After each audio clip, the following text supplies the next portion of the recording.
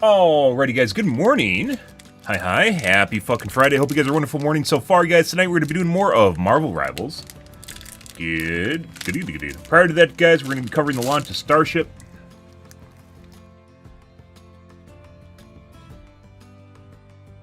In the podcast here, in 1 second.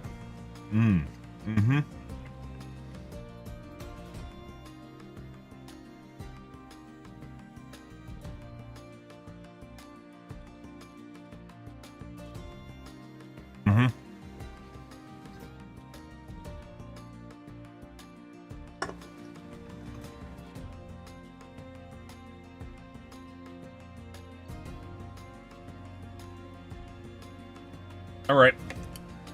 Let's get into things, guys. I already know how it turned out, but I cover every Starship launch because I think it's actually important.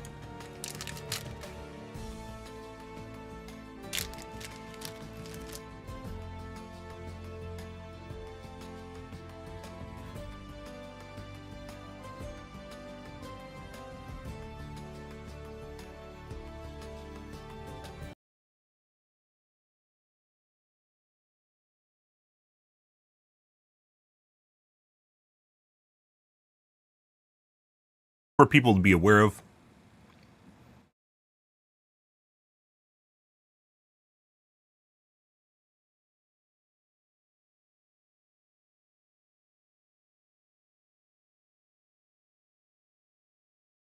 Because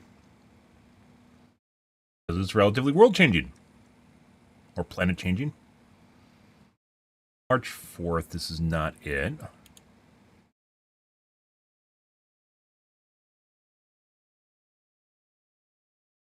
5th. I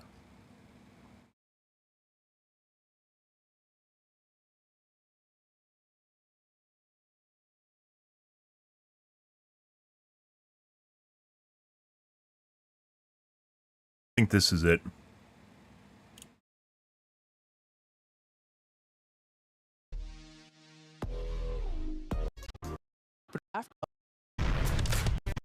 Welcome to our second ever broadcast from Starbase's new Star Factory building. First, if you don't count Monday. But we are at T-minus. Why is this not in 4K, guys? Good question. And counting down to a liftoff at the open of our window at 5:30 p.m. Central Time today. 3 days ago, we stood down from a We aren't going to watch the whole thing, guys, obviously. A few holds during the count. I'm going to get my coffee, guys. We're going to get into the watching. Several minutes, resume the count, and then trigger Get into the doing the watching. Yeah. The final item that ended the day was when we encountered lower than acceptable pressure on the. We didn't watch the last one because it didn't actually go anywhere. For 2 of the outer engines on the Super Heavy booster. All Raptor engines use high pressure gas to start up, and they're explaining why the last one didn't happen. On the ground side to start up the 20 outer engines on Super Heavy. By the time this automated hold appeared and the team started to work through it, we also triggered a hold on the booster LOX levels and had to call it for the day. We were able to trace the spin system issue to just a misconfig on some of the ground hardware, so that had a really straightforward fix. Oh, yeah. Let me get my coffee, guys. Time, though, to look into some of the other items that resulted in holds throughout the count, including some of our automation was triggering holds on the booster, which we were able to actually clear during that launch attempt by confirming the hardware was healthy, and we had some manual commanding backups. We also looked at some pop-up hardware and software issues on the ship, and just to put us in the best possible spot for a launch today, we destacked Starship, did some repairs inside a ship, and then ran some additional checkouts. And that brings us to today, just about a month and a half after our last flight, which saw the second ever tower catch of the Super Heavy booster and the first flight of our upgraded ship, which unfortunately ended much sooner than we had hoped. It's important to remember that in development programs like this, progress is not always linear, and there is no comparison to putting flight hardware in a flight environment to learn as fast as possible. We always want to be in the best possible position to achieve our mission objectives, which is why we stood down from launch on our previous attempt and took the time over the last few days to get ready for launch. Now, the objectives for today's flight going to look very similar to Flight 7. As always, primary payload for these flight tests is data. We are planning to deploy some simulated Starlink satellites and fly a range of experiments focused on reentry. We removed a whole bunch of tiles again from the ship for reentry testing, looking to really stress test it. We'll also be intentionally stressing the flaps during reentry so we can test the limits of ship before we get ready to attempt future ship catches. So there is a lot of new testing happening today, and as always, excitement is guaranteed. Now, just a real quick status check. So you could tell we're loading prop onto the vehicle. We're able to get through our prop load go, no go just about 40 minutes ago.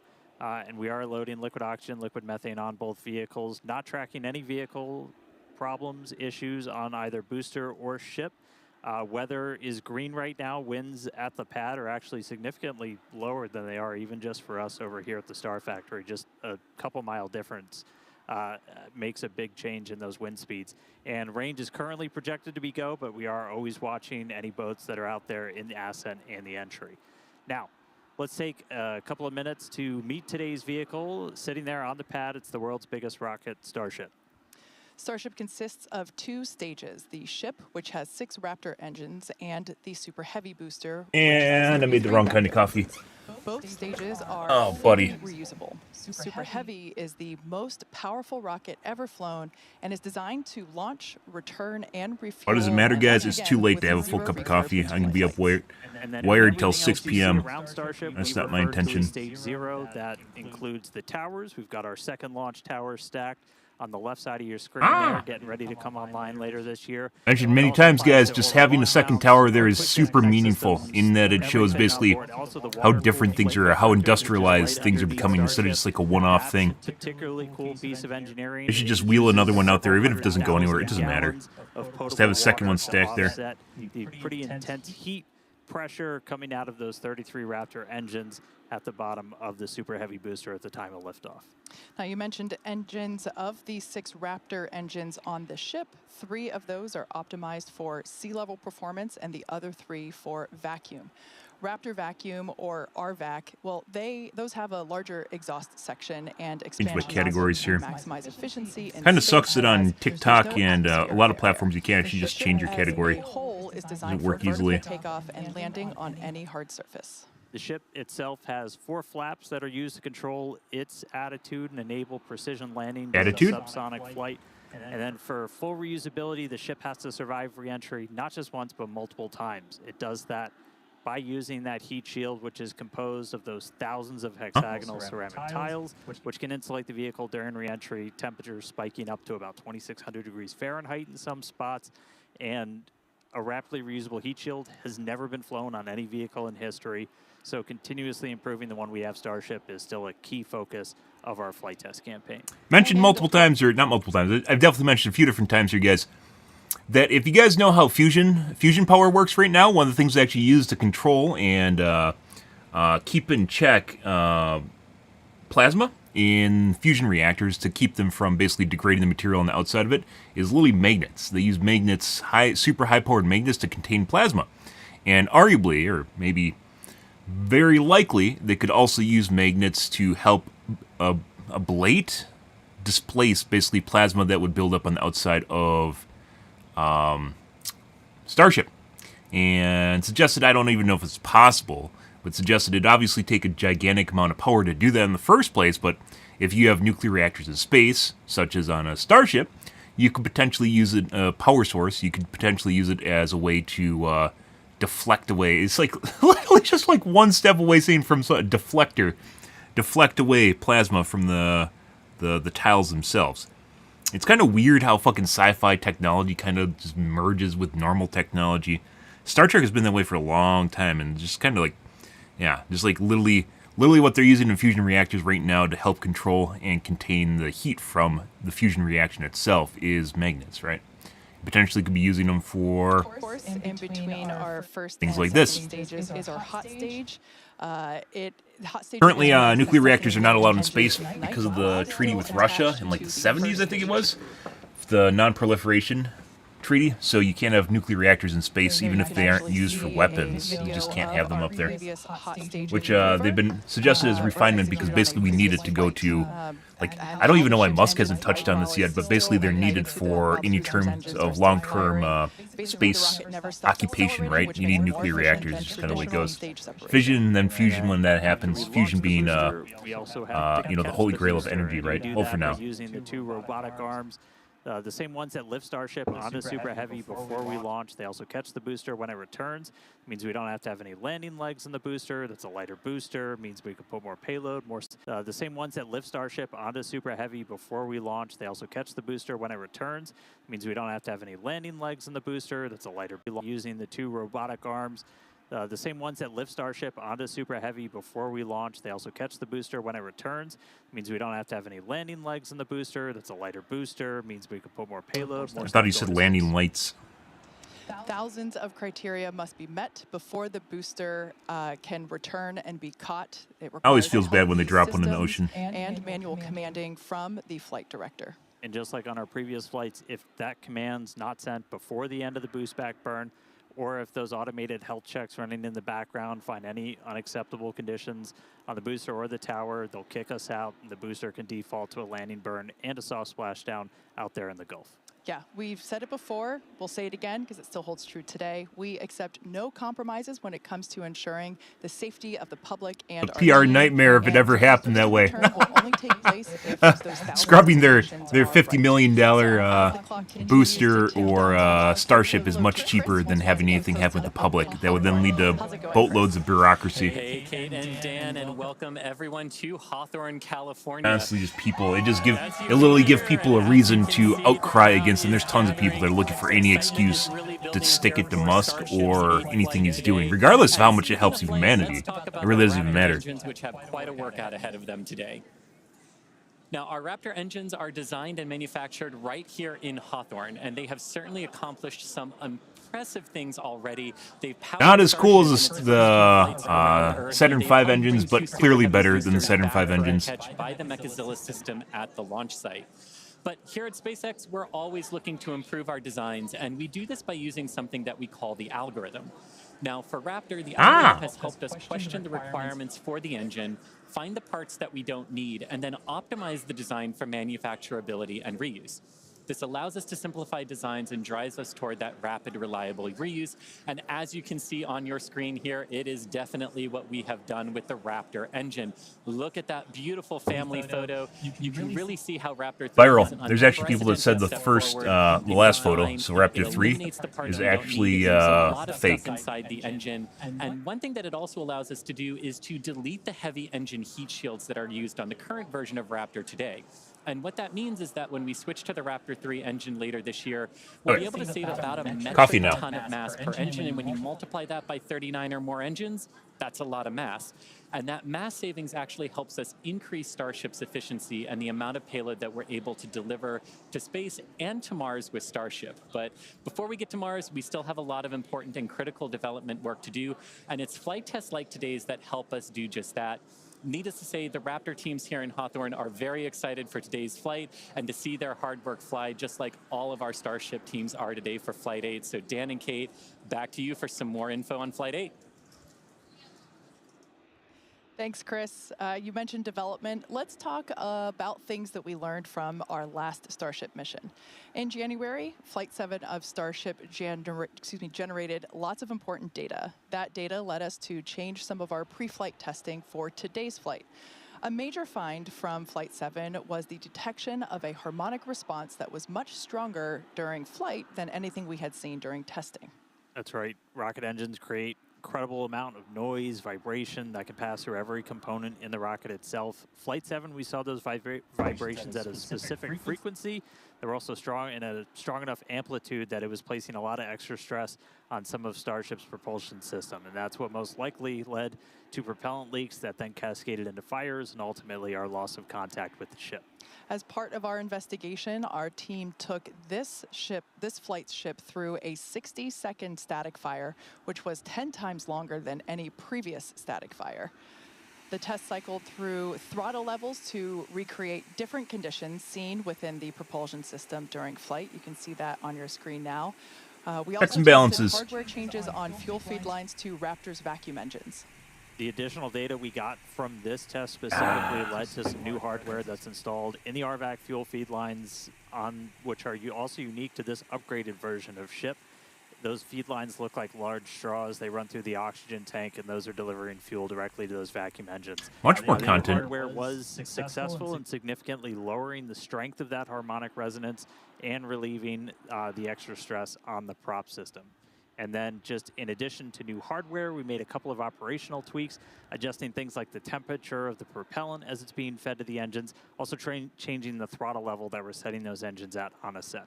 We also looked at where fires broke out in the attic, which is the unpressurized space between the bottom of the ship's liquid oxygen tank and the engine heat shields.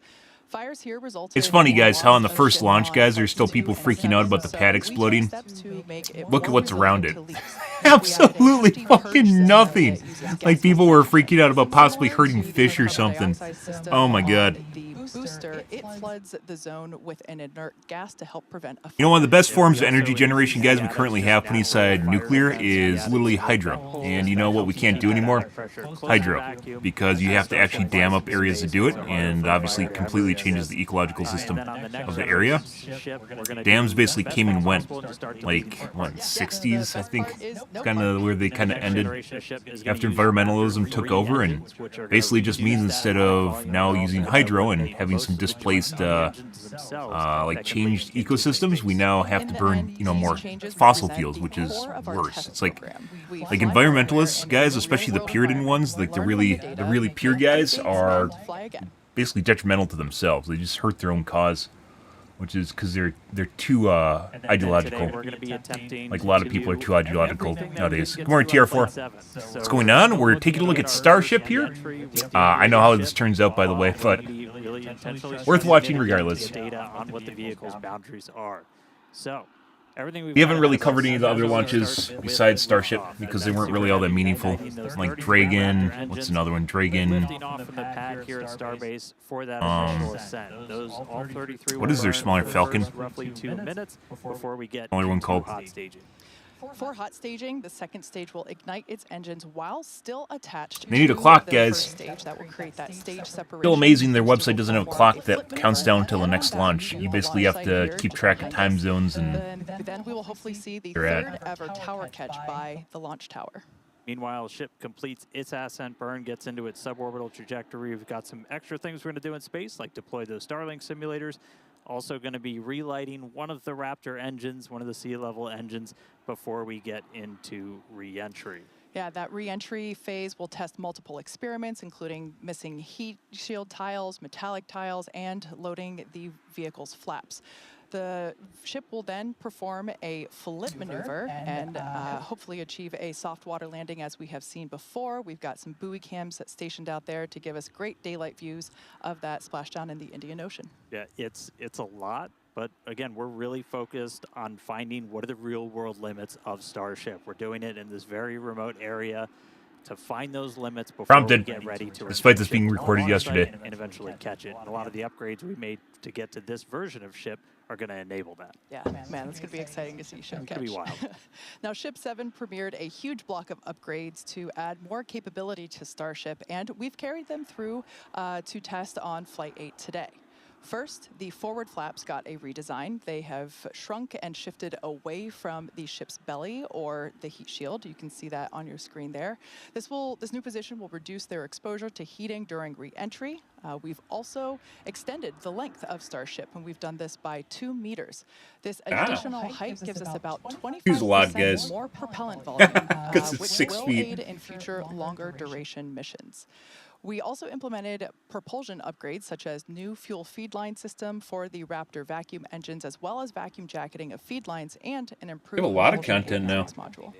And you've heard us talk a lot of the experiments we're running. Dude, the today first are launch was really focused on sparse re-entry. We're as far as intentionally content removing goes. A whole bunch of tiles all over Starship itself in this missing tile test. They're removed in critical areas this time, including over those propellant tanks, around some of the flaps. as we're really looking to use this flight to push Starship's capabilities. If we're not resilient... So, to yeah, I a already know. versatile I know. and It's the fact that impossible we're for able me use to these basically beams, exist on social media we without also ever seeing what tested a happens in couple of Starship the different day titles on before. Starship, some metallic ones, one of Like the which day of. has some active cooling built into it. Avionics also So they- underwent a complete If you guys aren't noticing right now, there's a bunch of holes in the heat shield. Just to be aware here, we may have some foreshadowing. That looks like it hit a bunch of holes in the heat shield here, probably to simulate what happens if it gets hit by a micrometeorite, which would... we didn't cover the Joe Rogan podcast because it was off stream. I was basically watching. It was like 3 hours long. Most of it was just going back and forth. But one of the things that they touched on was basically what happens with the micrometeorite impact on Starship, and then what they would have to do, like, you know, what would happen if it happened, right? So my guess is why you're seeing these are probably last minute sort of the ordeal. Why you're seeing these missing right here is because they're trying to figure out what happens if it gets hit by a meteorite, and there's now a hole in the bottom of Starship. So, yeah, just keep in mind here, guys. There are literally, it looks like someone took a shotgun to the bottom of the ship. That's intentional, is what they said here. They also said there's a water-cooled one. I actually suggested, and I tweeted it. I mean, I don't even know if they see this shit, but it's better than nothing, right? If you have an idea, why don't you just tweet it because you can, right? It doesn't matter. If no one sees it, it's just the way that it is. But, like, I mentioned that, like, when they're talking about micrometeorites and protecting themselves against it, they should actually take a look at non-Newtonian fluids. So pretty much everyone knows what a non-Newtonian fluid is, even if they don't know the name for it, right? Like borax, right? Where you have the thing where you push on it and it gets really hard. But if you, like, slowly push on it, you know, you can push your finger through it, right? That's a non-Newtonian fluid. I believe you can do it with borax and glue or something like that. Pretty much everyone made it when they were a kid, right? Everyone's made it. Sometimes you'll see, like, the videos on TikTok of people walking on pools made of it, right? And they just giggle, and it acts like quicksand, right? It's a non-Newtonian fluid. The advantage of it is it basically would fill a cavity back up after it gets hit. And there's cases where they've talked about using it even in like armor, but it's actually more expensive than just like Kevlar. And basically you have a non-Newtonian fluid that coats things like Kevlar and basically helps catch like bullets or fragments better than just Kevlar itself. There's a lot of really cool shit you can do. But like as we mentioned, guys, heat shield here, I think we're just like, I don't know why Musk hasn't talked about it, but we're legit at this point we're kind of in order for us to take long-term spaceflight seriously, we need nuclear power in space, is the way it goes, because it's something that you don't need to constantly shovel like a resource into to make last a really long time, right? So, in the case of having a nuclear reactor on a ship, I mean, obviously it'd be much worse when it explodes because it's basically a dirty bomb-ish. I don't actually know how dirty bombs work, so kind of a dirty bomb, but like you need it for actual long-term space exploration. We need some sort of power source that's highly reliable. It doesn't require a power source lasts forever. That's nuclear power. That's where we're at. It's just the way the world works. And people go, "Oh no, not nuclear, Chernobyl." But it's basically our best form of power generation right now until we get fusion. And we don't have fusion right now. We got fission, right? But I was suggesting, in the case of this, like, heat shield is what we currently have, which is basically a layer of tiles that just ablates, so the heat, you know, basically just, it's like sandpaper. It like rubs down, the heat rubs down on the tiles, and then they have to be replaced, or maybe they're mentioning possibly reusing them, and I think they said some are liquid cooled now. So there's options here, right? But as I mentioned before, if they had a high-powered energy generation on board here, we're possibly getting towards the levels of deflectors, right? So deflector, you know, sounds sci-fi because it is, but as I mentioned at the beginning of the stream, in the case of fusion, where they're using, like, working on fusion reactors, they use high-powered magnets, which arguably are just deflectors, high-powered magnets to keep plasma inside of, like, a tokamak. So, like, you know, like the little donuts, right? Big donuts, actually. They keep the plasma contained and away from the walls because it'll instantly incinerate the walls. They keep it contained with high-powered magnets.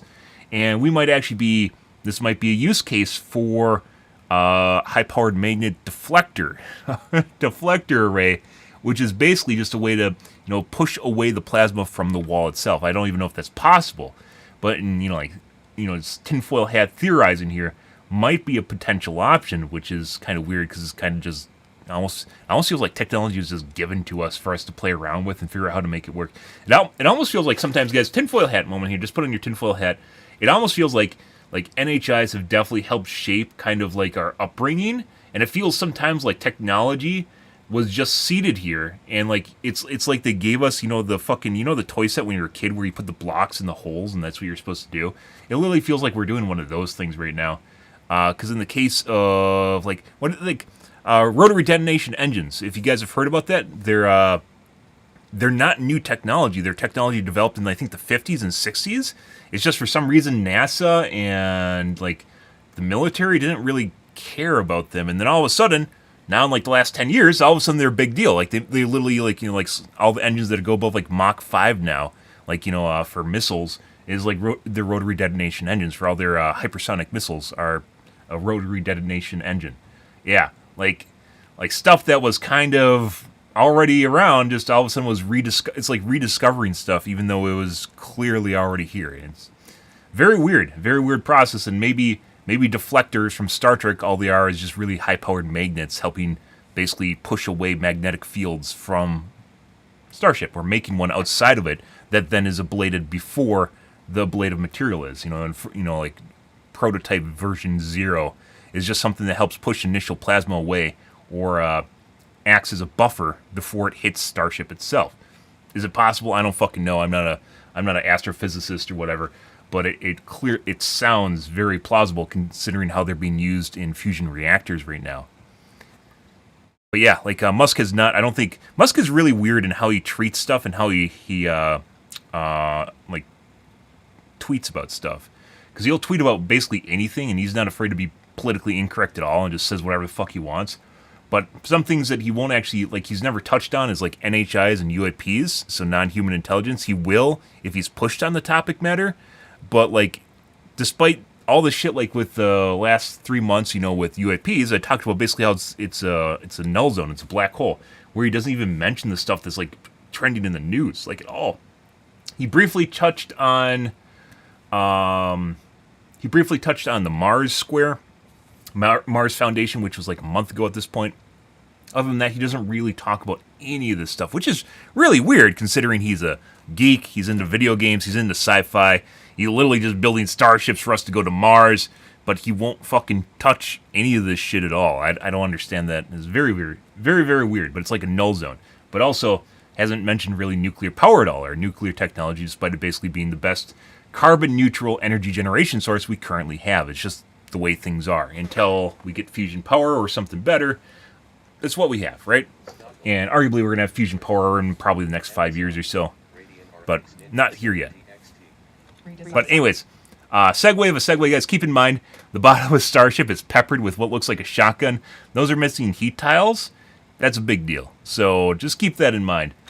With 4 upgraded and it's Starlink intentional. terminals, you can see the location there popping up on your screen. Those now combine Starlink navigation and radio frequency, as well as Master Fox. communications into a single unit. And non-structural versions of the ship's catch fittings have been installed to test thermal performance, i.e. do they survive re-entry, along with smothered and tapered edge on a So, smooth and a tapered lot edge of prototype on stuff the, here, probably because they don't expect it to survive. saw in Flight 6. And we've got some radar sensors on the tower catch arms again, as we're just looking at different ways to measure distance between the arms. So, one of their aborted launches was because their antenna got broken, and now they have like 8 antennas on it. So, catching the booster, one of the key things is it's going to do that flip right before its landing burn that rapidly reorients your antennas, which you're using for navigation. it should do a couple flips because it can. Side, help just add more layers of control as ship and tower talk together for the catch. And in another first, Starship will deploy 4 Starlink simulators. They are similar in size to our next generation Starlink satellites. Starship will have the ability to deploy our advanced V3 Starlink satellites, which will help further Starlink's impact in the coming years as we work to expand access to high-speed internet all around the world. Each Starlink V3 launch is planned to add about 60 terabits per second of capacity to the Starlink. By the way, network. 5070 XTs have, or 9070 XTs are basically completely sold out. I think almost everywhere.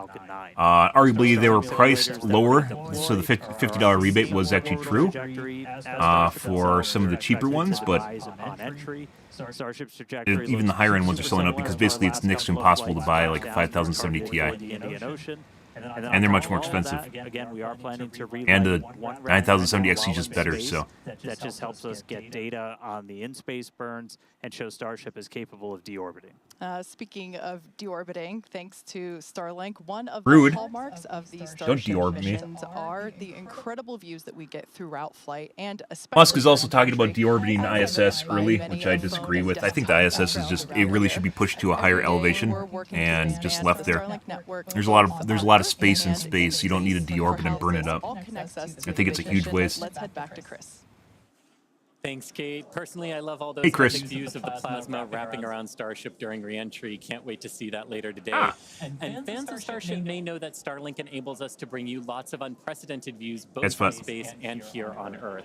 Starlink is the world's largest satellite constellation operating in low Earth orbit today to deliver high-speed, low-latency broadband internet and connectivity, specifically for missions like Starship today. And as you can see on your screen, Starlink brings us many other views because of its capabilities. In addition to the dozens of cameras on Starship itself, we have mobile camera kits with Starlink deployed in the Indian Ocean, which is what you're seeing some footage of right It's now. the on your buoys. screen from a This is the previous deployment of mission. the buoys to You'll watch notice it, the Starlink mini watch it dish drop in the down. background here as Starship Funny lands in stuff. the background. Just what an image that captured. Which is weird because like from the an last earlier- ones, I swear they weren't in little tubed inner tube things. It looked like they're actual buoys. So interesting. for flight. They look like they're Now, kiddie Starlink pools with also Starlink in sets them. our aerial and cinematography units on the ground at Starbase, which will help us deliver the incredible drone shots leading. Why isn't up this to in launch 4K? day. And here on your screen, you can actually see us removing the flaps, preparing Starship for flight, making sure all of the aero surfaces that need to move during flight can do so in the way Content. that we need them to. Can we make the flaps Now, on move? Starship itself, Starlink will enable Starship today to stream more than 120 megabits Bravo. per second of real-time, high-definition video and telemetry in every Where's phase of 4K? flight, including views like you're seeing right now. Why is it not in those 60 flaps FPS, moving. guys?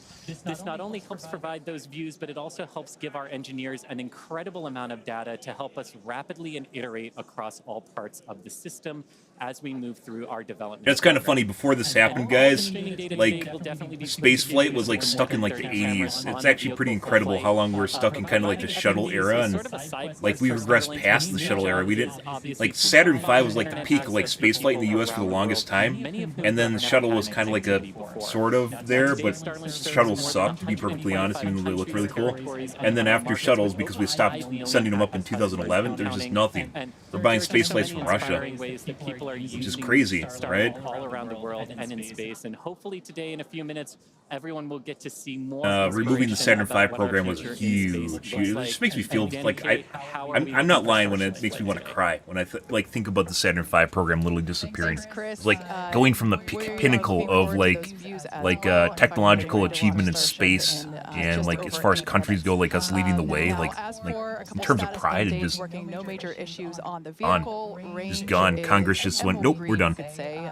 Everything looks great in terms of And then they made the sea shuttle, and which was just airspace even here more in expensive the than Gulf of Saturns. America, Even though as Saturns well were as better, the Indian the Ocean. shuttles were just Make more sure expensive both per ton and per areas are launch moving than on, the as Saturn we V's splash were. And down Saturn in V's the were Indian giant Ocean fucking while rockets. the boosters can be coming back to Oh us. my god. The launch site just a Step couple miles backwards behind because Dan and I. Congress Weather, wanted something you that could could call be it like a silver lining that we had to aircraft that delay could from shoot Monday stuff. because There's originally holy plans for like having guns on the visibility is shuttle. 1,000 It's times like better today, and it's gonna even make for some so really great like views. Russia had their own Leading up version to of the shuttle, today, which was the we tested Brusque, I the think it vehicle, is called, and they just later, never launched last them because they night, just flight they're like, controllers why are we even reported to doing their this? consoles And they earlier just stopped. today. They have them in The warehouses in range Russia. was Like they have like 4 of them. That's right. Or 3. And a lot of checkouts have happened just throughout the day, aligning our guidance, navigation, control, getting all the tanks ready for prop load, which has about 4 minutes left to go. You can see us almost topping out on ship, getting ready to top out on booster. And then it also includes getting all the ground support systems checked out, ready to go. Chopsticks were demated, did their wiggle test in advance of their upcoming catch opportunity. So as I just said, prop load's ongoing. We've got a little over about 4 minutes left until, or about 4 minutes. What's 7 minus 4? 4 minutes until we get to closeouts on ship and on booster. We did just hear that the range did pull again green. So we're not tracking any issues right now. Bottom line, things are looking great for launch at the top of our window at 5:30 p.m. Central Time. Yeah, Very exciting. Now, once again, we are attempting to catch the booster at the launch tower. If that happens today, it will be the 3rd ever booster catch. This is an aspect that I really enjoy, and it's how She the likes vehicle catching announces things. that it is back. It lets you know. Oh, yeah. This comes in an audible sonic boom in the area around the return location, which occur when the booster slows down from traveling at supersonic speeds. Similar sonic booms were heard during the return and landing of NASA's space shuttle. Yes, sonic booms are unique to vehicles returning from space. They're kind of So a company, kind of a segue, another segue here, guys. A company actually debuted the first private jet that is capable of going faster than the speed of sound without producing a sonic boom. Boom flight. So it's basically, they're trying to resurrect essentially the Concorde, but one of the biggest problems with the Concorde was the fact that they couldn't go faster than the speed of sound because of FAA regulations where they produce a sonic boom, and they couldn't do that because it disrupts basically, people, right? And which is sad, which is one of the biggest problems. Putting aside Concorde was insanely expensive. One of the biggest problems with Concorde was where it could go faster than the speed of sound was very much limited to where there's no one around. Like, not even, they couldn't even do it in like remote areas. They just weren't allowed to go faster than the speed of sound. And kind of a weird, just kind of quirky legislation in general, but it just basically killed off the Concorde. And now another company's trying to bring back faster than the speed of sound flight because it makes a lot of sense, especially for people with a lot of money. And they found a way to do it without producing a sonic boom, which in and of itself is actually kind of very curious. There's a website I looked at where they're explaining how it happens, and I don't really completely understand it. It basically allows them to slip through speed of sound without producing a sonic boom, which is very interesting. And I think NASA has their own version of a jet that does it too with the rotary detonation engine.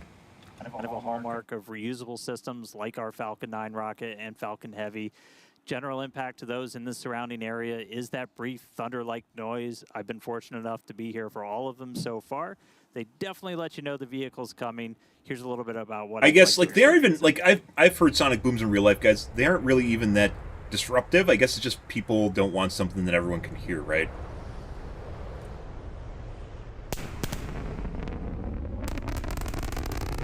Just reminds you that something's happening around you that you don't want to know about.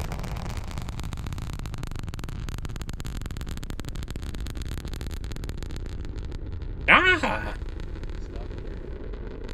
Still blows my mind that there's tiny little flippers, not flippers, tiny little nubbies that catch the entire. It's like 300 tons. Now hearing them for Falcon and Starship as well. There's like tiny little nubbers on it, and I swear they weren't even present on the first couple. No, it's a spaceship telling everyone that it wants to be reused. Great sounds.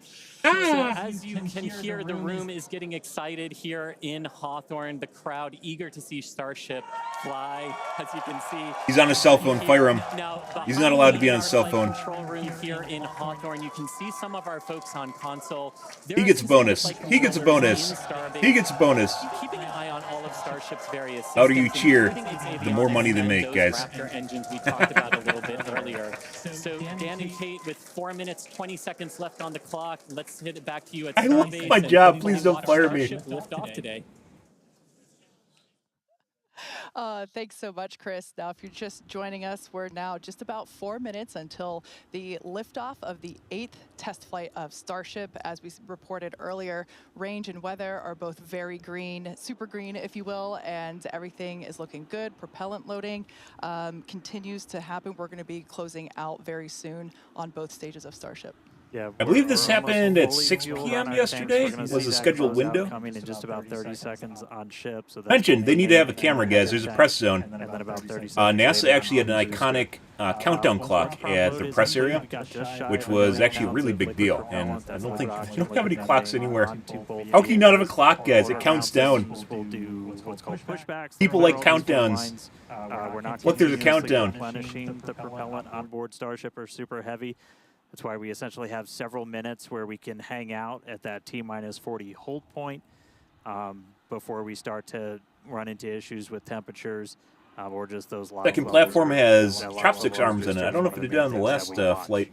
So We're also going to do a couple of final checkouts. We'll do one final one of the thrust vector control, the TVCs on the booster. We'll see them hopefully do a little bit of a wiggle test. The first one comes at about 1:40 before launch, and then the last one comes right as we pass that T-40 gate. Again, if we need to hold, which we held a couple of times on Monday, we can do so at that T-40. We're not currently tracking any issues that would hold us there, but if we do run into that, we can hang out for a couple minutes. That would be the point in the countdown, as we mentioned on Monday. That T-40 point is when we can pause to hold for final checkouts or pressurizations if necessary. But once we pass that T-40 mark, a number of things are going to occur in rapid succession. The ground spin and ignition systems will come up to flight pressure. The ship goes to internal. Yeah, I'd actually say that the heat shield's missing. I think that's spawned purely by the Joe Rogan podcast, where it actually seemed like Musk was mulling what happens if it actually gets hit by a micrometeor, which is actually a big deal in space, right? And there's like, hey, what happens if we just pop off some of the panels and see what happens? And they're there to assess what happened and if we're able to proceed to T0. And like we said, that we can hang out at T-40 for several minutes before we start running to do some limits, essentially, on our propellant on board. There are a couple of other things, like if we pass the T-10 point and the water starts to flow in that flame deflector and we scrub, they're moving, guys. They're moving. Oh, there's our TVC, our thrust vector control checkout. It's got a little bit of a wiggle there on those inner Raptor engines, those 13. They're articulate. They're articulate. And the landing burn. I wish I articulated. Yeah. I do I sometimes. love that shot. We don't have that on Falcon. It's just so cool to see the really He likes big articulation. ascent of the Super Heavy booster. How is that funny? Ain't it?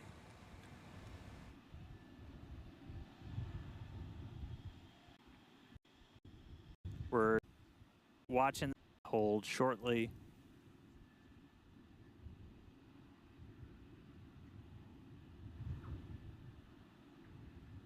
All right, sounds like we're going to be able to reset those holds, not tracking any other holds.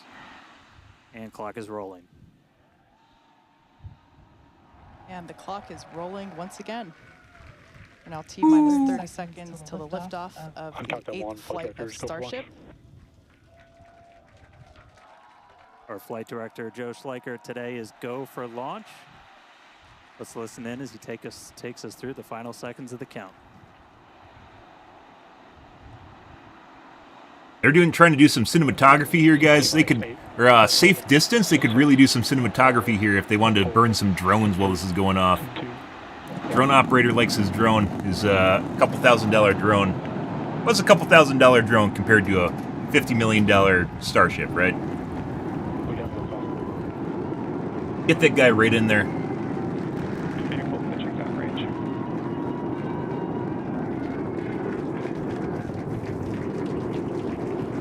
Too safe, drone man.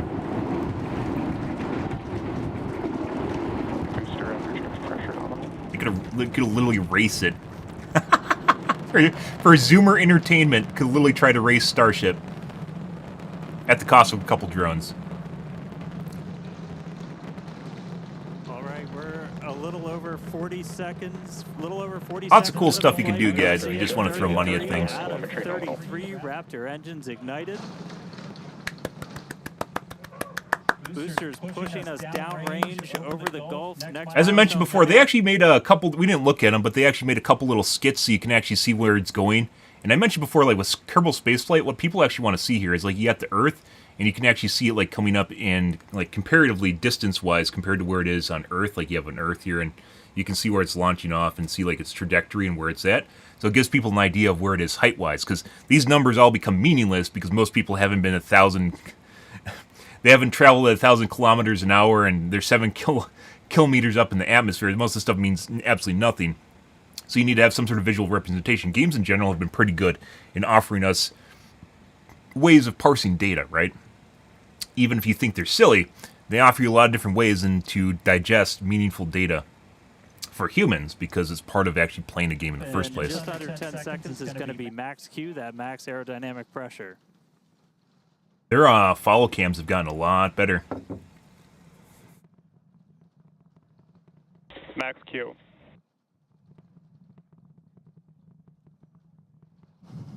All right, so we're through max Q. That's the. Where's my picture in picture? The stresses is kind of seeing on the way up. Hands. Wow, that was pretty incredible. I'm still recovering. That was amazing. Boosh. Beautiful views of the vehicle on ascent, pitching downrange. That's actually really high from quality footage for, the launch like, tower. literally it's in the middle of just, like, high acceleration. Next thing coming up is hot staging. So we're going to look for 6 engines to ignite on ship while we're still attached to the top of the booster. We'll see All their but video those quality's 3 center improved. Engines shut down on booster. As it fragments.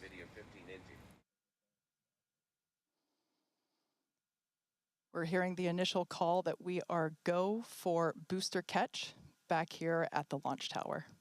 $3,000, $5,090 on Amazon if you want to guess. Coming up now on hot staging. Will ignite while still attached to. There's a picture-in-picture. Super heavy booster. Beautiful. And also, while super heavy booster will still be under. Where's my power overlay? itself. Where's my UE, guys? I need to see where it is relative to Earth right now. Clamps holding the 2 stages On production. together are going to release. And Starship second stage engines will Booster engine ignite. cut off. You could even make a static one if you wanted to, with because it's going to move at a static speed, right? Ship engine startup. Just based on where it will probably, most likely be in its flight path. Separation. Boost back burn startup. Bye, booster. There we go. Ship That's actually engine pretty all incredible. I don't even know if, did they even have this in, like, they had shots of the booster in the other Starship launches, but I don't think they've actually had it to this point where you can literally see these side by side while it's happening, while watching something happen, like literally watching these disengage from each other. Stage separation. Like, that camera on the right is super zoomed in. That is, what, 60, 70 kilometers in the Engines, all air? 6 That's Raptors insane. ignited. We're doing that boost back burn. Looks like we got 11 of the 13 that we command for that, so that's going to start. They got to make it do some acrobatics and have it correct itself, guys. Still go for booster return, even with 2 Raptors out during Take that shit up. Like, I think it was the first one where it did spirals. You could 100% do that intentionally. 6 engines heading into space. If it doesn't work, And then we that got a means booster something's wrong you on need to our fix way anyways, back right? Like, worst case to scenario. Starbase. How's everything going in Hawthorne, Chris? Everything is 'Cause it should be looking able to good. The recover from crowd something like eagerly that. Followed that ascent and now watching the booster coming back. So as you can see on the left-hand side of your screen here, that is ship continuing, and that's a great view of ship continuing on its way to space. They're looking, that's inside the camera, inside the aft skirt, looking at the Raptor the vacuum skirt, guys. sea-level engines. It's up the sea-level skirt. ones there in the center of your screen under our T+ clock. You can see our boost back burn. We're down to 3 engines on the boost back burn. And you can see ship on the right-hand side of that telemetry with 6 engines lit, continuing its ascent to. I don't know if you guys are seeing the weird artifacting on the screen right now. Kind of interesting, because artifacting normally doesn't look like this. It's not like deblocking or... This is curious, because this isn't like deblocking or where the image becomes blurry. You can see ship. They look like little black splotches. I think this might actually not even be artifacting. I think this is actually just like this is pieces of ice that are flying past the camera. Right hand. Like you can see them occasionally. I thought it was crazy at first. You can see one right there. That telemetry with 6 engines. Another one right there. Actually, I don't know. Like that's not ice because you clearly can't see anything flying away. Well, there's some really. There's one down there. Those are some really weird artifacts. There's another one right there. It actually looks like it flew past. And you can see ship on the right hand One right there. side of Right there. that telemetry That looked like a piece of ice. with 6 engines. One, it literally looked just like one past the fairing, which doesn't make sense. If it's breaking off from the front, it should be going on down the side of the ship, right? Lit continue. There's one down here. It's There it is. That was the one I was talking about. Just flew past the side here, like perpendicular to Starship. I see. sent to orbit already, over 100 kilometers in altitude. The booster 87 kilometers in altitude, and they look like little slivers of black. Landing site and catch site. There's a shutdown. And we just heard a good call out for boost back shutdown. The next thing we should see on our screen is the separation of the hot stage from the super heavy booster. A lot of them. That because we do not need it for the What are those? Those aren't. That's not normal artifacting. Look at that. Because we do know separation of the hot stage from the super heavy booster. We jettison that because like dust or something. Of the hot stage from the super heavy booster. We jettison that because we do separation of the hot stage from the super heavy booster. We jettison that because we do not need it for the landing, but on future iterations of the Super Heavy, that hot stage ring will be incorporated into the booster, and we will get it back. They found they needed that. Today, you can see it on the right-hand side of your screen there, just separating off of from the right-hand side. They need a counter. I think this is the third time this booster has went off. Doing its liquid oxygen dump there, The which third, is what we would expect third flight without explosion. Itself configured for the landing here. Now, meanwhile... No, I think the last one was lost, so it's not third. After it reaches orbit for about 40 minutes or so, up to an altitude of 214 kilometers, but it's still got a ways to go there, currently accelerating past 7,500 kilometers per hour there in velocity. And just look at those great views of the booster coming back. The Gulf coastline there just looks absolutely gorgeous. Starship is on a nominal trajectory. And there we hear nominal trajectories all around. And Dan and Kate, by ring. 5 minutes. Never wanted you. 15 seconds here into the flight. Everything looking good for. Pretty impressive that they can crack it this well, guys. At 127 kilometers at this point up in the air. Actually, no, it's 54. 128 is the Starship. Incredible, Chris, to be able to see the mock diamonds with my own eyes. That was amazing. We are standing by for return She's hyping, guys. Back to the launch tower. We have heard that we are Mock diamonds. for the, That trended. The catch of the booster. Yeah, this coming from one of our long-range tracking cameras, we're able to see the hot stage separate and fly away. So coming up in just about 30 seconds, we're going to look for the landing burn. We're going to command those 13 inner and middle ring engines to turn on. 13 initially, they bleed off all of that velocity as we're slowing down from supersonic speeds, eventually moding down to only 3 engines for that precision flight. Like this right now, they aren't actually on. This is the friction generating extreme amounts of heat on the bottom of Starship, which is actually pretty insane in and of itself. Like there isn't a heat shield. The engines are a heat shield. Like this isn't, they aren't on right now. And the obviously thrust from engines isn't designed to go back into the engine compartment, right? But they literally made this so it actually resists heat, because right now it's basically it's like the heat shield was getting ablated into the tower. Right now, booster using its 4 hypersonic grid fins to help guide itself through this atmospheric entry back for its precision landing at the launch site. Once again, we're going to ignite first. I swear this looks fake sometimes, guys. Obviously this is not fake, guys. Engines and startup. Oh my god. This is going to come down to 3 engines as. By the way, they could make this do all sorts of cool shit if they want to, just in terms of how the engine. I don't know if they have to start them up in a certain way, but they literally can make the engines do like a little light show when they turn on, just for shits and giggles, because they can. And honestly, engineers love doing dumb, geeky shit like that, so allowing them to do something like that would actually be pretty cool. I don't know if they can, though. Good morning, Opie. Wow, talking shit to my mobile users, as always.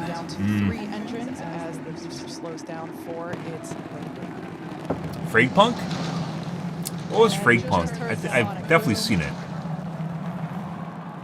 Oh, that was the Counter-Strike, the Valorant clone, isn't it? What an incredible sight to see the super heavy booster down into the chopstick arms once again. It's alive, guys! We get a bonus! Yay! I get a $50 gift card for Starlink! Oh my god! I'm so happy! It is actually pretty cool. Look at all the fucking... Wow. The black artifacts are very curious. See right there. I guess that was a piece of like metal or something that just flew past the camera. Will never get old. Nothing like Valorant. I thought it was a skill-based shooter, but it's also Counter-Strike-ish, so it has like bomb planting and stuff. In for the tower catch, so Booster caught. Yeah. Meanwhile, keeping an eye on. Or I don't want to say arcadey. Arcadey is oftentimes misused, but arcadey in terms of like Overwatch or Rivals, where you have characters with abilities. In Valorant, they kind of try to stay a little bit safe away from that stuff because they don't want people killing. Like I used to when I was playing Valorant, I summed it up in a couple different ways. It's like Valorant is basically like you either obscure people, you give intel, or like obscure vision, give intel, or like movement / maybe invisibility. And other than that, they try to stay away from anything that does damage for the most part because people don't. They want it has to be all about shooting the person with your Counter-Strike skills, and people really don't like when they die to. The biggest one when it launched was what's her name with the rocket launcher. People really didn't like dying to her. For about another minute until we'll get to the Starship engine cutoff. Really cool view.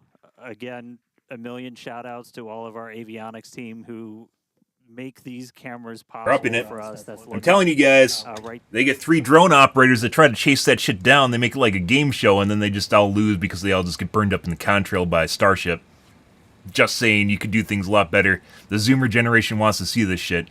Down inside. Just cost you a couple drones. Area of ship where you can see a pretty good view of all 6 Raptors, especially those 3 inner ones, one of which we're going to hopefully relight a little bit later. And we just saw. And I know how this ends, guys. No spoilers, but there was some foreshadowing at the beginning. And the weird thing is, from social media, people are acting like this is some sort of a like.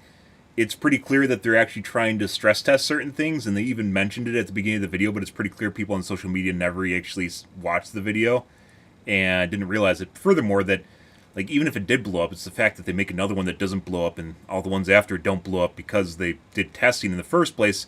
This isn't man; there aren't people on board. Like it doesn't fucking matter. But because it's Elon Musk, it does matter. Finals was a cool game. Way too many cheaters. I don't think I've ever seen so many rage hackers in a video game. It's like we'd encounter like an actual like rage hacker spin bot like once a day.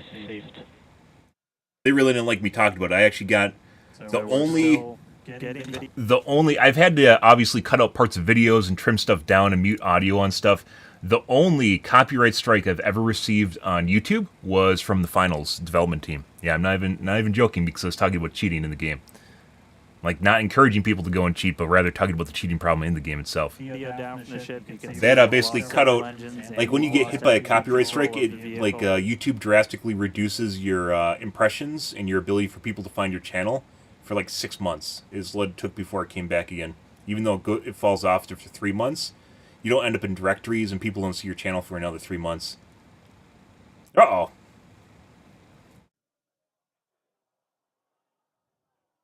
So we'll continue to stick with it.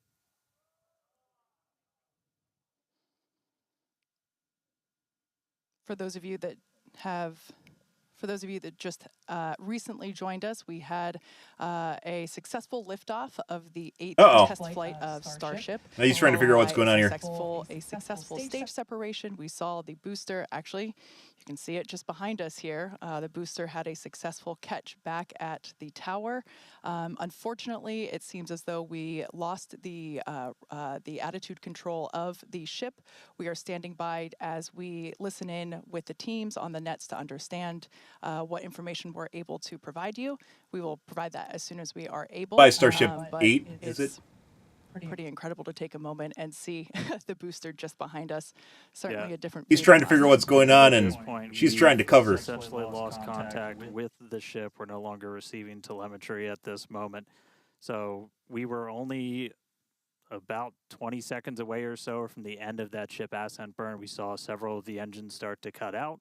Once you lose enough of those center engines, you're going to lose attitude control, and so we did see the ship start to go into a spin, and at this point we have lost contact with the ship. So we're going to listen in for a little bit.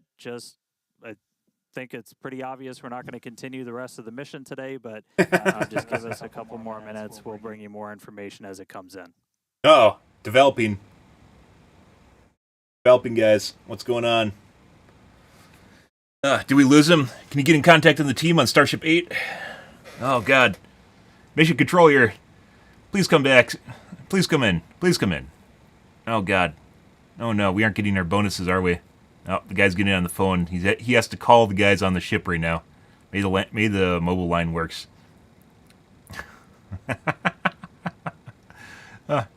I think at this point, I'm pretty sure probably everyone in this room right now knows it exploded, but they're just playing it, like looking like they're actually trying to do something about it, but they probably can't do anything.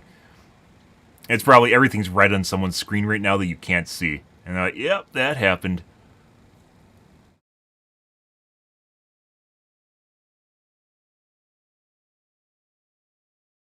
I have a shot of the booster that's caught right now. There we go. Better angle.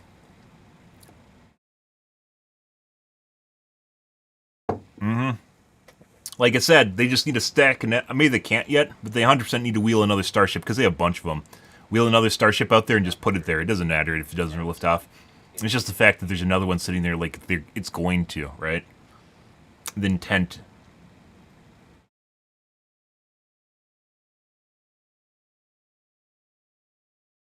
Row.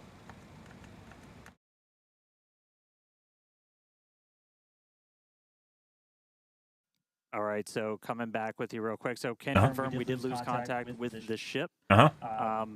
Unfortunately, this happened last time too, so we've got some practice at this now. We've got a lot of measures in place, like debris response areas where we coordinate very closely with air traffic control. We have a lot of measures put before we ever launch a rocket to make sure that we're keeping the public safe. Those worked last time, and they're actively in work right now. So just to recap real quick, everything we saw, we lifted off right at the top of our window, essentially at 5:30 p.m. Central Time. Booster was able to get us all the way up into space, made its way back here. It's sitting on the tower right behind us, our third ever catch. Starship ignited. Good job, Booster. Booster Chan was just about 20 or 30 seconds away. We'll get exact times from the end of lifting it up by its ass, guys. We started to see some engines go out on ship. Eventually lost attitude control and then lost contact with the ship shortly after. So obviously a lot to go through, a lot to dig through. We're going to go right at it. The primary reason we do these flight tests is to learn. We have some more to learn about this vehicle, but we're going to be right back here in the not too distant future, and we're going to get a ship to space. Yeah, you're absolutely right. They've already been gotten to space. Just get them to space again.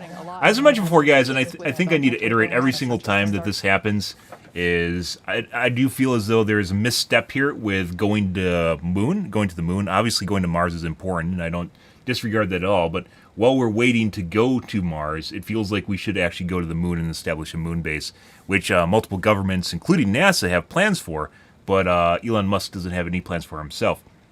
But you could 100% make, putting aside you're going to actually learn from the experience, and it'll be closer to home, so to speak, which is still really far away, but closer to home. But it presents you with opportunities to actually learn about what it's like basically being on a planet with no atmosphere for the most part, right? And operating in such an environment for a prolonged period of time. And then it would also lead to things where they could even make money off of tourism, and people have discussed mining on the moon in the terms of helium-3, which is extremely rare on Earth. Helium-3 industry, you could do a lot of really cool stuff if you really wanted to. And it's all a stepping stone to get to Mars in the first place, but it actually is just a quaint little jaunt from home in which, we can get all this other stuff up and running in the first place. I think, Mars is in like 5 years, allegedly in 5 years. How soon does Elon Musk want to get to Mars?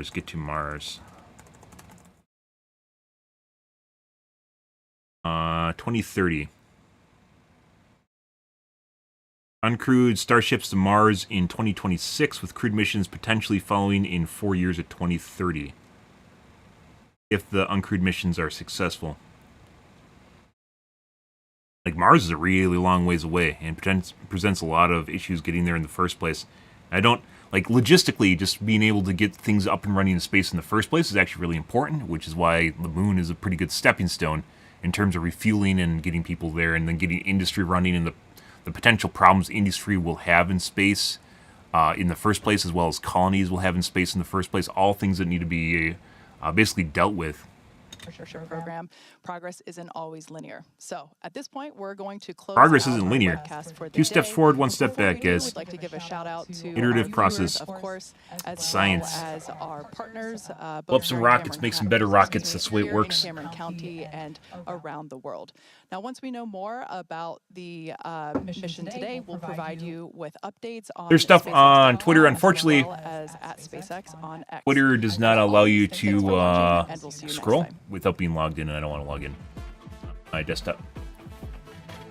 You guys can see all the porn stars that follow. So, I do think, like, I understand, guys, why they don't allow you to just browse Twitter now, because they want you to log in so you can't scrape it as easily, right? But I do feel as though, like, verified companies should be allowed to, like, you should be able to scroll down. Oh, maybe you can. Okay, I'm wrong. Maybe you can already. It could also be because this is SpaceX. I was pretty sure you couldn't scroll on profiles without being logged in. Let's see.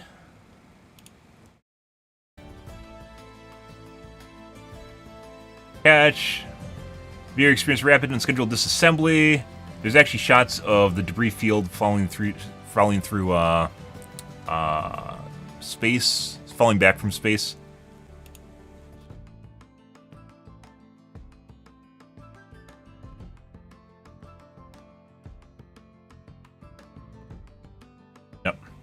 Oh, they caught another booster, so that's important. So it wasn't actually completely in re-entry. Something else went wrong. So I thought it was related to the heat tiles, and it wasn't. Arguably, it probably wouldn't. Well, actually, maybe it would have survived. That was the whole reason they tried to test it, right? But there's probably they had issues with their fuel system, and maybe they couldn't even figure out what's wrong with it, but they didn't want to scrub the windows, so they just blew it up anyways, which I actually don't fault them for. Losing a launch window is actually worse, because it might just blow up anyways, is worse than having just one explode, as it turns out. My personal opinion, at least that's the way this feels like this happens, is they probably knew that something wasn't right with it, but they couldn't figure it out in time, and they didn't want to lose their launch window just to have it basically run into the same problem later on, so they just blew it up. They sent it up and said, what happens, right? What's going to happen here? We'll figure it out. And it popped off. Literally popped off. So. Rip.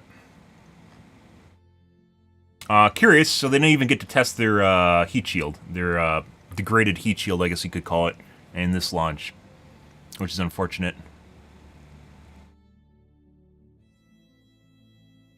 Yeah, they probably didn't want to lose their launch window for a starship that might actually be buggy and took a lot of effort to actually fix. Because they actually, looking at some like the behind-the-scenes stuff, they actually have like a couple of them already just like waiting. So losing one and not losing the test window is actually it's better outcome than keeping one and then potentially just losing it anyways, without being able to test any part of the system.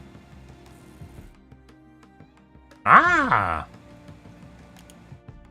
Good shot. Money shot, guys. Another good one. Uh-huh. Uh-huh.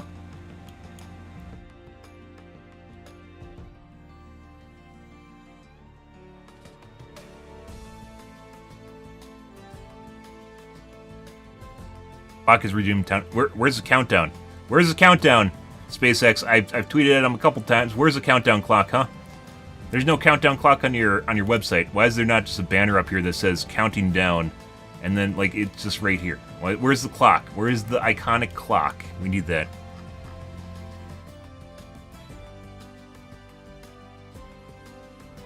Okay. We're gonna move on, guys, and get all the podcasts here and play the Gamaz and get into some rivals. But I'm gonna first wash out my coffee cup and take out my contacts. Be right back, guys.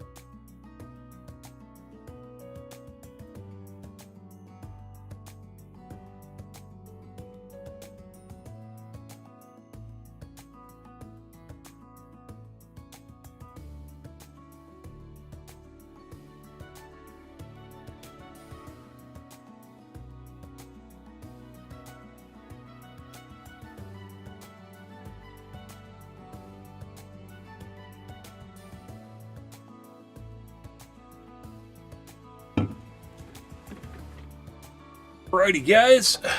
Let's actually play some Gamaz here. I'm going to give my computer a restart to work all the gremlins out of it, which obviously are just here, because there's always gremlins in my computer.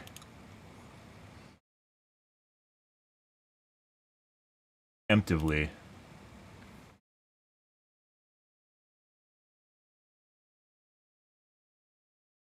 Well, good. Hope you guys are all having a wonderful Friday. Good start to the weekend, depending on where you are in the world.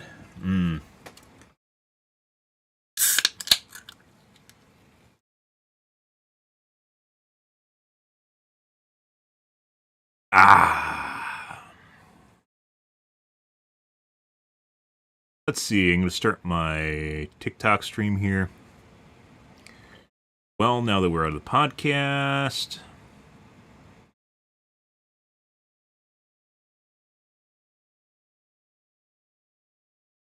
Alrighty, change by categories.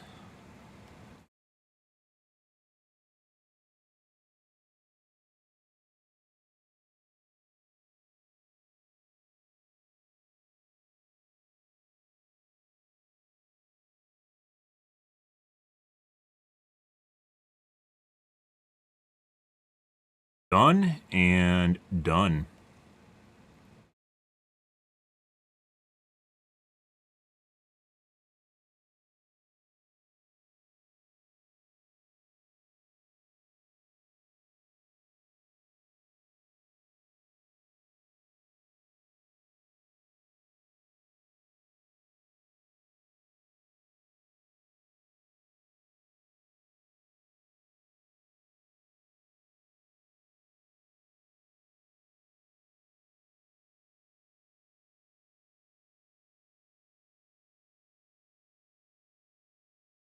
Let's see.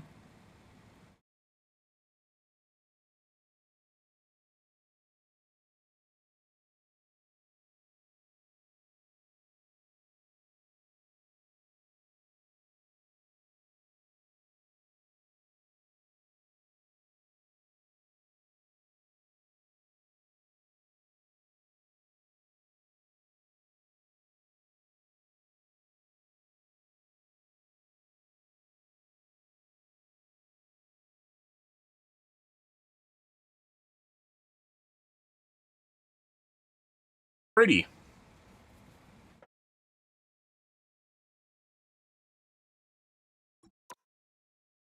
Fuck.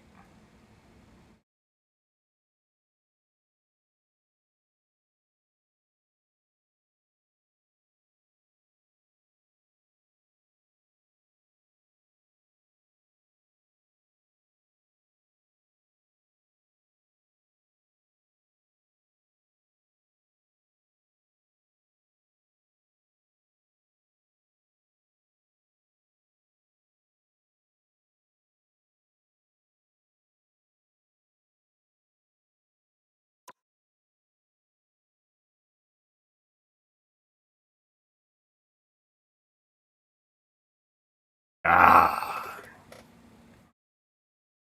Lovely.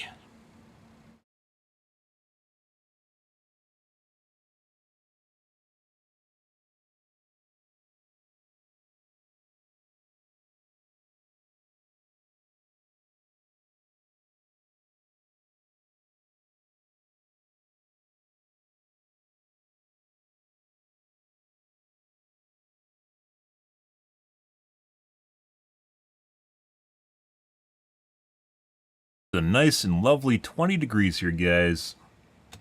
Straight 50 a week ago.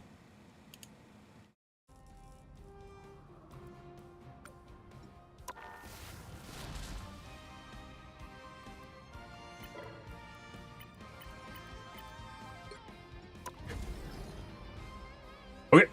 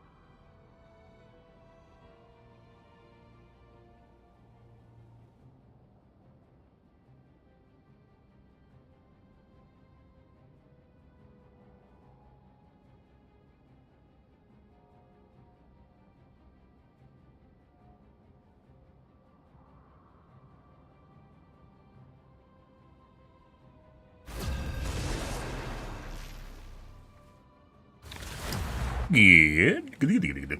All right, guys. What kind of games we getting tonight? Let's find out. Pick your hero or villain. I'm not judging. My odachi is sharp.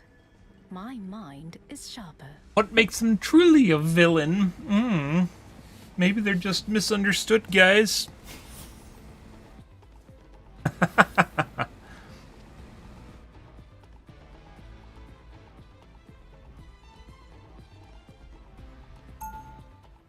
Allegedly, the 9950 X3D releases today, but not worth buying because it doesn't have two X3D CCDs on it. Only has one still. AMD thought that was a good idea for some reason. Yokai and villains. They all fall by my blade. Just the same. 30 seconds before you attack. Get ready. Pipe. I'm told that magic of yours could be the key to saving us all, young lady. To be fair, it could also rip the time stream to shreds if I must. Ew. I have faith you won't let that happen. I believe in you, Wanda. Guilt him into performing better. That always works. 3, 2, 1. Stutter, huge stutter. The fuck was that? Got it? Just aliens connecting to my computer, guys. To fuck up my gameplay.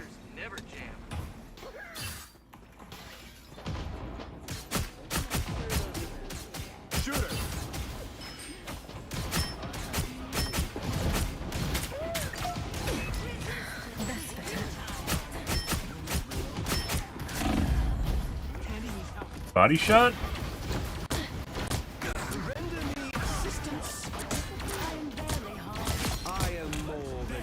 Looks like the mission area is yours to capture now. They captured the mission area!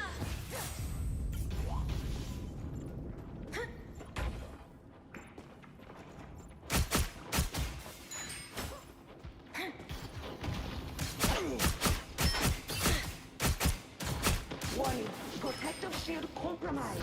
Cease hostile actions. Sayonara. That's better. You fought well, man of spiders. Yeah, because I'm on the point. You had to get on the point too, little bro. For you. There we go. This will do nicely. Yeah.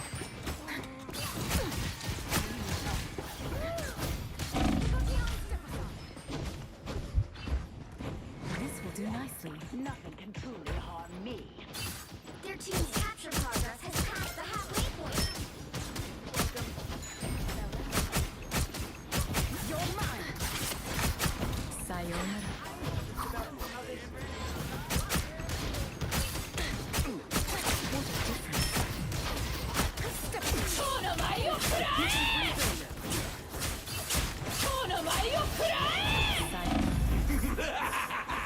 This is real firepower! Step aside.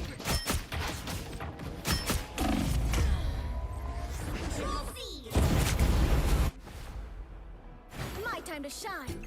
We're definitely outnumbered. My light cannot be snuffed. You're mine. Lots of hits, guys. No regs. Control lost. Please, they've almost got it.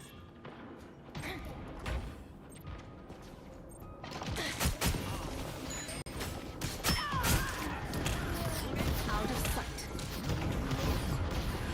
What a difference. Oh, onto the point we go. You fought well. And through her.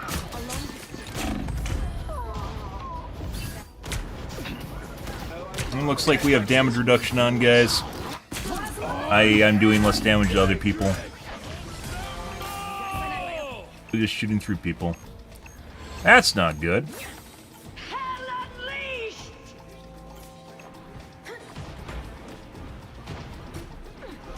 Step aside. You get away with it.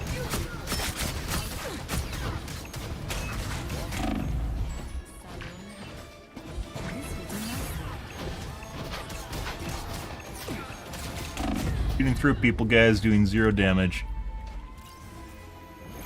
I don't know why every game is like this. It starts out this way where I just don't do the right amount of damage at all. Like we aren't even talking like hard shots here, guys. There's people perpendicular to me, and I'm just shooting shots for them, and it doesn't do anything to them. Enemies can become friends, but only if we show our foes respect. Very weird. Shit like this makes me think it's DDA. There are clearly people that we aren't doing damage to at all. Here we are, side by side once more, just like the old days. You mean back when you used children as weapons in your crusade against mankind? You make me sound like a terrible father when you put it like that. Then at least we can find. The battle starts in 5, 4, 3, 2, 1. All you need to do is capture the mission area. Got it? These goons still hide themselves behind their masks. What a difference. Just some place for life. Bro's just being a dumbass.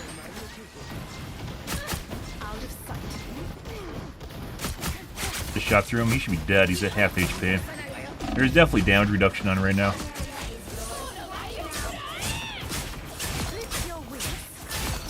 Christ.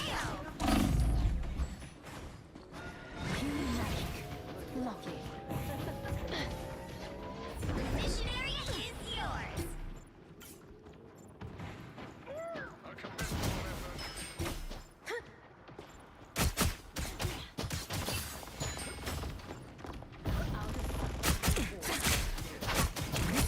Alright. Farewell.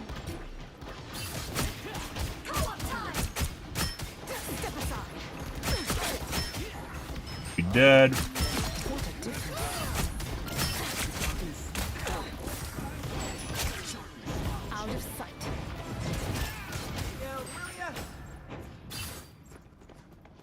Your powers are mine! Why? Actually, no.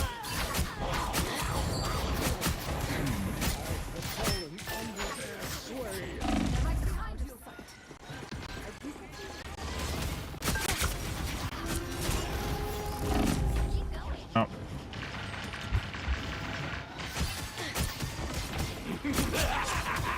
This is real firepower! You're mine. Aww. Oh, my kill.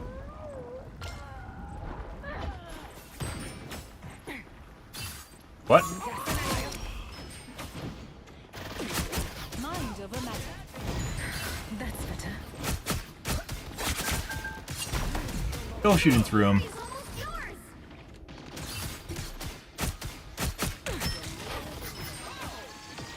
Out of sight. And so your story ends. I'm an easy target. This will do.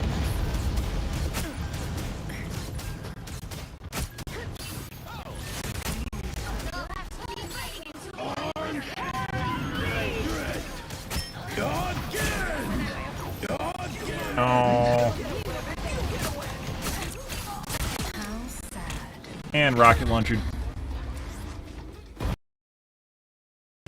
Well, better, guys, but we're legit still shooting through people, so. Double kill. Control lost. I'm back. Farewell. Our foes have found us. Your attacks are futile.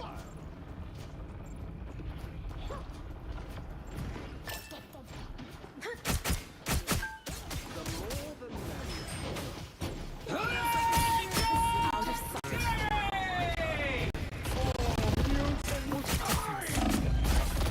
Bro, that's something. I don't know if you intentionally. I don't think you intentionally did that at all.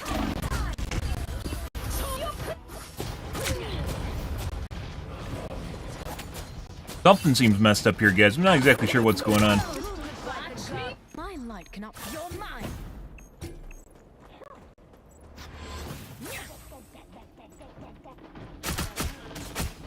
Your team's capture progress has passed the halfway point. fuck that was. I heard that yesterday, I think.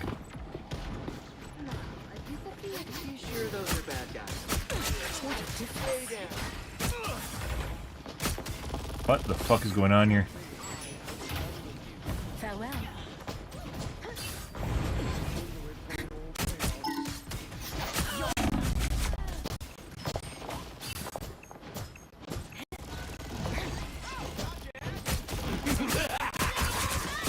Bro. Real firepower!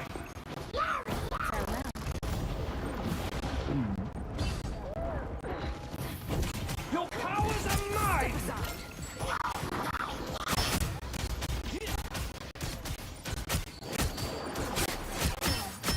Oh my god.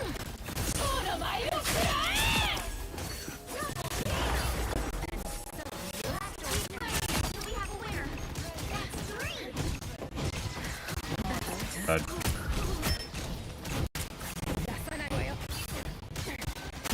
Dude, like shooting through this guy like mad. That's incredible. Something's broken, guys. Apparently restarting my computer fucked something. I don't know what it is. Render me assistance.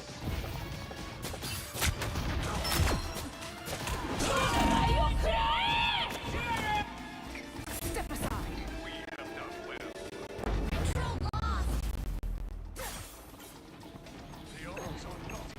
Absolutely trash.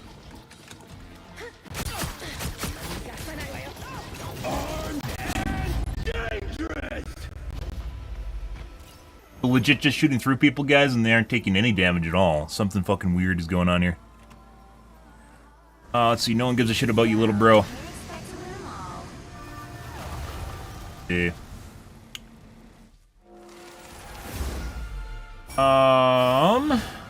Still do the best on the team, but something is clearly wrong here. Don't know exactly what's going on.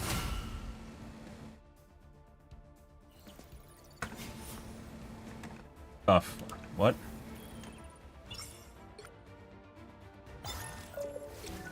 What's happening here?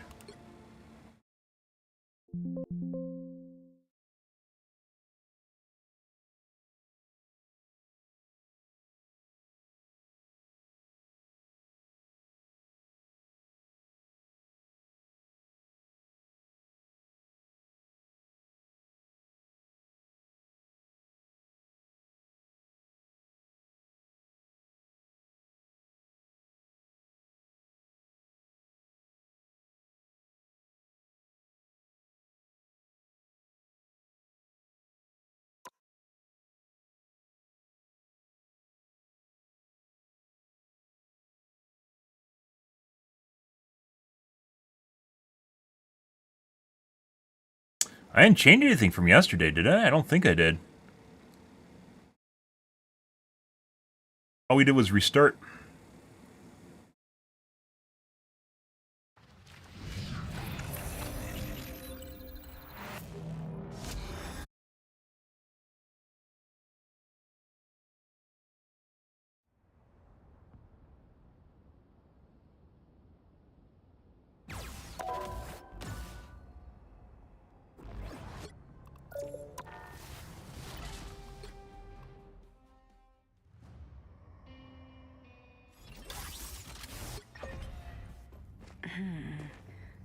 It appears some timelines feature a very different version of me.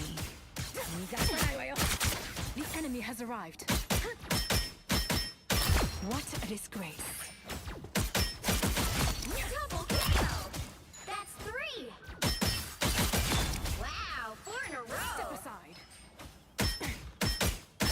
5! That's amazing! 6 in a row! Way to go!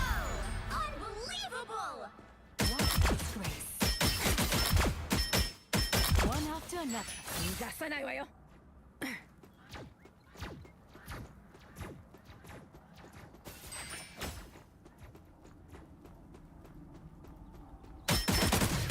Mind over matter. That wasn't, yesterday we were having problems on West Coast server. That wasn't a West Coast server either. 3! Wow, 4 in a row! 5! That's amazing! 6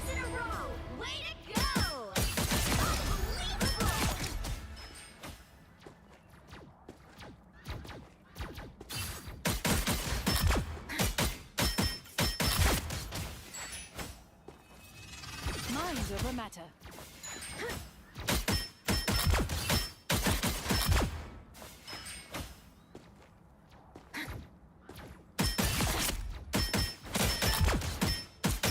They just keep falling. Let's see here.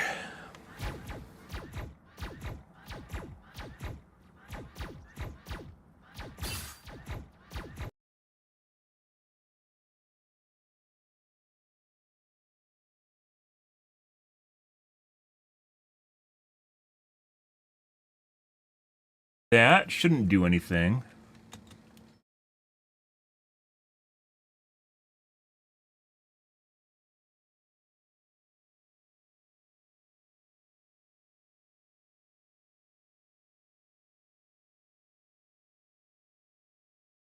You guys can't see anything, but that's okay.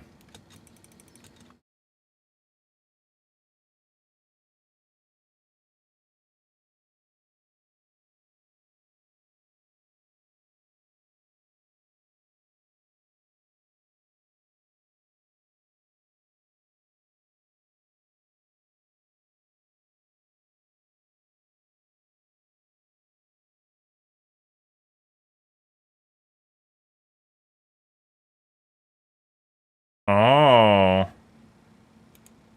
No.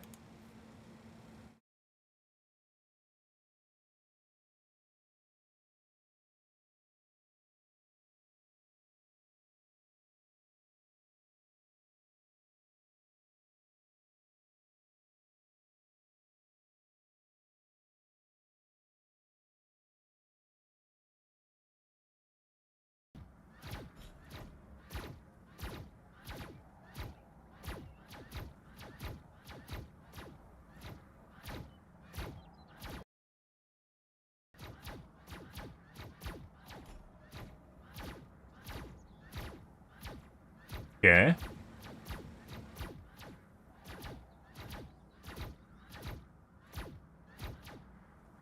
Here they come now. Yes. Double KO! That's 3! That is 3. Wow, 4 in a row! 5! That's amazing! 6 in a row! Way to go! Unbelievable! Did that hurt? Good. Step aside.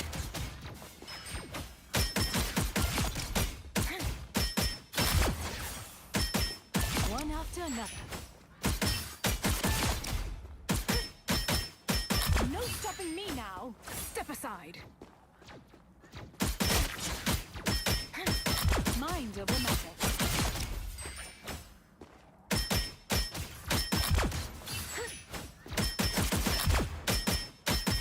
They just keep falling.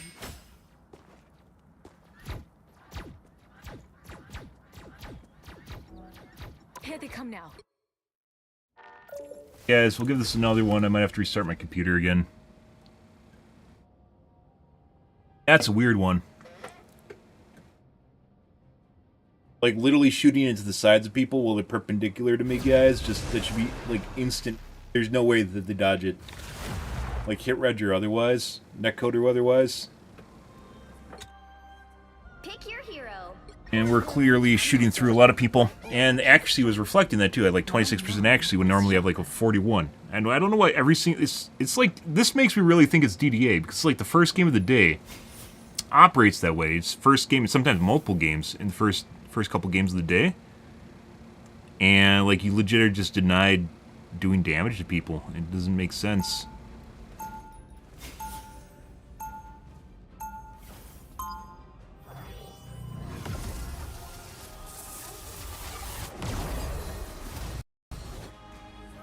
I'm just a sword for hire. This is all so much bigger than me. 30 seconds before you attack. Get ready. What manner of creature are you? None of your business. When you enter my realm, I will know everything. I'm never coming anywhere near your flock. What are you? Tell me right now. I want to know. The battle starts in 5. Who are you? 2, 1. capture the mission area. Got it? We can pull it off. I've been in worse games. What? Relay deployed. It ain't cheap. Okay. That's, I mean, About to shoot at us. Our opponents have been here. Clearly you needed some Right. help. Looks like the mission area is yours to capture now. Don't mind me. Step aside.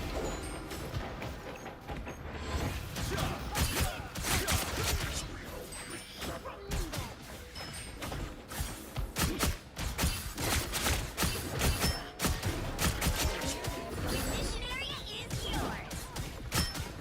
yeah. Shooting through him. This is like a fucking Benny Hill comic book.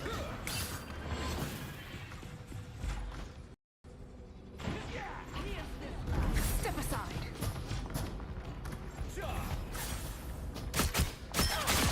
There you go. That's better. Apparently I wasn't supposed to be allowed to kill him. Stop shooting. Was he out of ammo? I'll patch you up. Team player. That's me.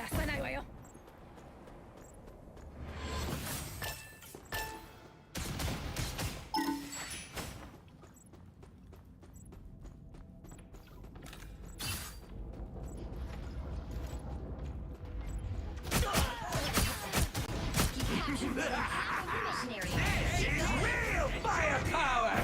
Sayonara. Almost killed me, like, instantly.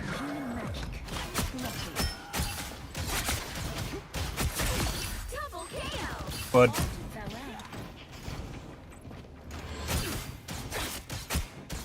We could cause great destruction here. What a difference. Here they come now. Out of sight. The area's almost yours.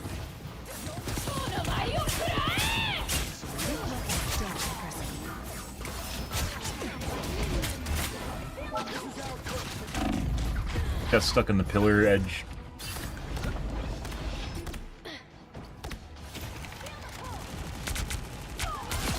Yep. This is a nice I have step aside. You'll have to keep Unable to negotiate. While backpedaling. Okay.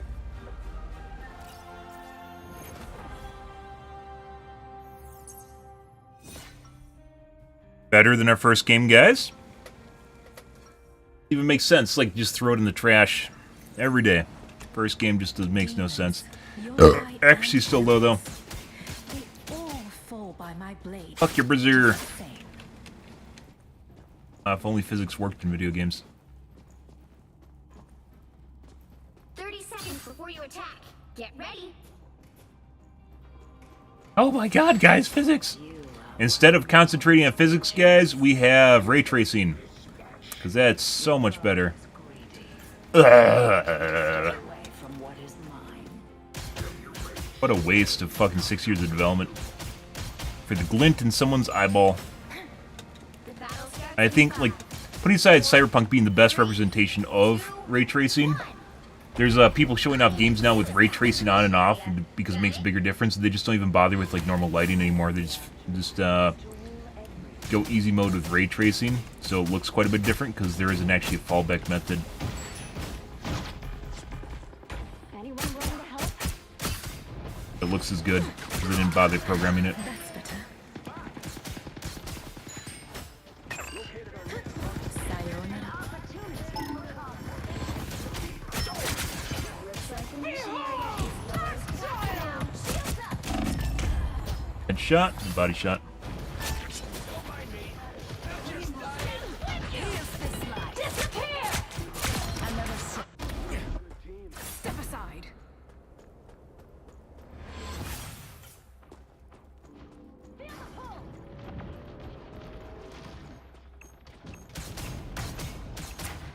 Hey, Dee, enjoy the amplifier.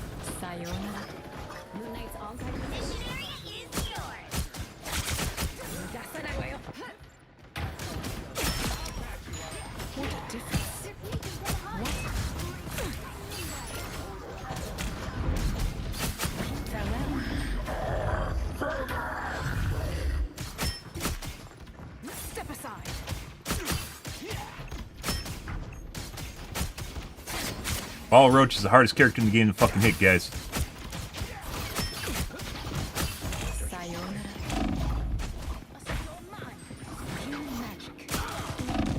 And called for backup. I'll patch you up. I am barely harmed. Someone scratch my back.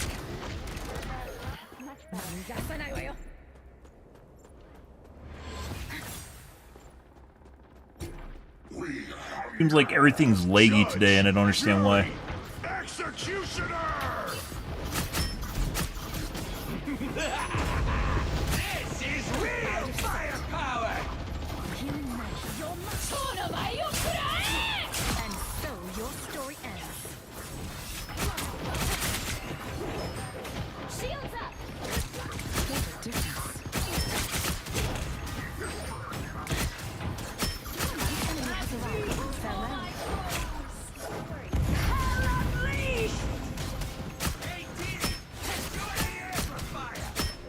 Why does it feel like I have 100 extra ping? I don't understand this. All my shots are super delayed.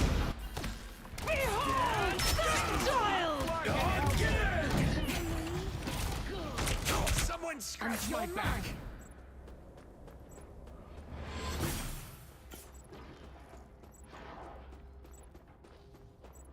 Very weird. You captured more than half of the mission area. Keep going. Step aside. Her. Team player, that's me. What are these weird keyhole things anyway? Your team's capture progress has passed the halfway point.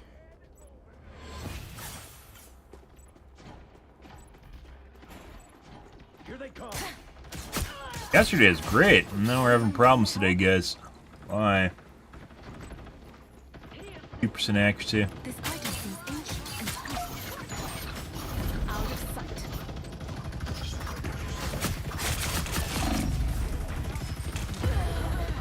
I dash far enough away.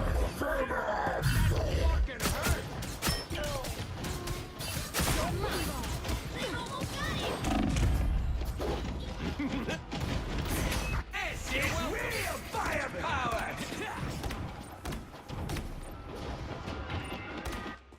You're mine.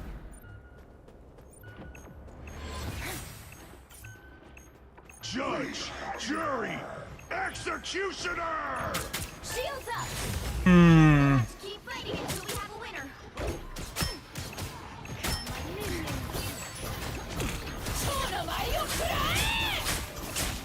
The enemy has arrived.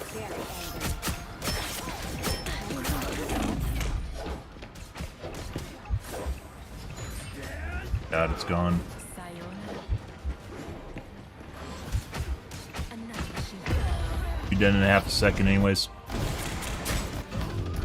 Another DDA game, guys, where my shots aren't allowed to count on players.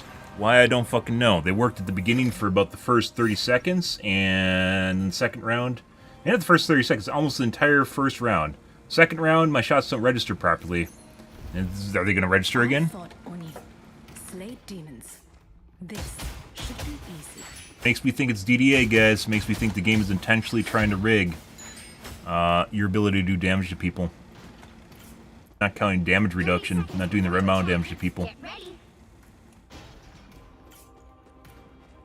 I feel something familiar about you. As though we have walked the same path. Assassins like us belong to a pretty exclusive club. What monsters have you slain? Oni, yokai, demons. Frustrates and bugs the fuck out of me, too. Hydra. The battle starts in 5, 4, 3, 2, 1.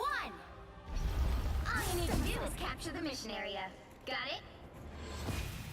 Magnificent schmagnificent. Let's do the job and get out of here.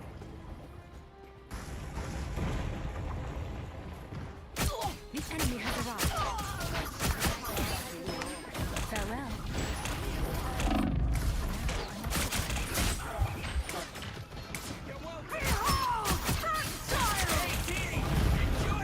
The moon haunts you! Looks like the mission area is yours to capture now.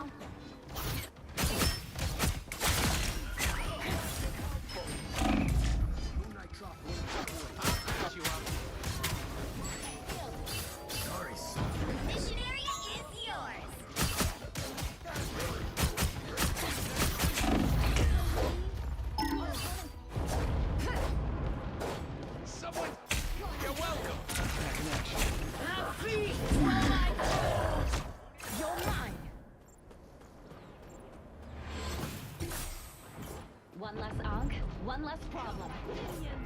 I found their play area. We've got trouble. Like, no one can do damage to this magic. They're sneaking from behind. Farewell.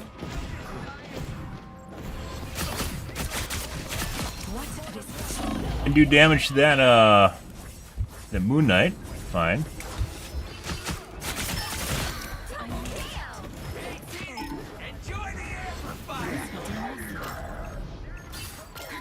I guess we just keep killing the Moon Knight? Step aside.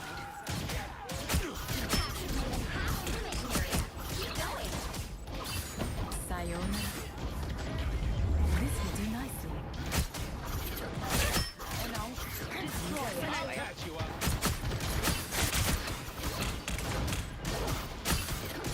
The moon haunts you. In through the Jeff. What a difference. The moon totem has been destroyed. Step aside. I found the reason. Not doing the right amount of damage to him. Oh, he didn't get the chance to use his E off. We're just gonna run away from that. Because we can't do correct damage to him anyways, so there's no reason to engage it. Farewell. What am I? Invisible? Let's keep fighting until we have a winner. Did that hunt? Good. Double KO.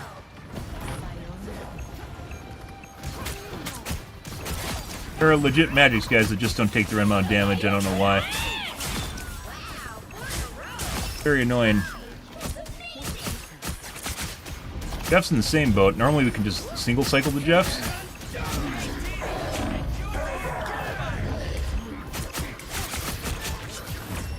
Okay.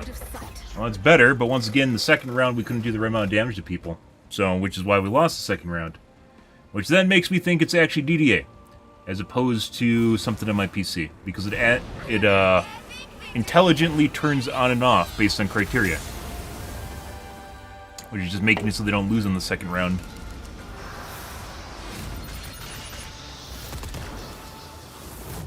Very weird. Still not at 41%, guys. And second round, we weren't allowed to actually perform well, or at all. Very weird. Always seemingly we normalize around 16 KBs.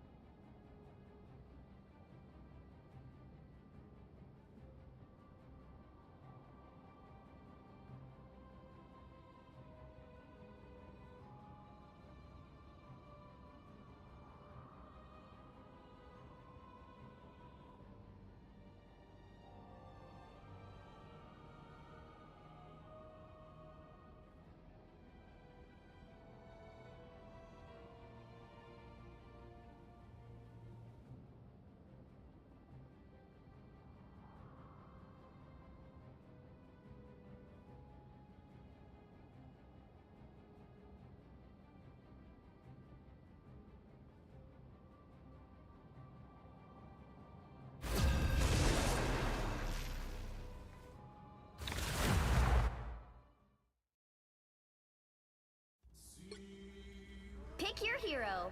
Or villain. I'm not judging. My odachi is sharp. My mind is sharper. Very, very weird, guys. Mmm.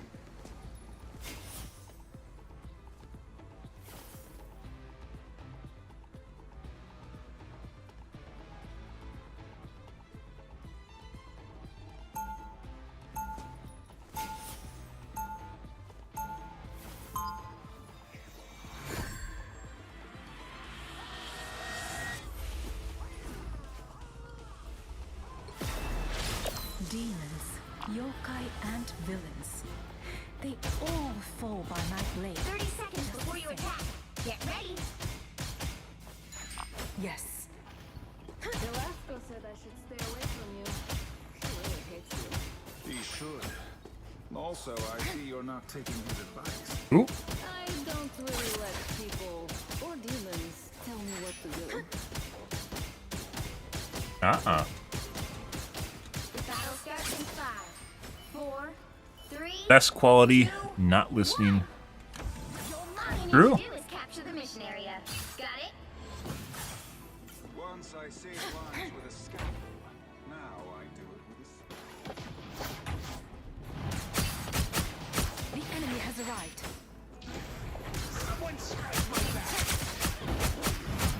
Out of sight. Yokai to fear.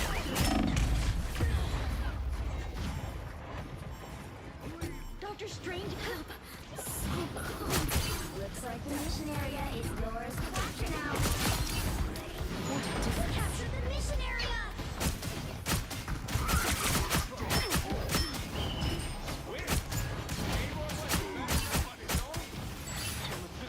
Out of sight. Okay. Excuse me. Waiting to do that. A bunch of dumbasses. So pre-made and possibly stream sniping.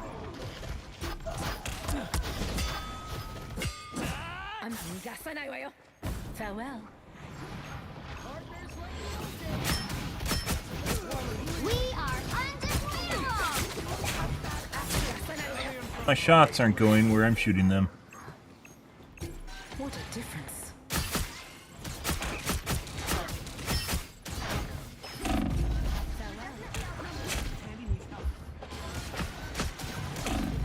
Do Spider-Man. Have some very weird games today, guys. Your team's capture progress has passed the halfway point. Reborn. Actually is not on par with what it normally is supposed to be. Lots of shooting through players and not doing the right amount of damage to them.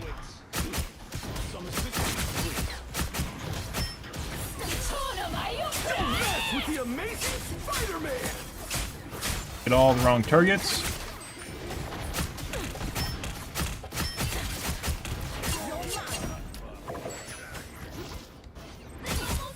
I am ready to put on a show! And solo.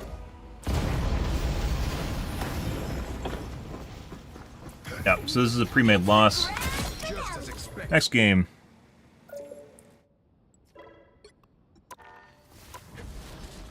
Chalk that one up to EOMM. It looks like there's some EOMM shenanigans going on today, guys.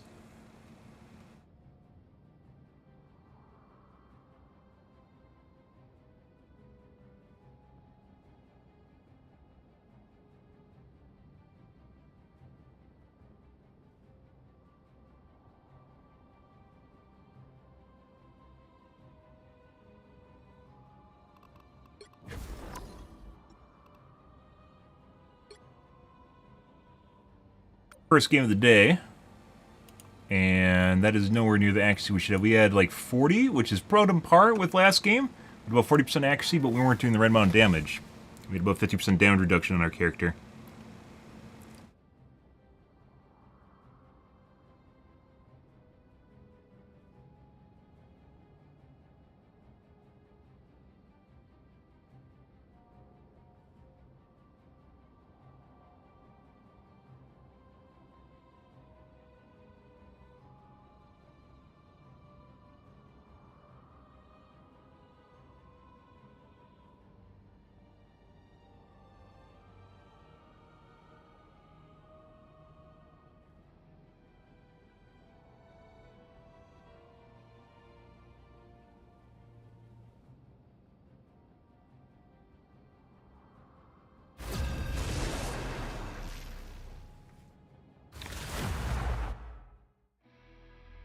Alrighty, what do we got this time?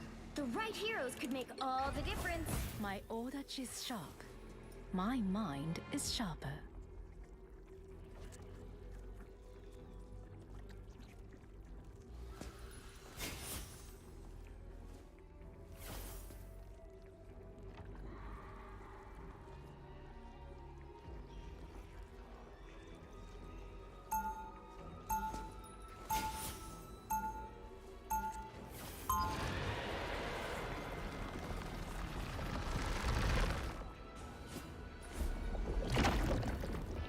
We're mixing.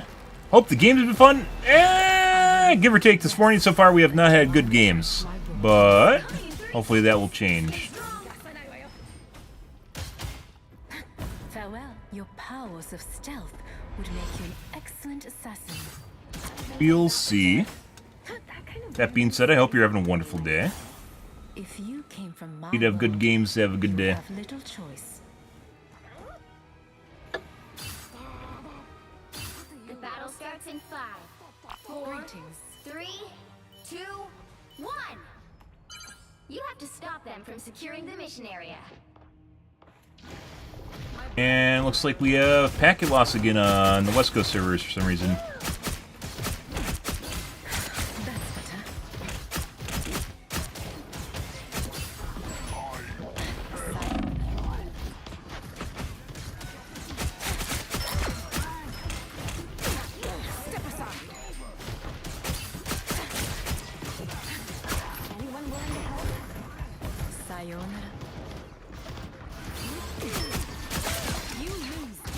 Better hit reg.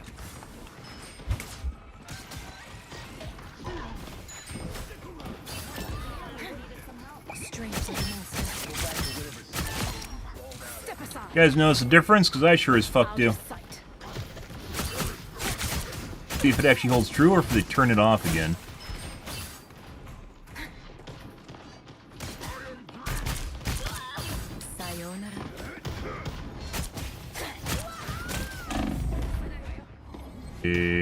What a journey.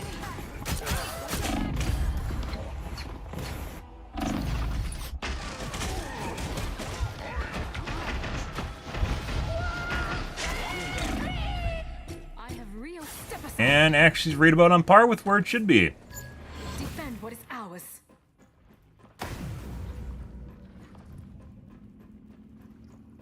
Crazy, right?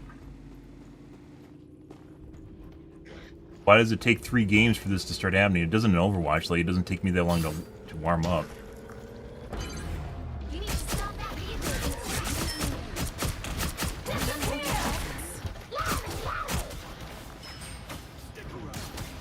Alright. Some help. Out of sight.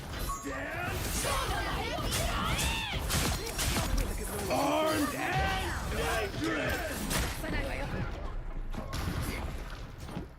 Tell them they did.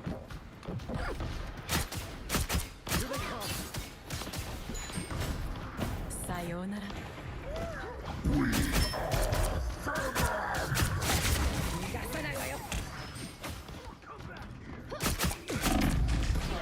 One for the med, I guess. They expected me to go for the med. I don't know if they are watching the med, because they all went around the other side of the wall, so not sure exactly. Normally they follow you in. I have reawakened. I expected them to follow me, which is when why I went to the side instead.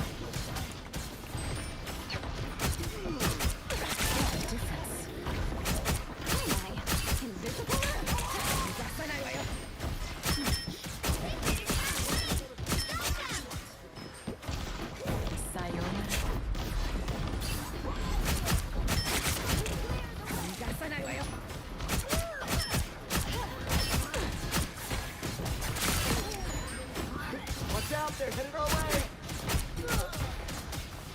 Out of sight. You fought well.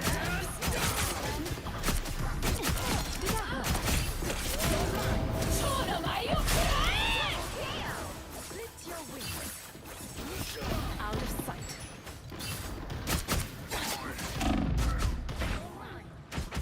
Oh, and seemingly shot through him and didn't do damage at the end.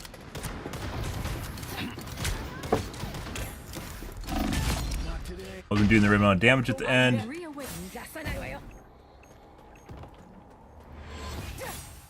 Yep, putting aside being a good player, it's seemingly the game also decides whether or not you can actually do well. And that's why we're playing quick play as opposed to comp. Until we can figure that out and whether or not it's my problems or if there's actually something else going on here. Alright.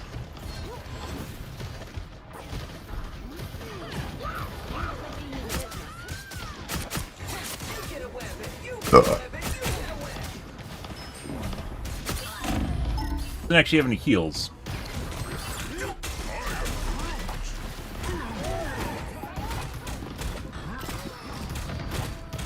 I'm back. You're mine. So like I mentioned before, guys, even though we got like a ping indicator at one point on this server, we're having better hit registration than we were on Central. Which makes absolutely no fucking sense, which makes me think it's rigged or something else is going on. It's nothing to do with latency for the most part.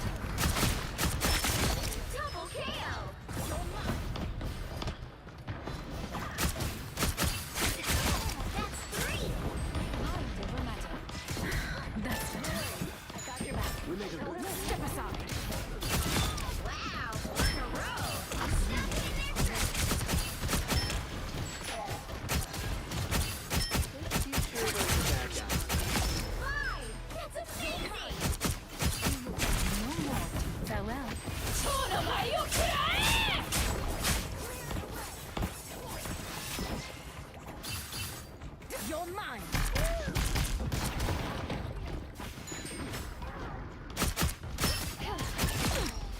Out of sight. Step aside. What a distance.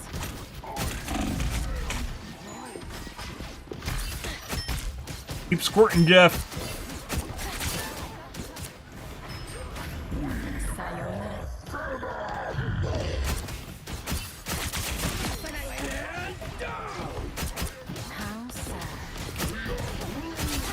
And Morganis.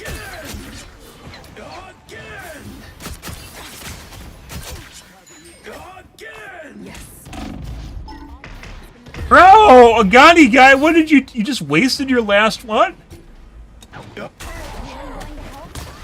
Why? There were more. There are more Aganis. You don't just waste your Agani on nothing.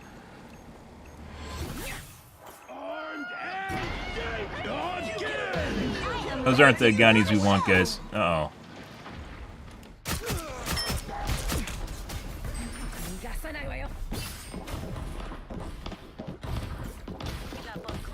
This will do nicely. Better stop that vehicle!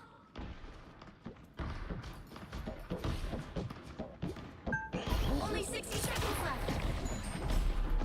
Sayonara. And single tapped and a shot through the invisible one. Yep.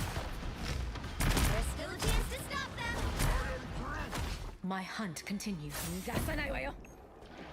By the eye of Agamotto!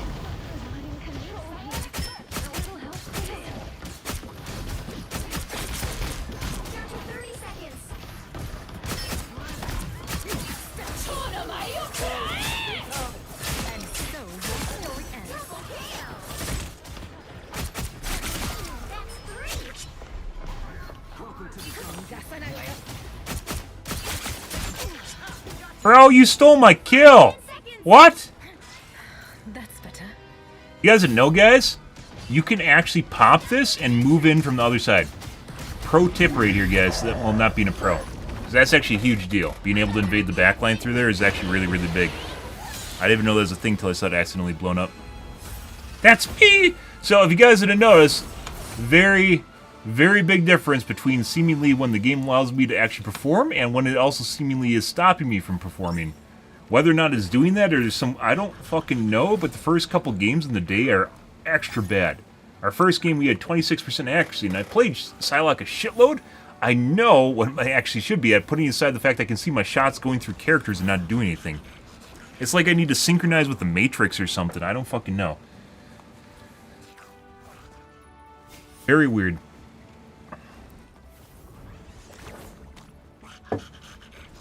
And when we're allowed to perform, we can absolutely decimate. I can immediately tell when things aren't working properly, guys. Immediately. First game of the day is also shit just simply because we got to warm up. But that was clearly what wasn't happening there.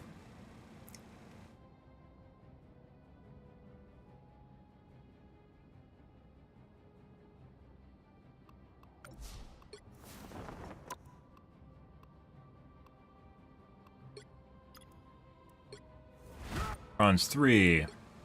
GM 3. Celestial 3. Gold 2.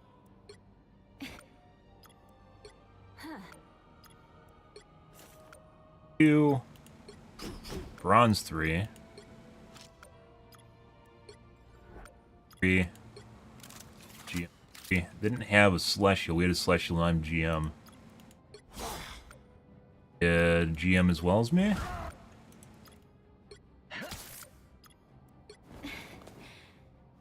But SPMM rating isn't always the same as comp rating.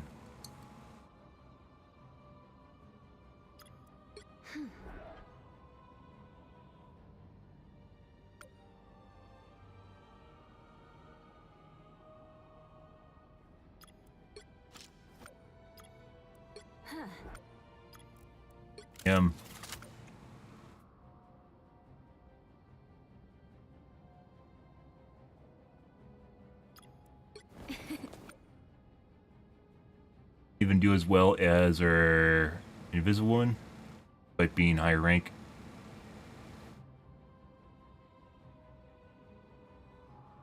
We also killed them, which reduces their healing as it turns out.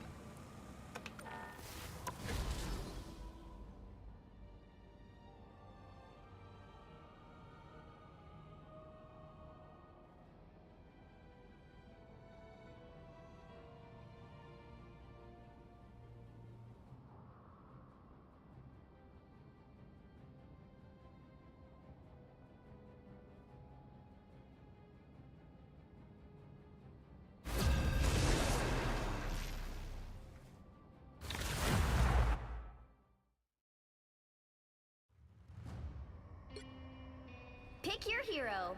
Or villain. I'm not judging. My orach is sharp. My mind is sharper.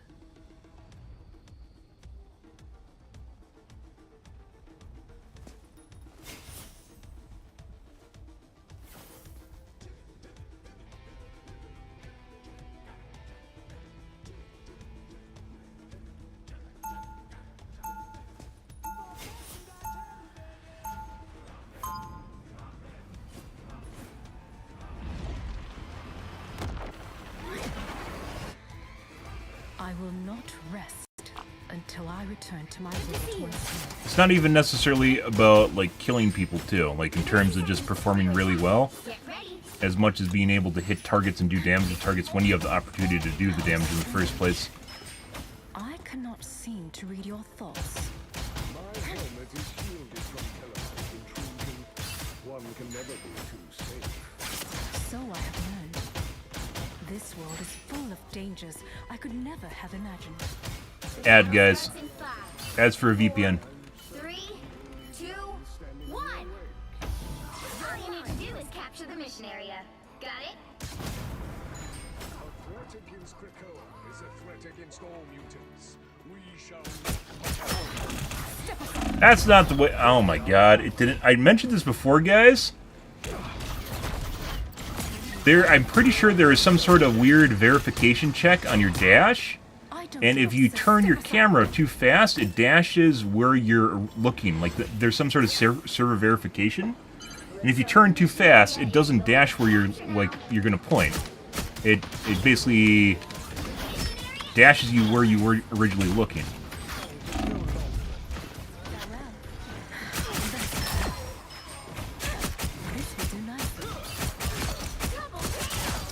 Hey, bud, you just watch your whole team die in front of you.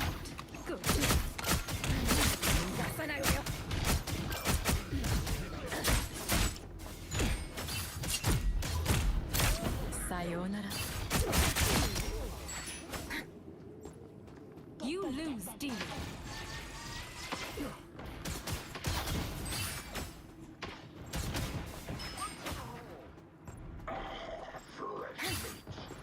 Farewell.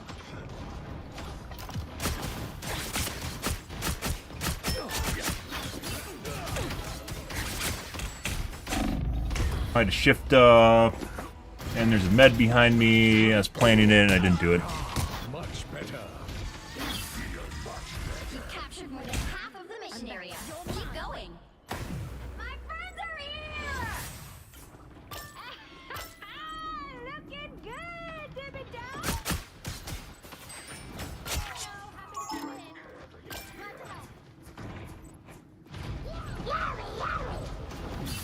Bye. Bye.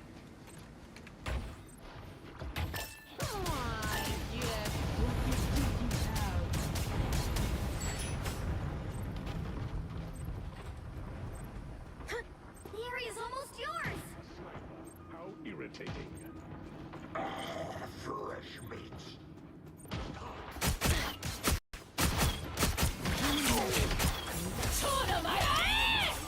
And unfortunately, the Widowmaker dashed through.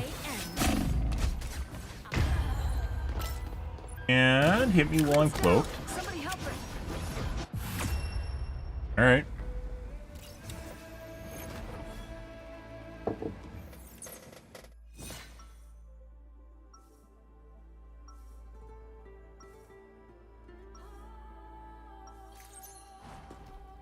I will not rest until I return to my world once more.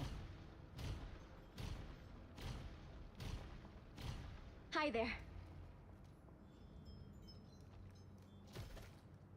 30 seconds before you attack. Get ready. Good to see you. Greetings. You look at me as if you know me. In my timeline, you are one of the greatest Oh. warriors our nation Jeff Booty. ever known. Jeff Booty. No, Jeff Booty's superior. And others like me. Jeff Booty is superior. True story. I will gladly take you through them, my dear. Krakoa would be delighted. The battle starts in 5, 4, 3, 2, 1. All you need to do is capture the mission area. Katash, good night.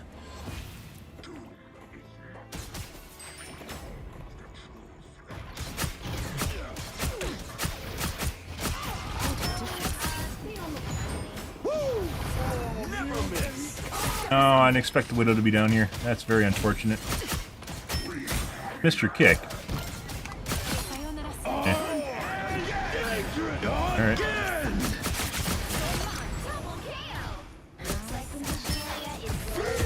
I'm just gonna shift too.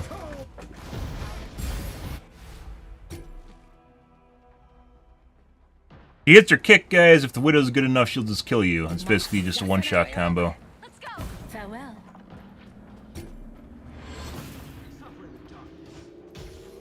Up your council. Mission area. Alright.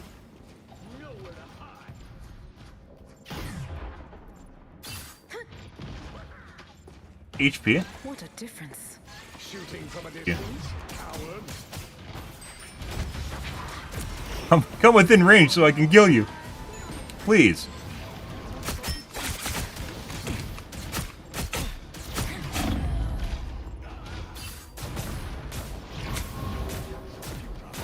The cosmos heals you. I'm back. You're mine. So cold.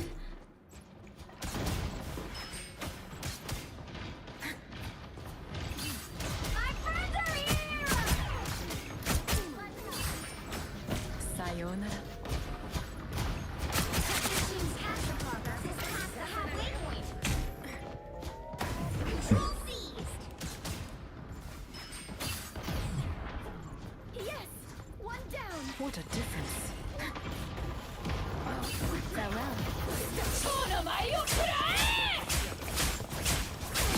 Alright. Is no longer a concern. Get ready. Here come the bad guys.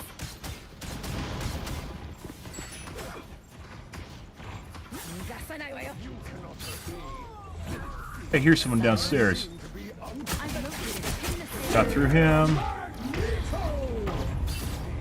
Widow does not miss, and assuming you aren't 80 strafing super hard. For mutant kind! My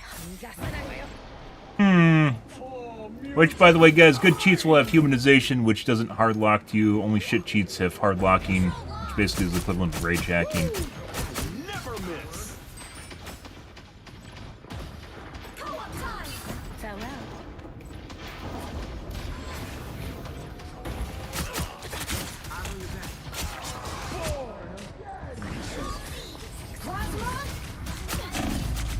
Eh.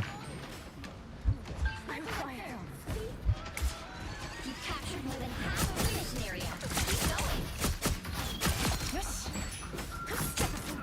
Bro, the fuck kind of rewind is that? That was literally right around the corner and back around the edge. Bro, the fuck is that? This guy's playing at 300 MS. Fuck off. Oh, if only the game showed you ping so you could literally shame people for shit like that. That is 100% high latency shit. They've almost got it! I needed that.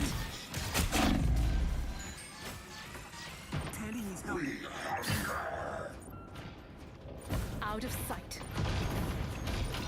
Us against the world! Fortunate. You'll have to keep fighting until we have a winner. You guys aren't missing anymore, guys.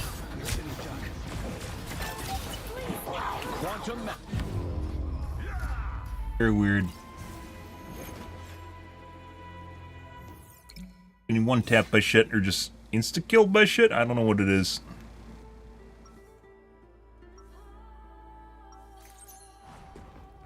I fought Oni, slayed demons. This. Yeah, Jeff Booty.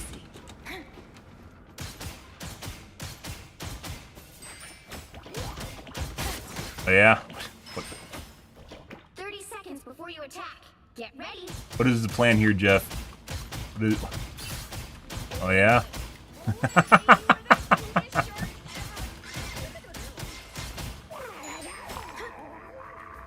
I know, sharks aren't supposed to have feet. And no, you can't be she's my best. The battle starts in 5, 4, 3, 2, 1. All you need to do is capture the mission area. Got it? These dooms still hide themselves behind metal masks. The fools.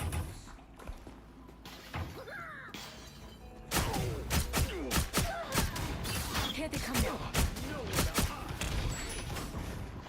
Farewell. What a difference. Cleanse your wings.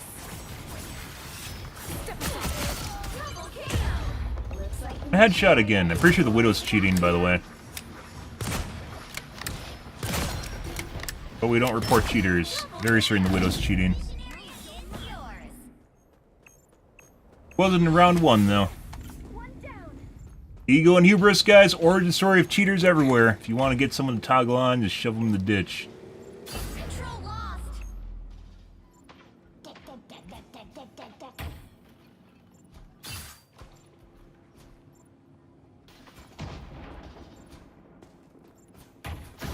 Sayonara.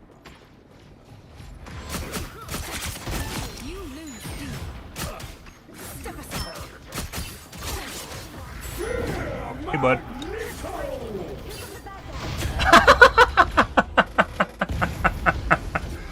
I thought he charged it long enough. Hilarious.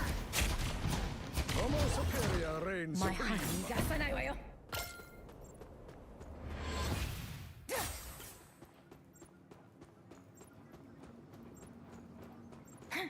So the way that you deal with people that have, assuming they have humanization on, they're cheating, is fast. It's the same way you deal with people that are just really good at aim, which is fast AD strafing. What a difference. I win. Farewell.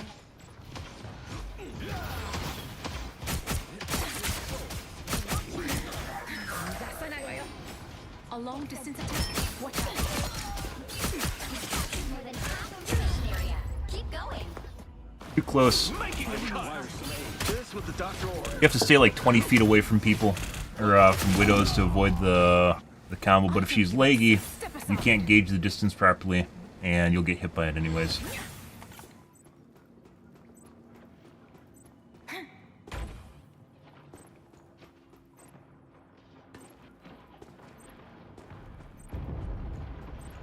Woo! I never miss. Us against the world.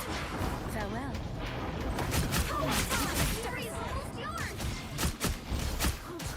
You got hurt. Good.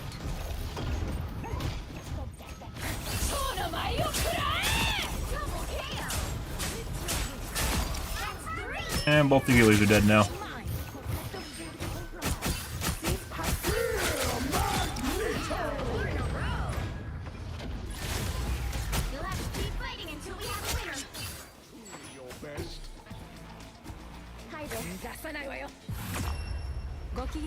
Yes, you have a beautiful skin, cloak and dagger. It is great. It's lovely. Widow just turned in back when I suggested Widow's cheating. She just turned back into a turnip. So, not exactly sure what's going on there, guys. Very weird. Very interesting.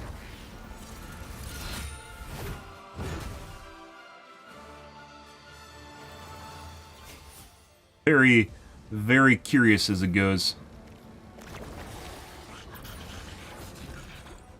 Went to Thor. And like all of her killing blows are meh.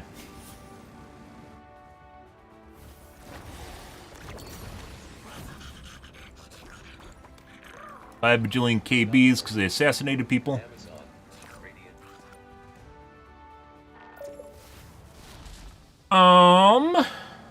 Yes.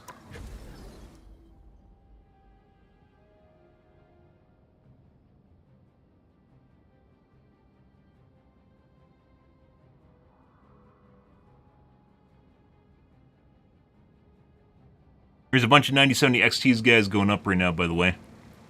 None at MSRP.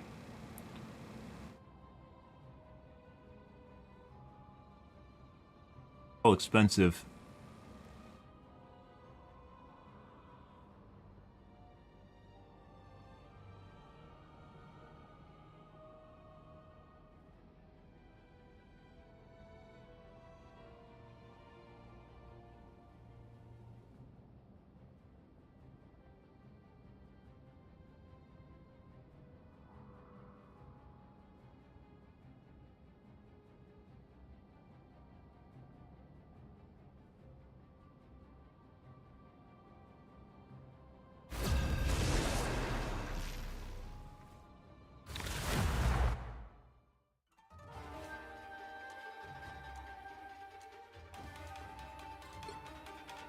You'll need a top-notch team to win this one. My order Ready? is sharp.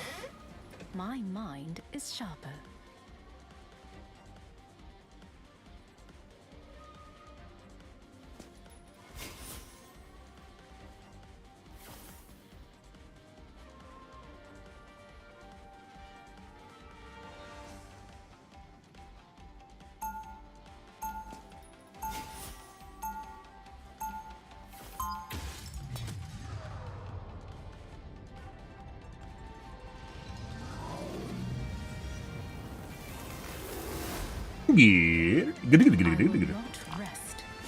Happy Friday, guys. Hope you guys are a wonderful morning. Oh my god. Get ready. Greetings. We were inseparable as children, you and I. And then we grew up. Well, one of us gave you the name of stupid child. Hi.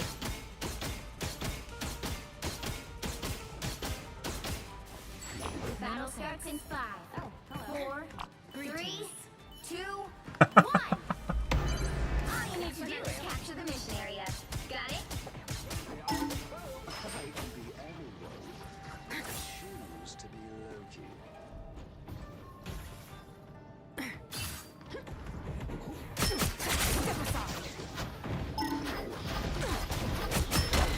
Hey, bud. What if I just grab that? Goodbye.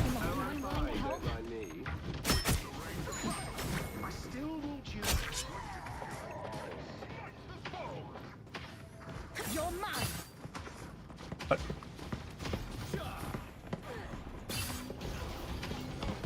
What's going on with this team?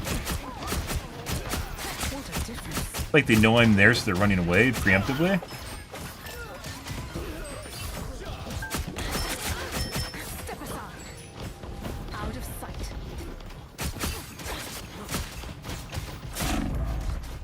No, I don't have a charge up. Once again, guys, I really wish there was a bigger indicator in the bottom right for your abilities. Make them flash when they pop up. That brighter, higher contrast, easier to see.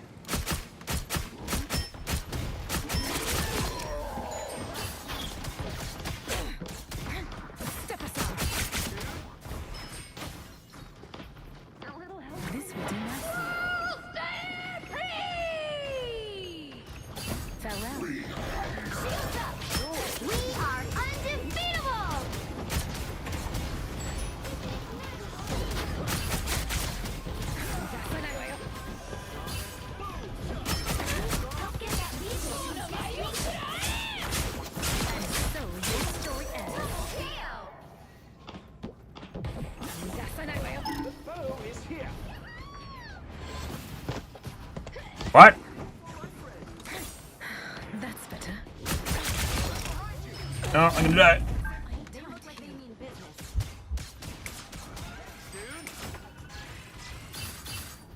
I wield the power of Asgard.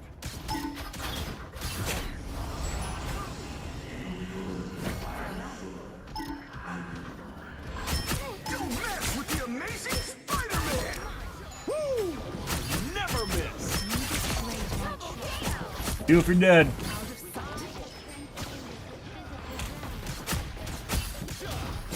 Your feast has come to an end.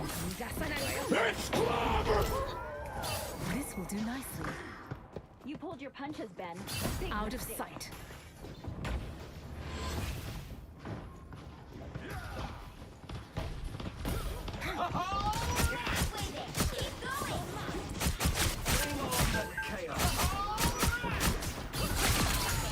Farewell.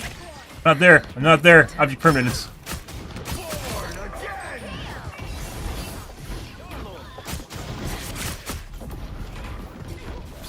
I am Asgard's might! You betrayed my trust, Majesty. Almost there. Don't turn back now. Boy. A shame out of sight. And so your story ends. Oh.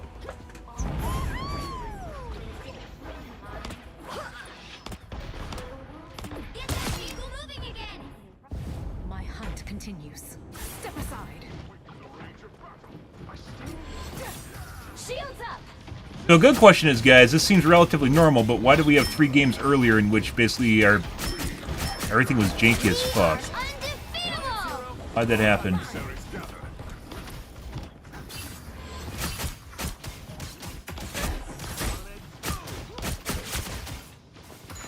Alright. This will do nicely. Step aside. A shame this was your last dance, Lord of Stars. Farewell. The great step aside. Don't mess with the amazing Spider-Man!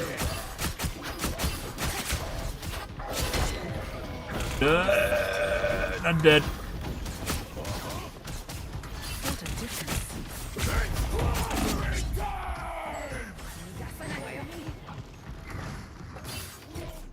Farewell.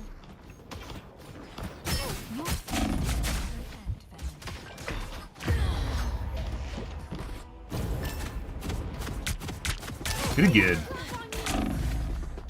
Who's the grifter?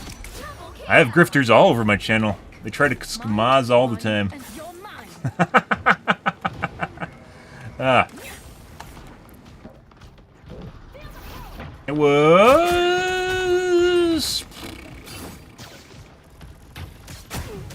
Get that vehicle moving again.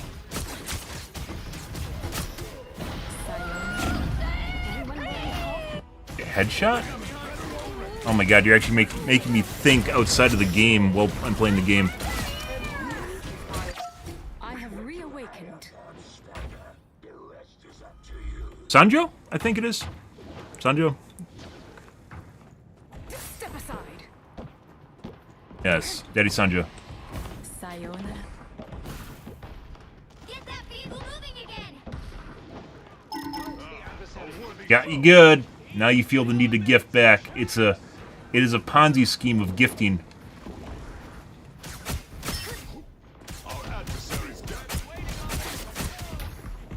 Why their whole team's super far back. I'm quiet. Now I might survive this. Out of sight.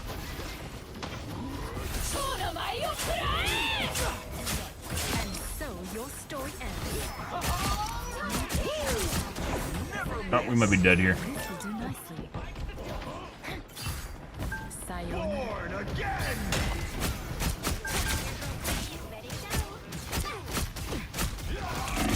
We are undefeated. Just what I required. Behold the god of the... Just shot a bunch of shots in my brain. We cross-killed? Out of sight. I didn't kill him. I think Thor killed him.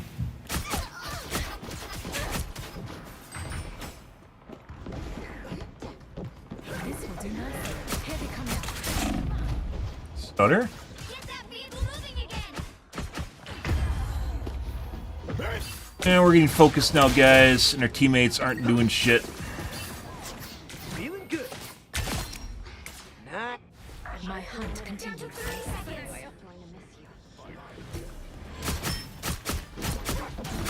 On done. Attack.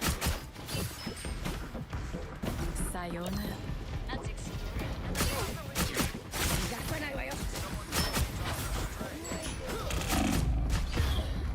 The final 10 seconds. I require some aid. I need assistance. Your fate is. I have reawakened out of sight. Keep fighting. Oh my god, you gotta be fucking kidding me.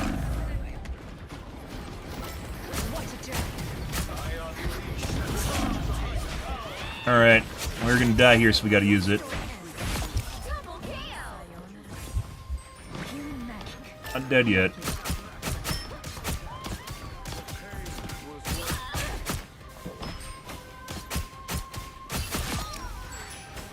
This will do. Farewell. Vehicle reached its checkpoint. Keep up the momentum.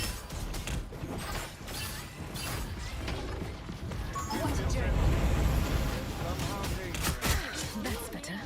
Step aside. Did that hurt? Sayonara. Double KO. You betrayed my trust, Mantis. You're mine. That's 3. They lost their chokehold on trying to kill me, guys. Wow, 4 in a row. Oh my god! Step aside. The great kill the streamer defense has failed! Do I main Psylocke? Pretty much. Is it the character that I would want to main if other characters are better? No. I think I'd rather play Flyers. I have a soft spot for Flyers. Also area control characters. Torch kind of sucks right now. He's just a left-click champion. Storm's obviously very good. Only 60 seconds left.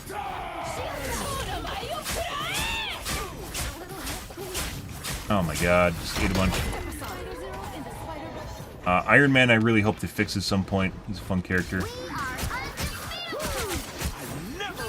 So, I still like playing Psylocke though. Low-key gone. Step aside. 30 seconds. Use her sleep already? No. I died before I could portal. Needed that boost. Portal's a gamble. I should have shifted then portaled. I have reawakened. Final 10 seconds. Chaos. Friends, gather around. I unleash the Shanti's power. We'll have to keep fighting until we have a winner. Born again. Got he? Double KO.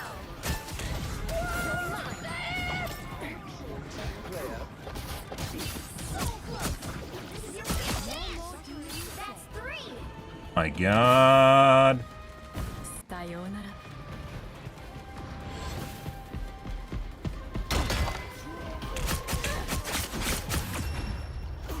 I was trying to body block him, guys, but you can't really body block him, so if he's charging. That's me, guys. Look at me go. It's quick play. You don't feel like Psylocke is probably the most common unbanned character. So of like the characters, because you reach a point in power level, like S tier, where things get banned all the time, right? And Psylocke is probably the most common unbanned character that people play. That's good for DPS, that is.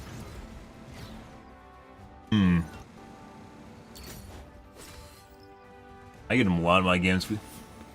Actually, I don't know. I think it's when people see that I do bad, then they play Psylocke, and we get a bunch of them that just try to dick on me. And then when I do good, they don't show up. So He's like, I don't know what a better way of wording that is, because there's always characters that get banned because they're really powerful, like Storm, for instance, right?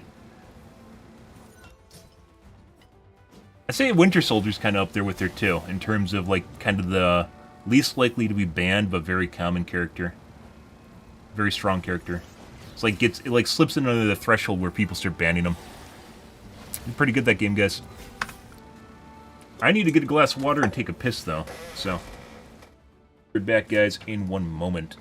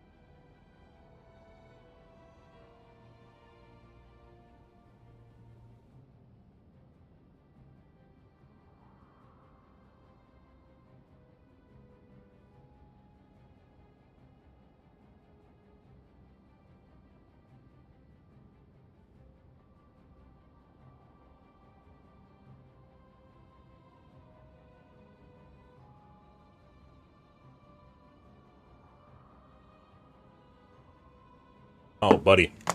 That was a glorious, jubilant urination, guys. Wonderful.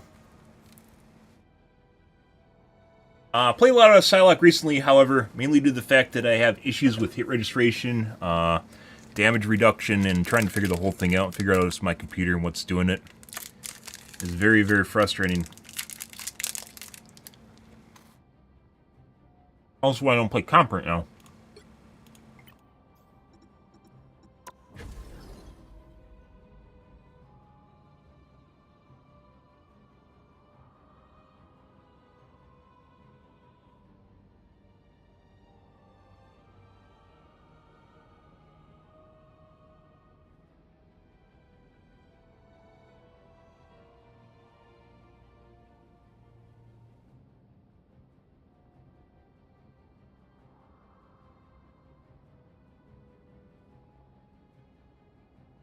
Because when we set people up to be assassinated, guys, and my shots just don't do the right amount of damage, it makes me reese so hard.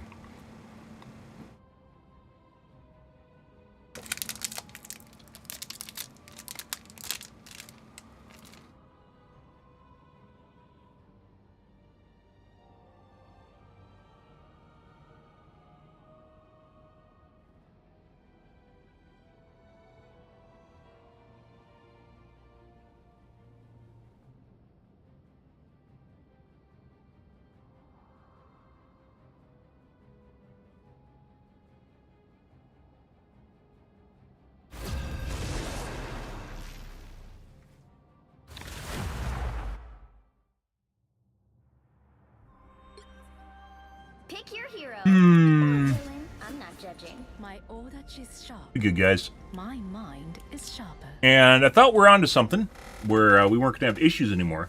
And then the first, like, 3 games today were absolutely horrid. Then I went back to normal.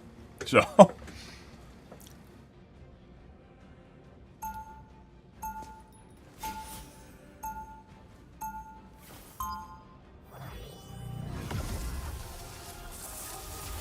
Definitely his first game of the day. Demons, yokai, and villains. They all fall by my blade. Just the same. 30 seconds before you attack. Get ready. Your idealism refreshes a battered old soul.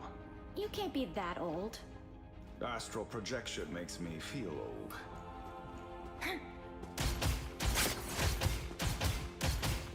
Need to make a, I think the next time we change my name, guys, I'm going to do a barcode name. The battle starts in 5, 4, 3, 2, 1. Greetings. All you need to do is capture the mission area. Got it? Just as I forged a nation, I shall wield a weapon fit for a king. Ah. The enemy has arrived.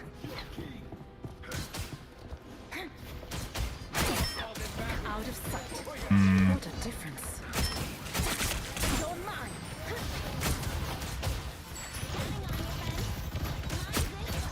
Looks like the mission area is yours to capture now. The mission area is yours. Mind over matter. Not sure what the fuck just went on there. Armor buff? He definitely desynced out.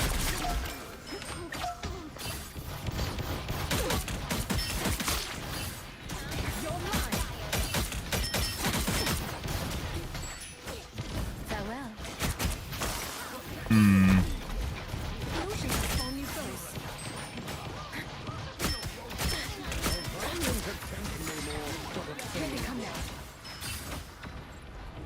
Step aside.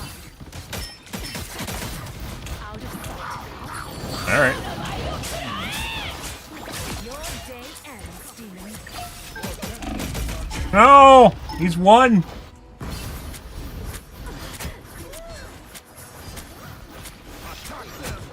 A lot of shit on the ground, guys. You captured more than half. I do think they need to have a builder, though. There's no character that's really a builder in this game, like an engineer, or used to be Torbjorn / Symmetra before they were neutered. Step aside.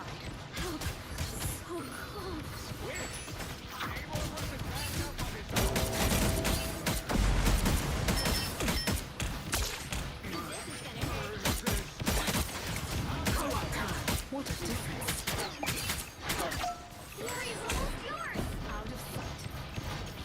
I am ready to put on a show. That guy's really leggy. You made a great mistake. Defend what is ours.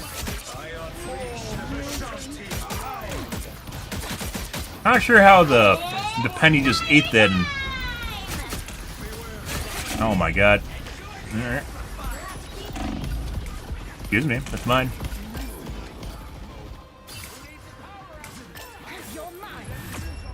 That probably would have killed me.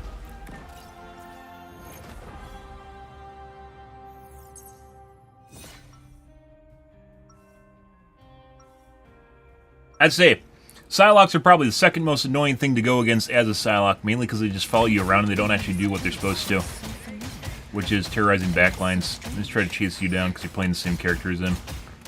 The first most annoying character, however, is if you're playing Moon Knight, you get another fucking Moon Knight that literally thinks he's just supposed to counter Moon Knight, and despite him being, like, in no way, shape, or form a counter to the other Moon Knight, will just sit around corners and throw down onks at your feet. It's like the bare minimum you have to actually do to achieve a kill. Very annoying. Like the skill floor for his character, too, which is literally just killing someone with an onk. Instead of how good you can be with the character, which is using everything outside of your onk. 3, 2, 1. All you need to do is capture the mission area. Got it?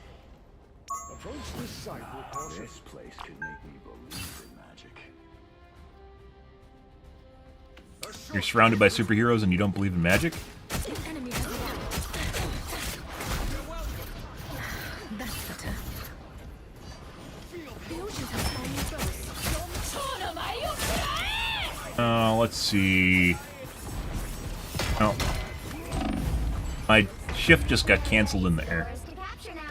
So, if you guys didn't know, Mud Pile here has a null zone. It's not just it stops you when you're in it, but if you go through it, well, using an ability, it'll stop the ability too. So it basically functions like a null zone, canceling anything that enters it, instead of just preventing it from happening in the first place. Very annoying.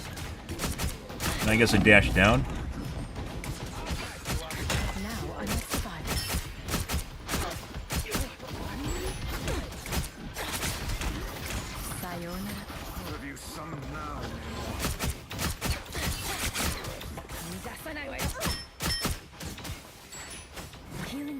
Our enemies are near. The moon hawk.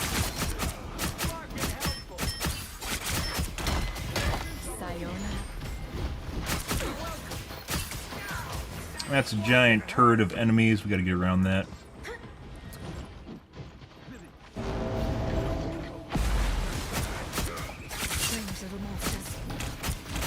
Through the Jeff.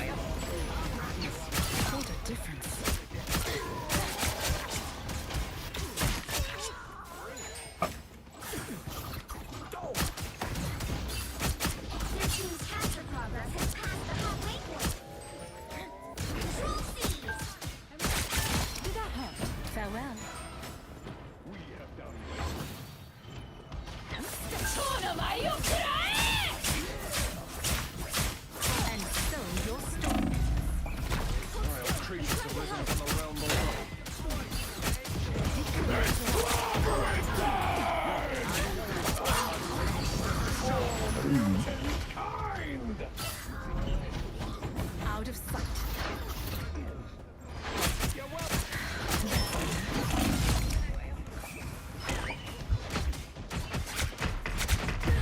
Oh, she threw him.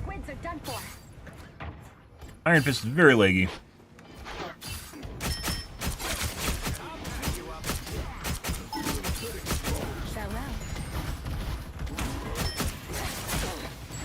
He should be dead. Still shooting through him.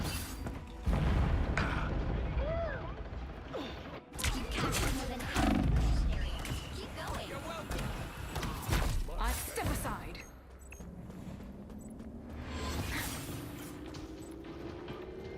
Control lost. The enemy has arrived. What a difference. I'm doing this my way.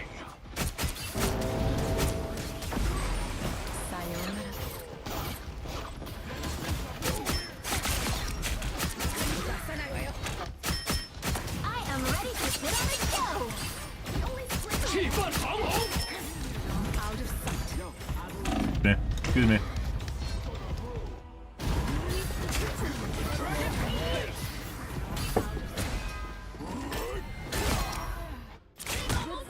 Wasn't even in front of his crosshair, guys.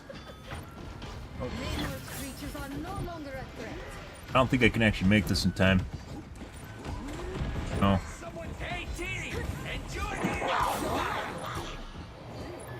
Didn't make it! Fuck off. Out of sight. Oh, I should just went for the med, guys.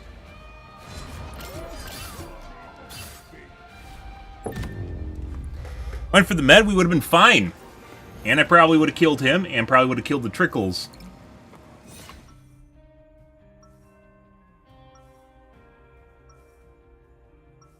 Definitely shooting through people. Demons, yokai, and villains. Who all fall by my blade. Just the same.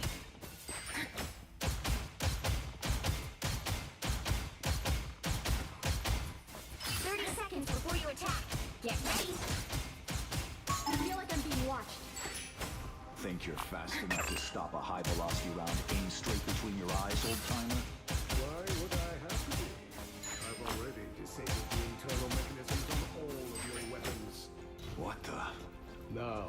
All of them.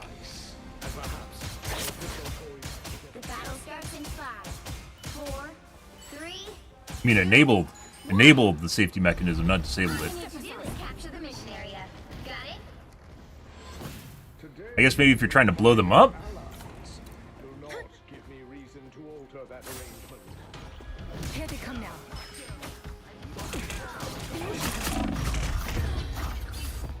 Shift out right away. I thought enough time to backpedal down the stairs. Normally, certain things have like line of sight issues, and his Ankh does too, but I guess it didn't in that case. Yours to capture now. For now. Capture the mission area. What a difference.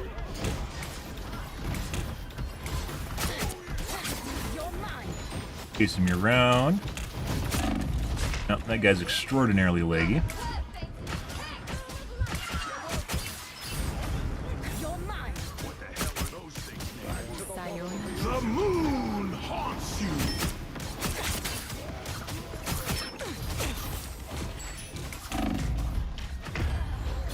Our teammates are doing negative work right now, guys.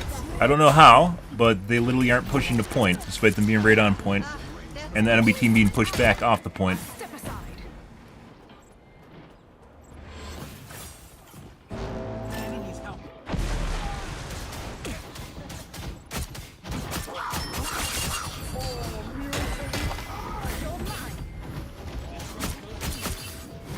Your team's capture progress has passed the halfway point. Extraordinarily leggy.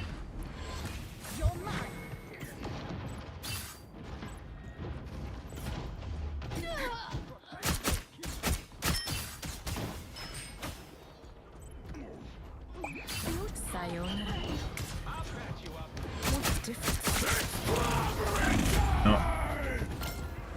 They're really hard coming me whenever I show up now. Yeah, so this is a pre-made, guys, and we're getting hard come now too on top of it, which is why you saw the Iron Fist that was balls deep in our team turn around and go to the point that I'm on, where I am. Yeah. Oh, I love fucking pre-mades. I don't know what the fuck she's doing. Farewell.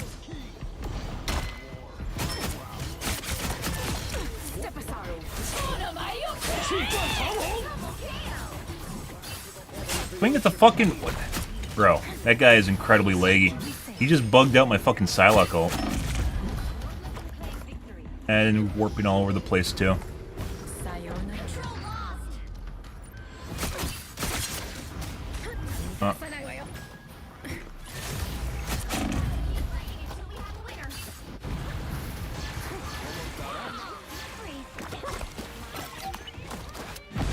Alright, fun.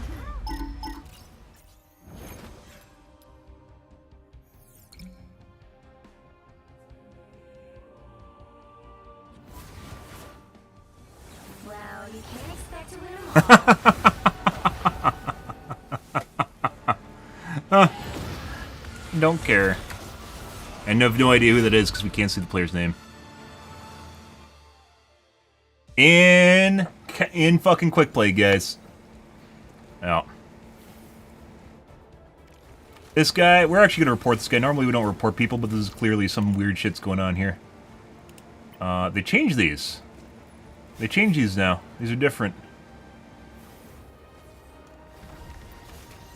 There's no latency one.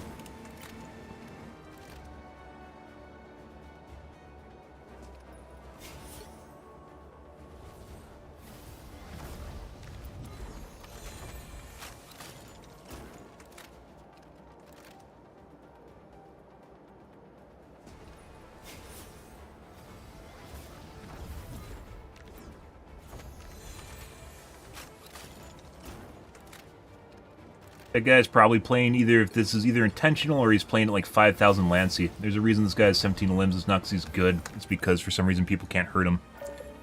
Next game.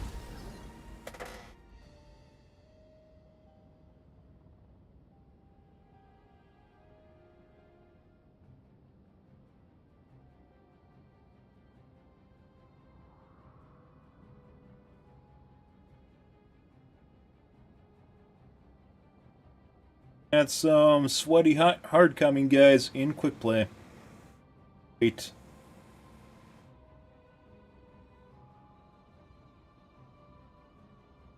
Problem is, guys, I've mentioned before I shouldn't report people, and the reason for that is because when I report people, we get more people that are sus.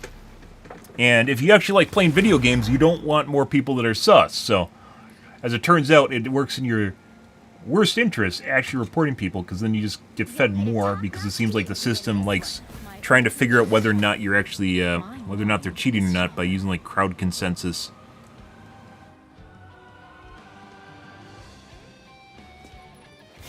Now let's see if we get a string of them. Last time I did this, I reported 3 people and I just got like fucking constant cheaters for like 2 days.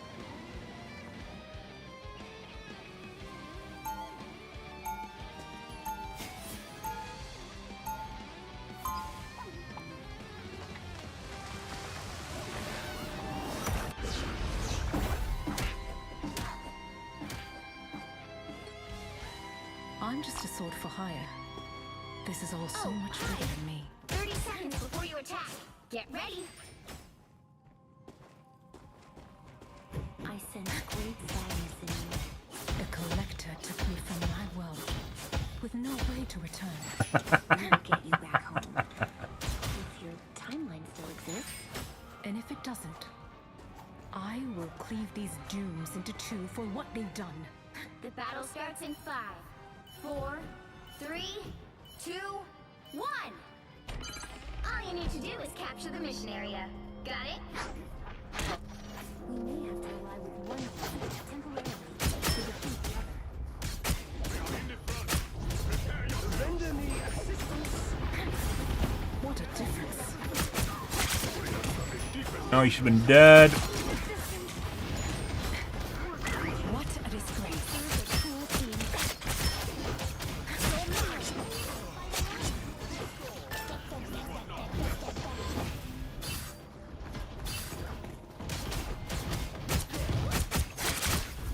Dead.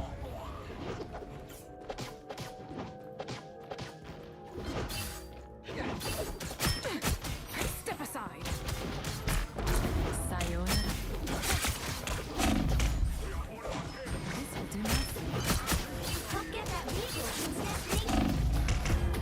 Destiny. Dashed out. Once again, I really wish, guys, the game actually tells you, like, it popped or something when your cooldown comes up. It doesn't. My hunt. Step aside. Out of sight. Foes draw near.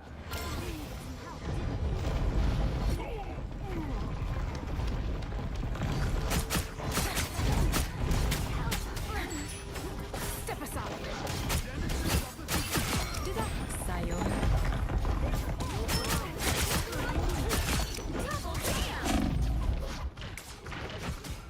Now I might survive this.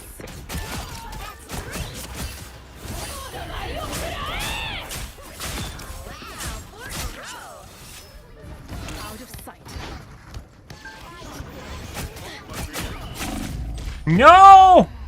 Where'd my damage go? Out of sight. You're halfway there. Keep going. I'm back. You're mine.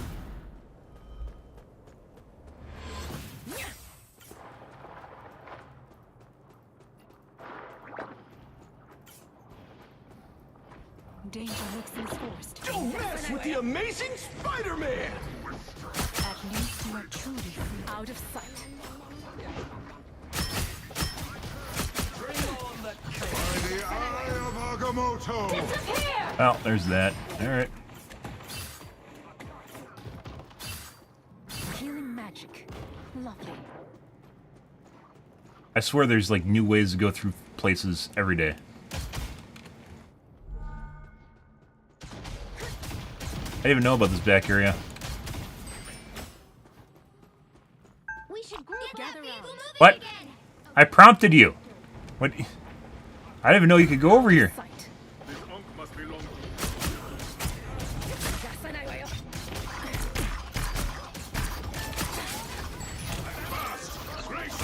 victory! What a difference.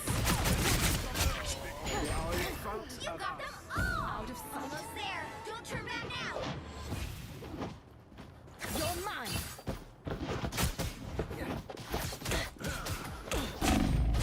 Yeah, he's very laggy. The vehicle reached its That's how he's desyncs all the time. Normally, like with a pull like that, like the Spider-Man wouldn't get like pulled over the edge, and instead he gets pulled to the edge. Step aside. That's pretty far below that. Rest well, naughty golem.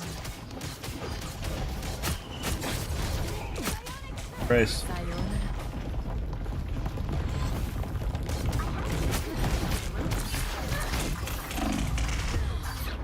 Round too late.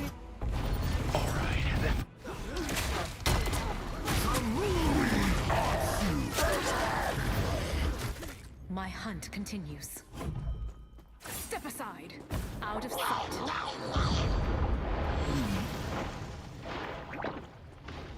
Disappear! You're mine. Don't mess with the amazing spider. All right. Good solo out, little bro.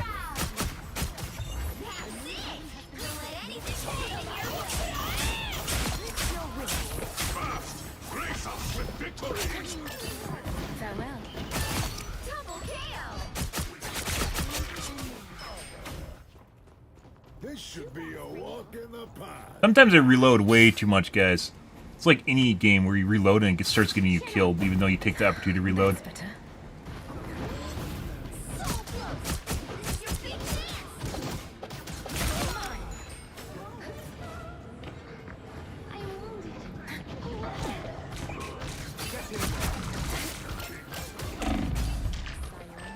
All right.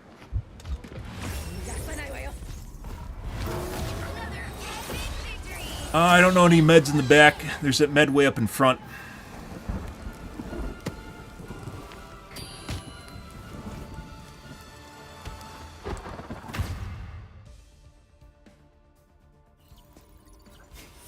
Actually do exceedingly well comparatively to our teammates.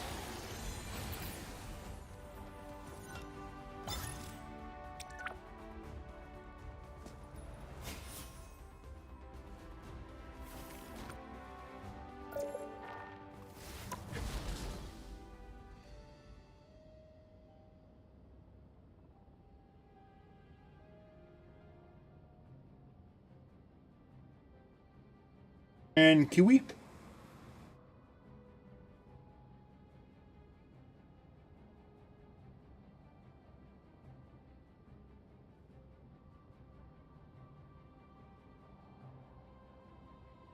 Good. Happy Friday, guys. Hope you guys are a wonderful morning. Oh my god, it's a Friday. Or something like that.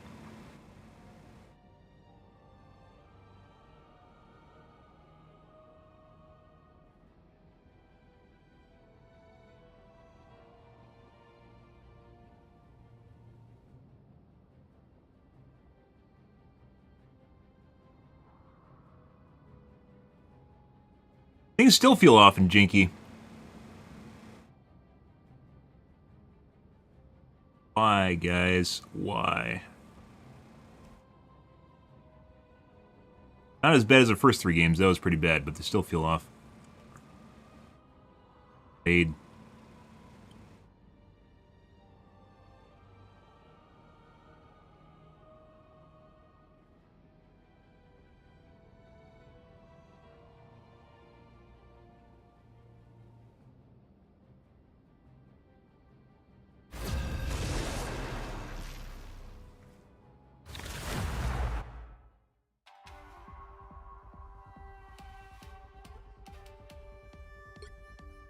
The right heroes could make all the difference. My aura is sharp. My mind is sharper.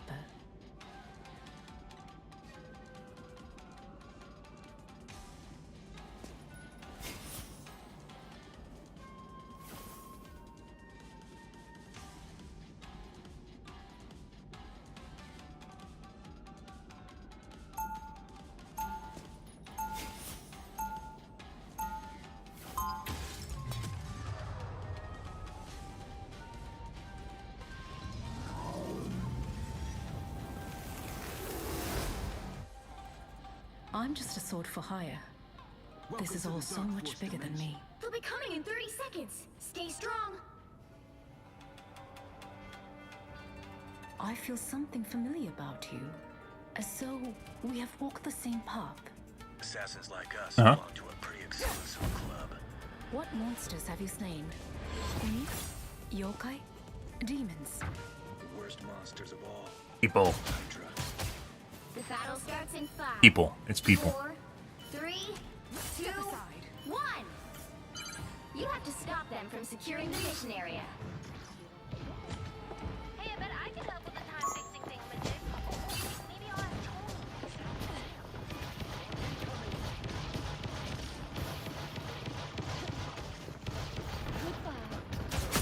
The time is fighting over. Curious. Bro, where the fuck are my shots going? What?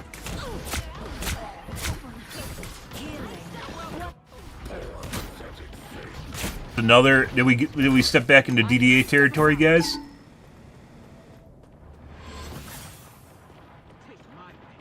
My god, he's down.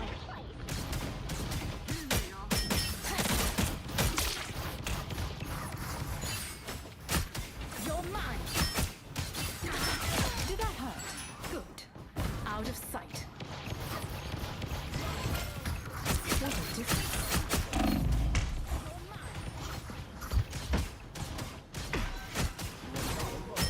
Dude. Double KO. Yes. Out of sight.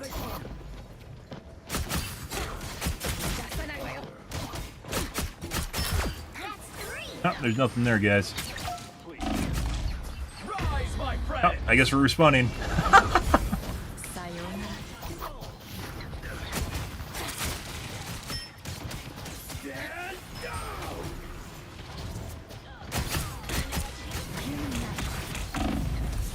Might die and warm up. We did not. What a difference.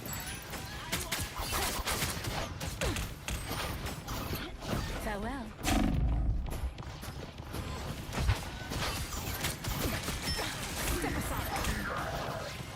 I am ready to put on a show.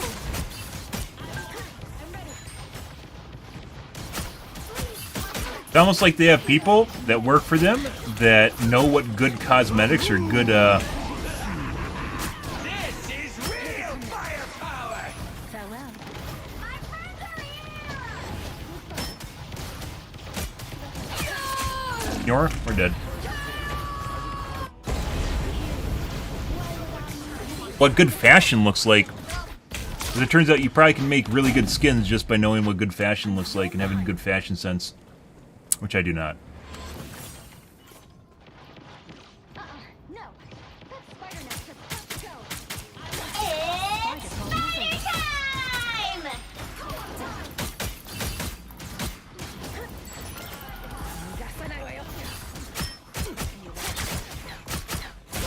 What the fuck? Where's my damage going on this guy?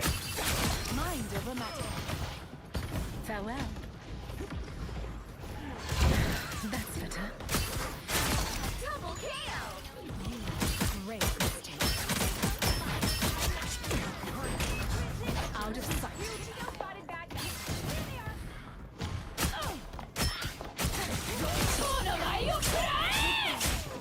Your day ends, demon. There's a door up here? I didn't even know that. Sayonara.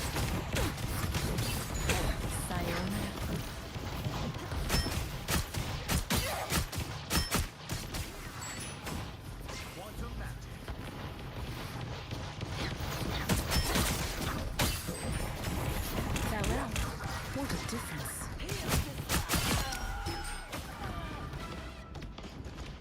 Rise, my friends! You're mine. Double KO. Farewell. This will do Only nothing. 60 seconds left. Second chances over. Yeah. I need time to heal. My friends are here. Farewell.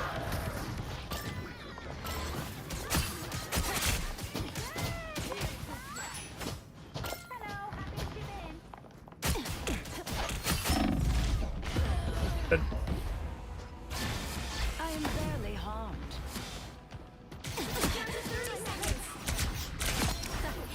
You see, Reborn won't I am ready to put on a show. Stand down! Hell unleashed! The final 10 seconds.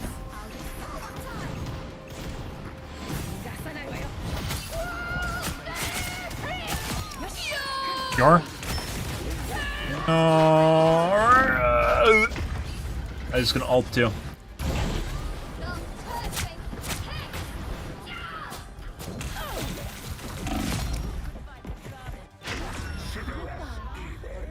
Didn't get to ult, guys.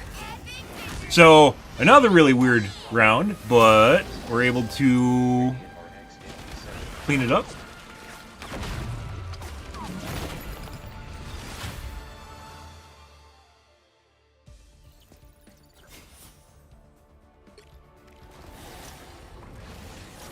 Very interesting. We did pretty good comparatively to our teammates. Beginning of the round, we were definitely having registration issues on multiple players, including the Luna.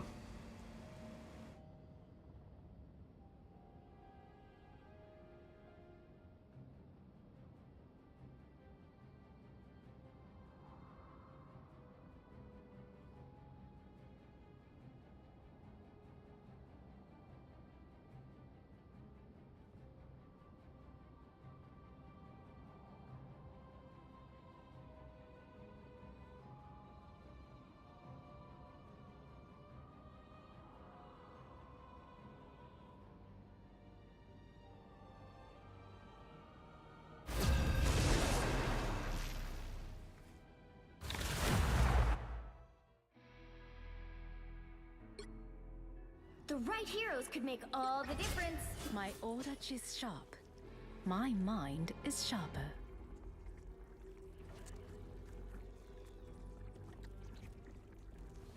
Good. By the way, 9070 XTs are 100%. There's just constantly stock flowing in. If you didn't get one yesterday and you wanted one, they'll seem to be relatively expensive comparatively.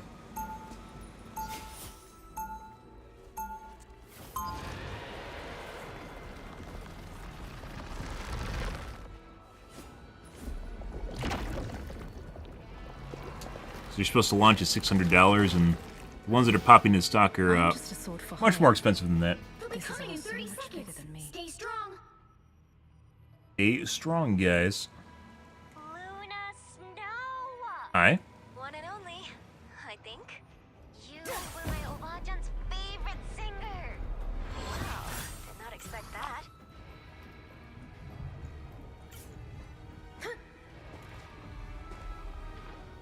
The battle starts in 5, 4, 3, 2, 1. You have to stop them from securing the mission area.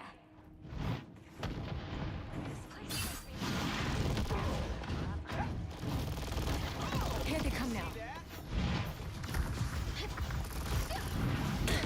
Huh.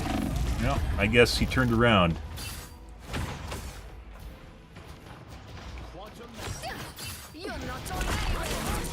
Accidentally killed me. Wanda just accidentally killed me.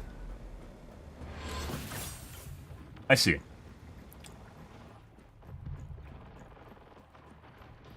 No worries, I've got your back. Good.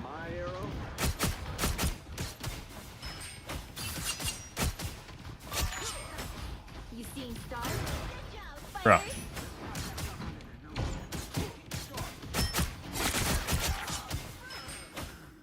I'm halting. What a difference.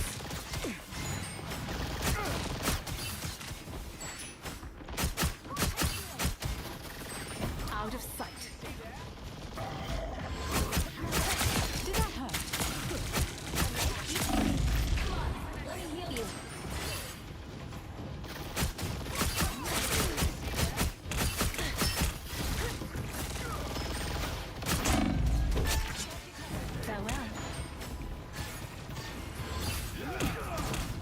No, he's not low. I don't know why he ran away.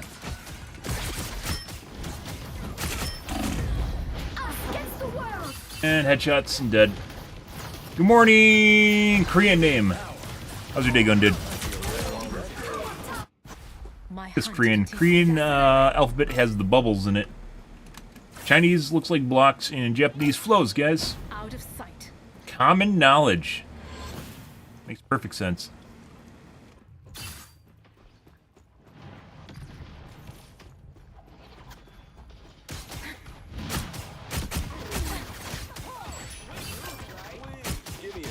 Here they come now. That's better. Behind you. Step aside. All right. A nice deep freeze. Farewell.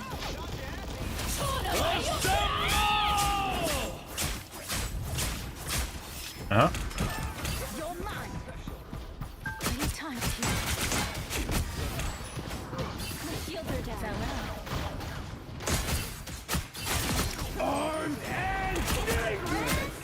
You're mine. I wanted that. Double KO. Farewell. I require help. That one hurt. My blade seems sharper.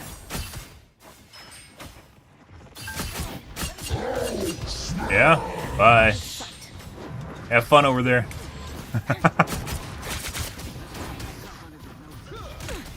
Step aside.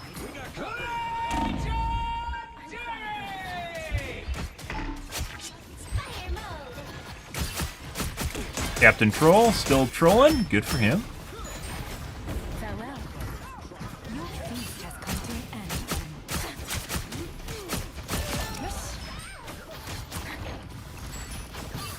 A nice That's 3. Wow, 4 in a row. One after another. Sorry, no escaping us now. Step aside. Turn around. What a difference. Farewell. Only 60 seconds left. Against the world. Got defensible.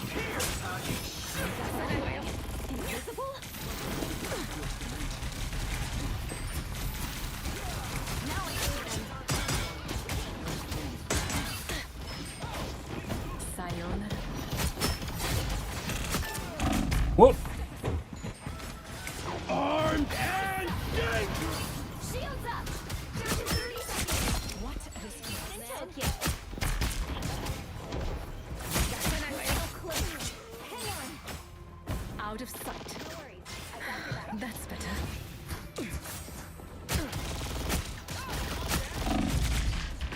No. The final 10 seconds.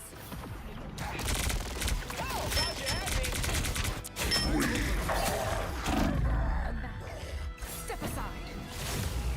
You'll have to keep fighting until we have a winner.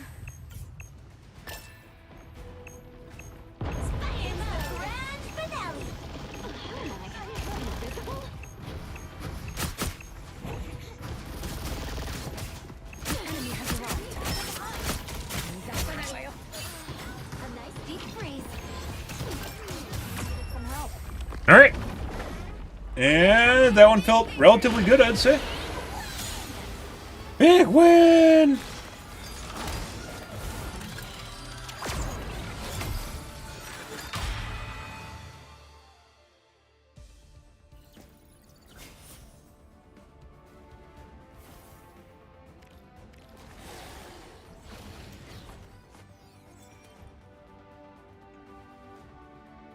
Penny always looks so fucking weird when she's outside of her mech, guys.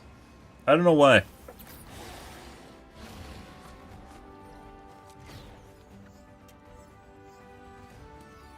Like a goblin or something. I don't fucking know. Something with her head.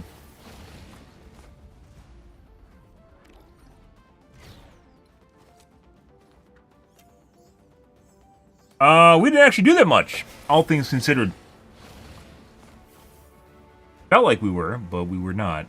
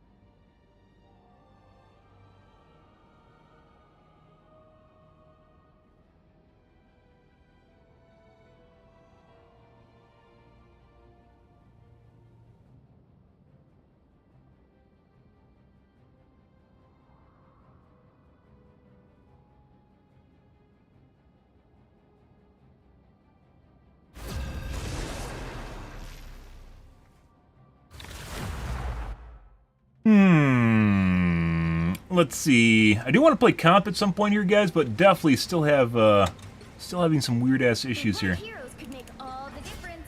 My odachi is sharp. My mind is sharper.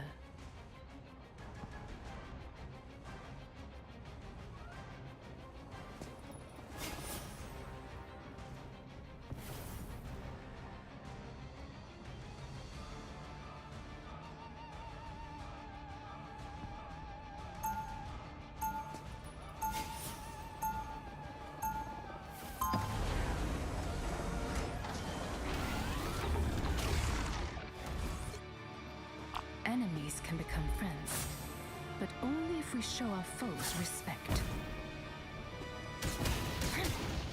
We'll be coming in 30 seconds. Stay strong. 30 seconds to come. I sense great sadness in you. The Collector took me from my world, with no way to return. We'll get you back home. If your timeline still exists. And if it doesn't, I will cleave these dooms into two for what they've done. The battle starts in 5, 4, 3, 2, 1. Here they come now. Wait, oh my god, Spider-Man. Doing this to a broken man, to be so careless with so many lives. Oh, hey. Please need to be helpful. Out of sight. Got him. On to the next. Oh, we're gonna get healed, guys.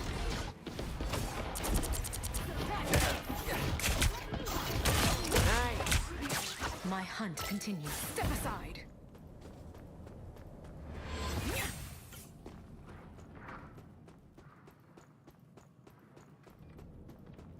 All you do is hide. This is what you're supposed to do, Psylocke. That's a compliment, actually.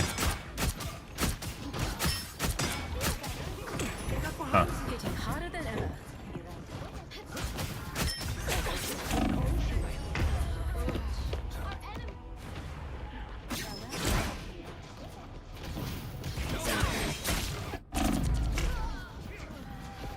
I have step aside. They made it halfway. Stop them. Better stop that vehicle.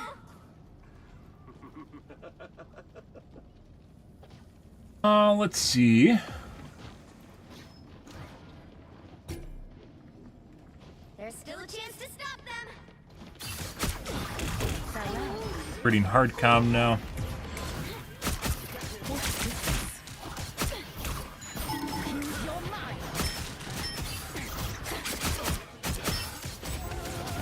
They hit a checkpoint. Now might be a good time to stop them.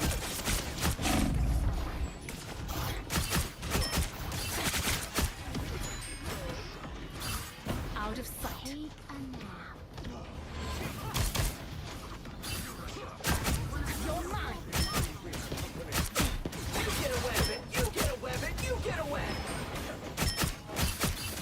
A shit ton to reload.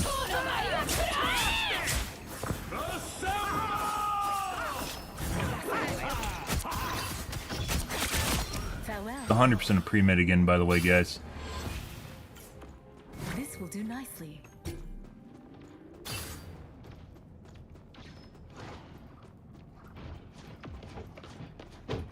What is this enchanted totem? Sayona, healing magic. Better stop that vehicle. Defeating has been decided. You're mine.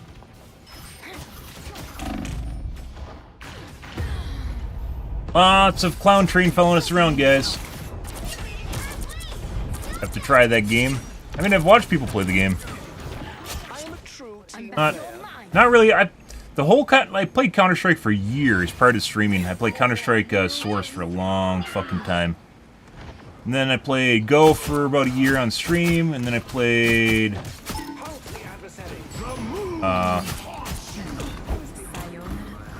Valorant for a bit. Valorant wasn't really... I always felt like just you wanted to do more with characters, but you couldn't, which is basically what Fragpunk is. Step aside. What is this enchanted totem? The moon totem has been destroyed.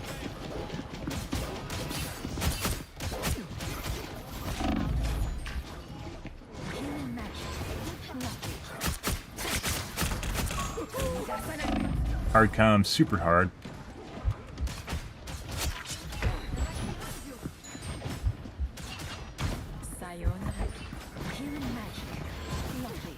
They're literally just aiming wherever I'm going and trying to like preface the guy that I'm about to shoot. Like pre-aiming him.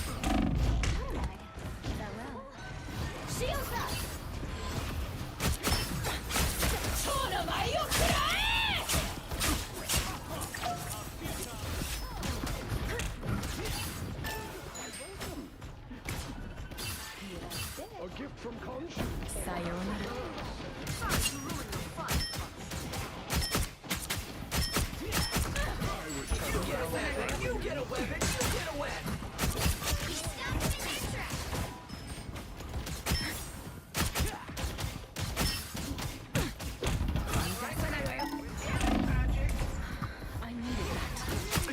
They're literally trying to shoot where I am and create a kill zone. That's fucking hilarious.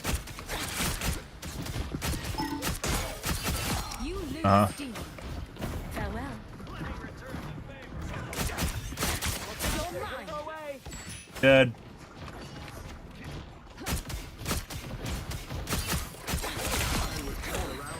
I know, it just interrupted my, Out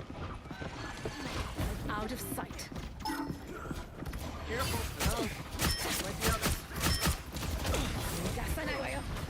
my shift. Sayonara. You fought well, Manus.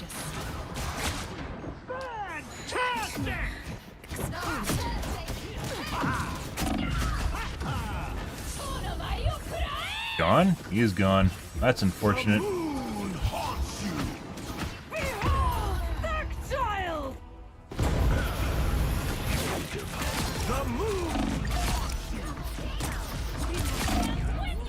Yeah.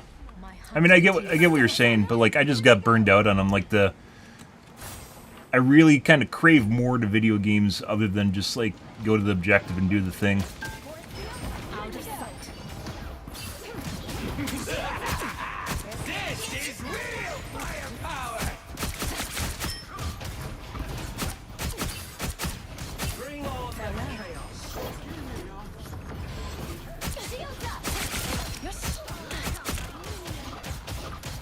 We're screeching on voice comms, guys. Hilux back here, guys, get him! He's over here, man! He's in the back, make sure you get him! I'm dead, man! Don't let him do his thing! Why are you guys letting him do his thing? Stop it! Stop it, man! He's doing the thing!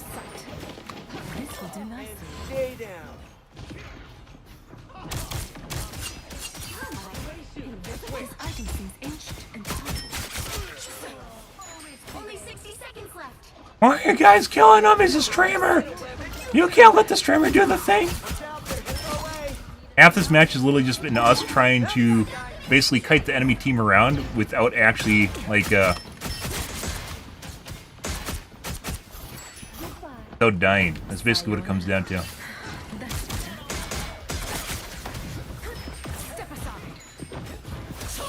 Hey guys.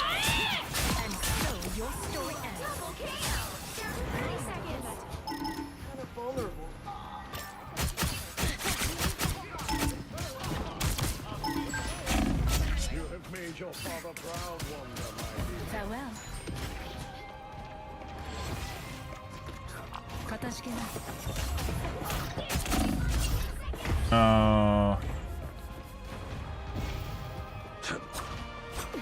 Like finals is actually a pretty fun game. The cheaters absolutely wrecked that game though. Like horribly wrecked that game. And then the balance was also terrible. They got the community gaslit them into thinking that like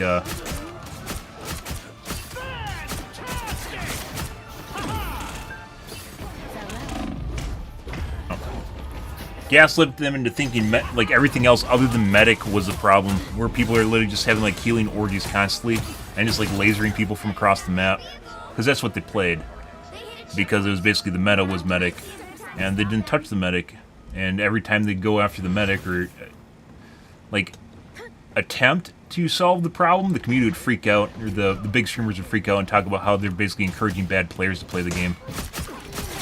Fucking terrible. That's probably even a bigger problem than the fucking cheaters, was that shit, the gaslighting. They're still in the community, by the way. Occasionally they go and take a look at it. It's the big streamers that do that shit. In their shitbird squad. Magic. Lovely. It's now or never.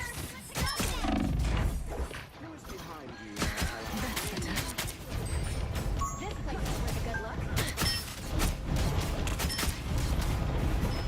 Farewell.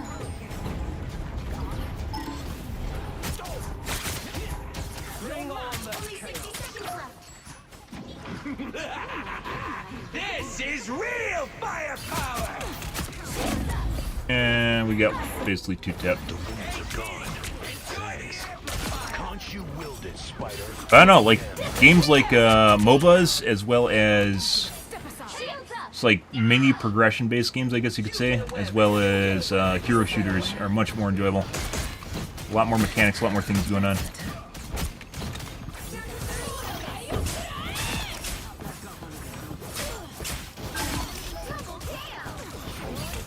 I'm out of shift charges. My E was up.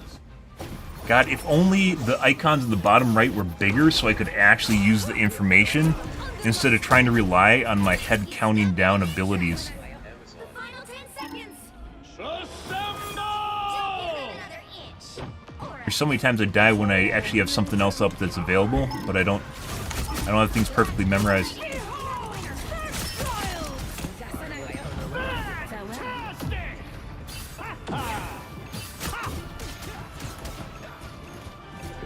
This item seems ancient and powerful.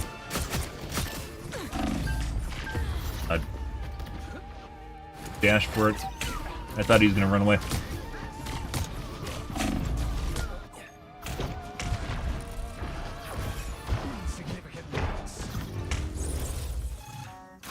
Great hard comms, guys. Good hard comms. Great hard comms. Love pre-mids.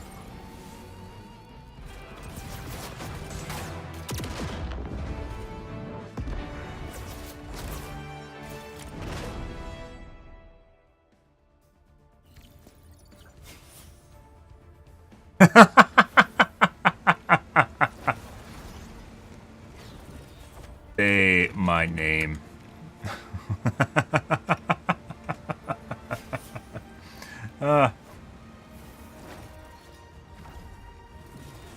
Hit the head. Oh, and just straight up lying. Alright, sure thing, dude. When you see people turn around and like V-line for you, yeah. Uh-huh. No one's ever in fucking squads, man. Ever. Why would they be in squads? No one does that. It's like fucking Dead by Daylight. No one, if you ever asked if people were in pre-mids in Dead by Daylight, everyone would say no one is. Everyone would always say no one's in a pre-mid. No matter what. No matter fucking what. And then you could sometimes, if they have an open profile on Steam, you could literally check their friends list and see they're playing games with their fucking friends. Which is insane.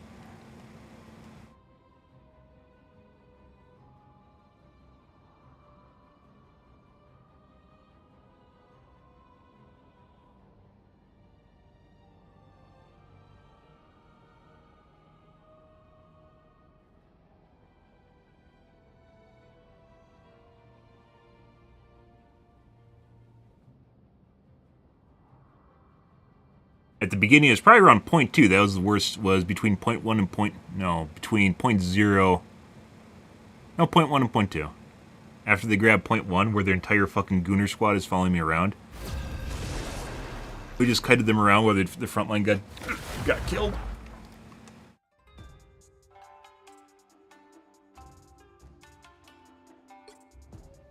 You'll need a top-notch team to win this one.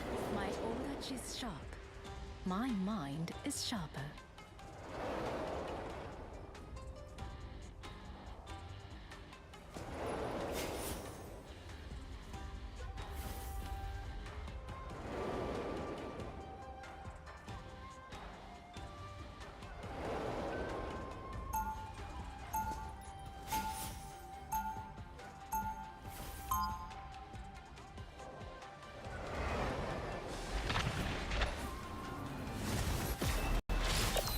Was the two healers, the Moon Knight. The Moon Knight always stuck around the healers, and possibly Get ready. Who was their sixth? Captain America, they had a magic. Who was the sixth player? I don't think I ever interacted with him at all.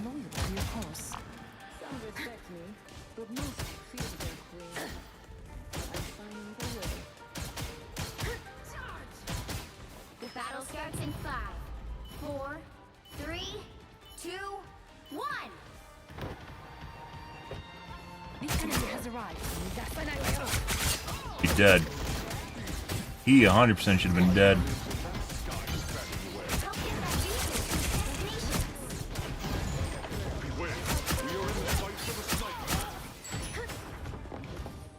Out of sight.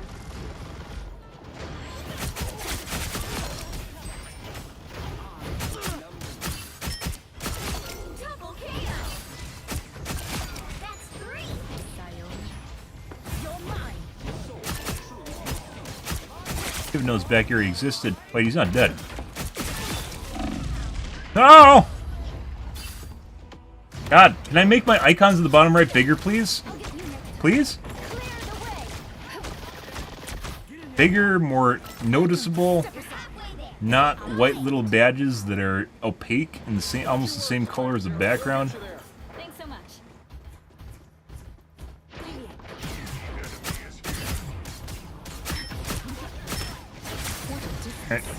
Alright, I don't know why there's a guy in there.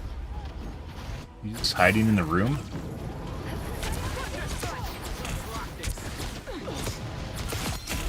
I am barely wounded. My hunt.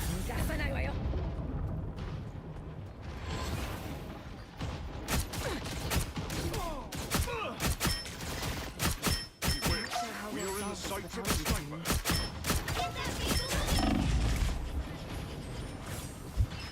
This will do nicely.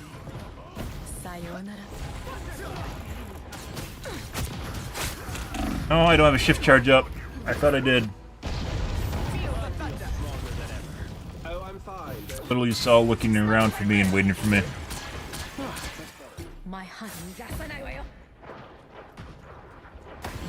Co-op time. Whatever you must do, we will get you there to do it. You're mine. Guys.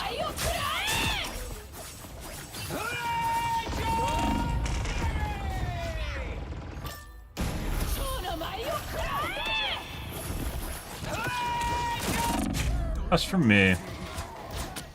I have step aside.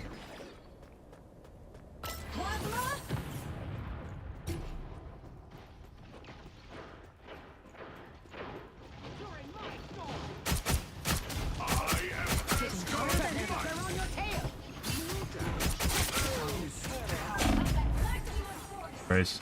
Feel the wrath of the Sardax! A sniper. Born again!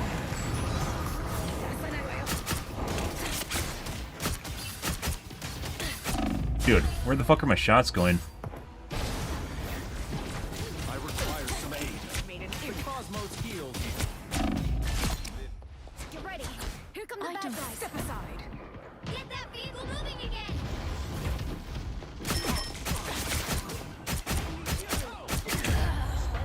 A headshot? Every little bit helps. Looking for a new challenge. A console player? Or a controller player? We have an ex-sniper. Farewell. My blade seems sharper. Step aside.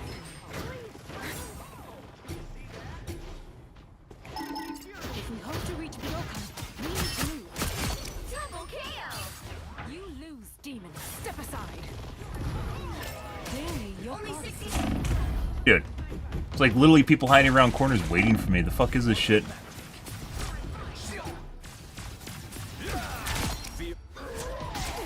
I have step aside.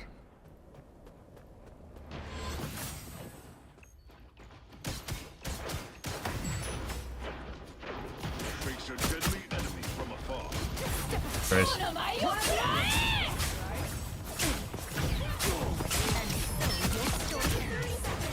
Pulse charge.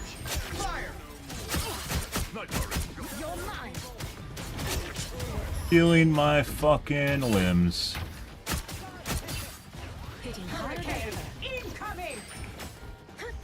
Oh my god, guys, deaths by 1,000 cuts, just like fucking kids with spoons, cutting you to death with spoons. Find the road that takes me home.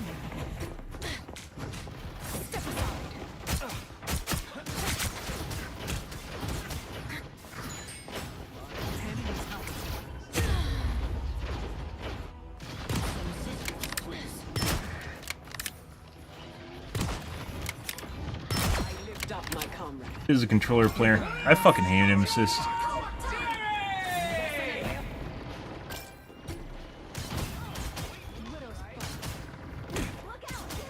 The sniper has been taken care of.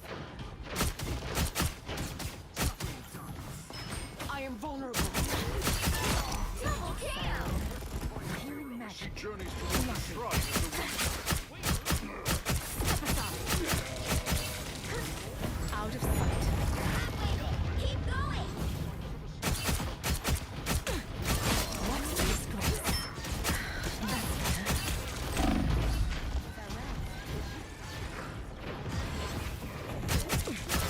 Double kill!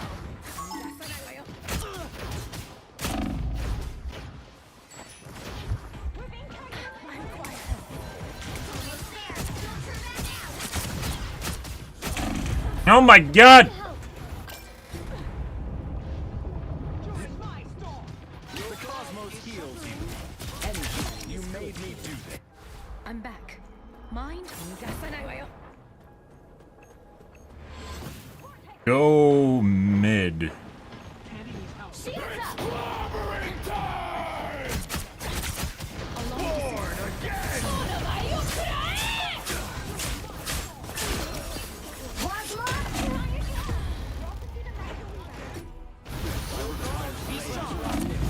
I died to the AoE aura. I don't give up so easily. You're mine. Crazy. Only 60 seconds left. Like every time I see a controller player, guys, and they get a kill, it reminds me of fucking like Call of Duty. Farewell. We just have people hiding around corners waiting with their fucking aim assist to min-max it. God, I just got hit. And I'm stuck. They literally just have people waiting for the people to walk in front of their crosshair and for the aim assist to latch on. It's like Call of Duty in a nutshell. Farewell.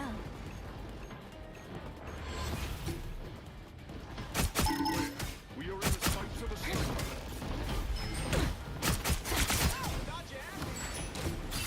Farewell. You got fuckers following me around now. My strength has increased. We'll get you there, spiders. Crazy shit, guys. Another pre-made fucking hardcom squad.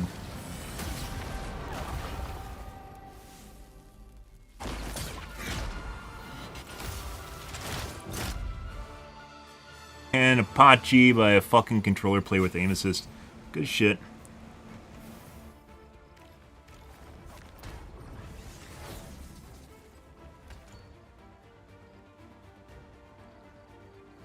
Where the fuck was my hero, guys, for half this map? I don't fucking know.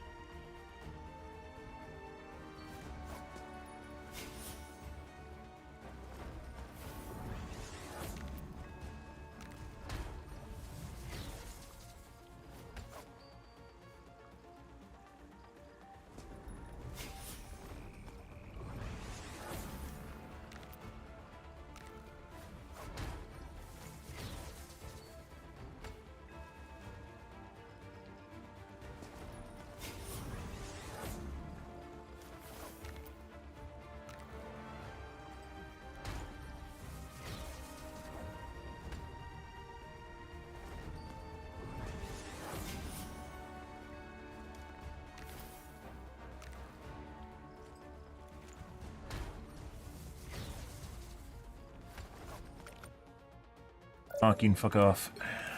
Let's see.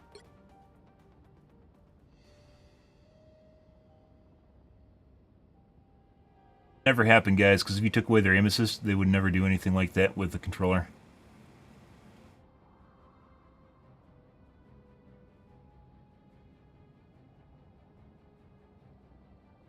Like, we didn't do bad, but we also definitely were getting fucking followed around like a clown card. This another also starts feeling like we got... maybe not.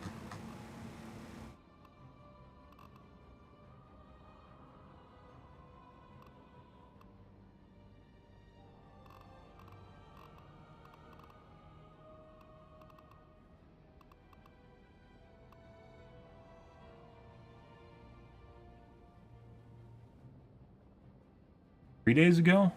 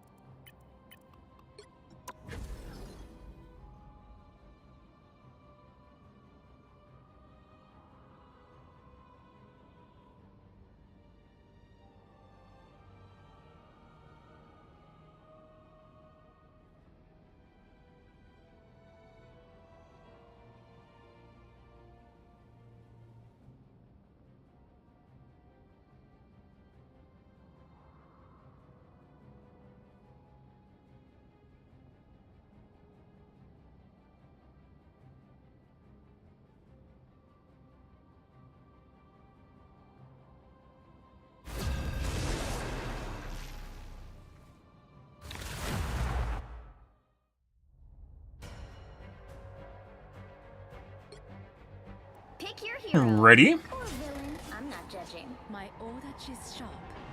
My mind is sharper.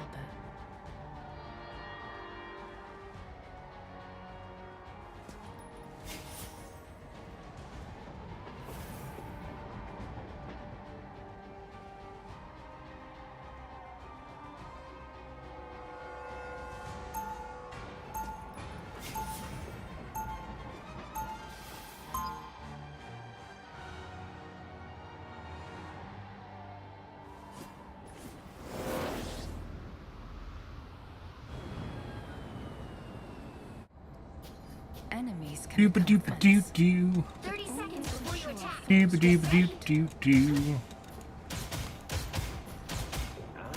So you have decided to join me in the fight against the surface world after all. Ah. I knew you would make the right choice. Uh-huh. This is but a temporary alliance. Luna butt. Meh. Should you choose to join your mutant brethren on Krakoa? Storm butt. Mmm. The battle starts in 5, 4, 3, 2, 1. All you need to do is capture the mission area. Got it? If we save all timelines, perhaps I can finally return to my own. Here they come now.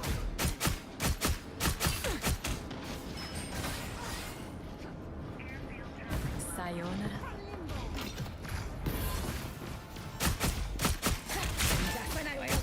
Mind over matter. The mission area is yours to capture now. Be your best self. I feel like myself again. Not so fast. That had to hurt. Step aside. Have to avoid the revenge kills, guys. I swear to God, after you kill someone, there's like a 9,000% chance increase that you're gonna die. It's not necessarily because you're low at HP either. Center stage. I like the cold. That's better. Be your best self. May your bright lady You need me. Here they come now. Out of sight. I like the cold.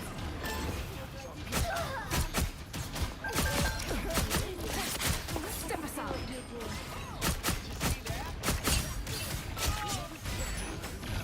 Sayonara. You need me. Mission area is yours. Step aside. Trying to figure out how to get away from like Magic's one-shot combo is like a... Shit here. Maybe not. No. Oh, he interrupted my Q with the shift. He interrupted my shift with the Q that pushed me off target, and then I had already my Q queued up already. Interrupted my shift with a shift himself, which then caused me to miss my Q because I had it queued up. That's a mouthful. Us against the world. Good. Goody good.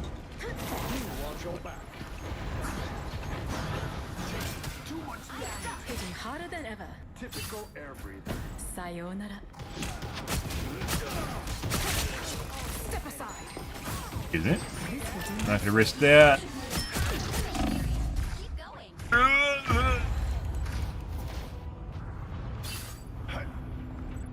Protect your king. You're mine. Why does it actually look like shit now, guys? It was at 41%-ish earlier, and now we're down to 30s. Step aside. Sayonara.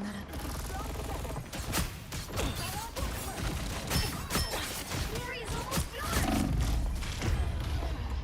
Dash up. I thought we had a healer there, too. You shall not be harmed. Looks like we got some comms. Do some damage. You're mine. For mutant kind. Yor? Born again. Keep fighting until we have a winner.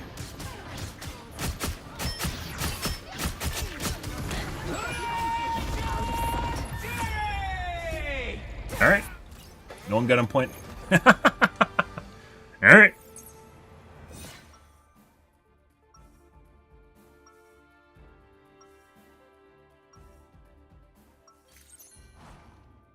Demons, yokai, and villains. They all fall by my blade, just the same.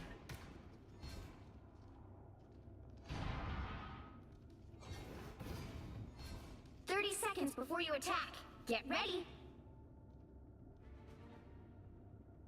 Your war against the surface threatens man and mutant alike.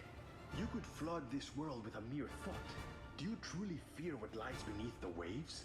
It is my brothers and sisters on Krakoa that I am concerned for. What of them? Mutants have always insisted how well they adapt. The battle starts in 5, 4, 3, 2, 1. Step aside. All you need to do is capture the mission area. Got it? A threat against Krakoa is a threat against all humans. We shall not abide. The Oni here are even more hideous than the ones on my world. The enemy has arrived.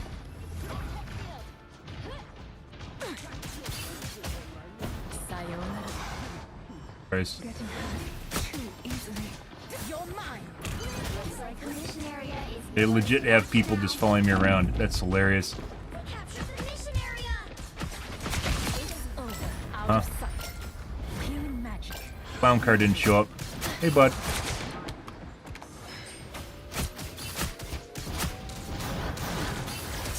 Hey, bud.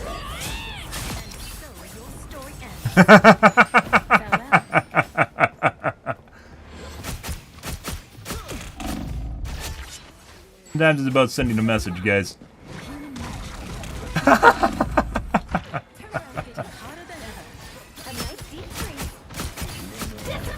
I can smell your clown car. It stinks. Hurricane incoming!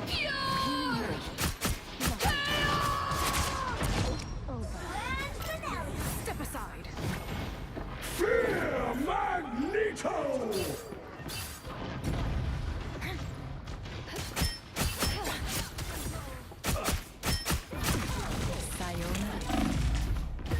No.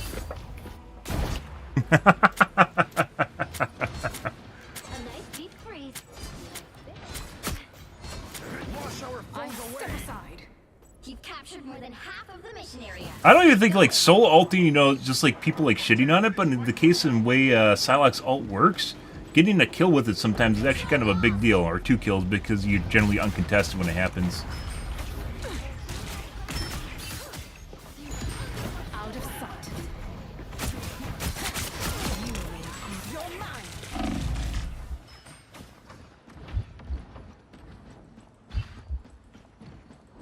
do nicely.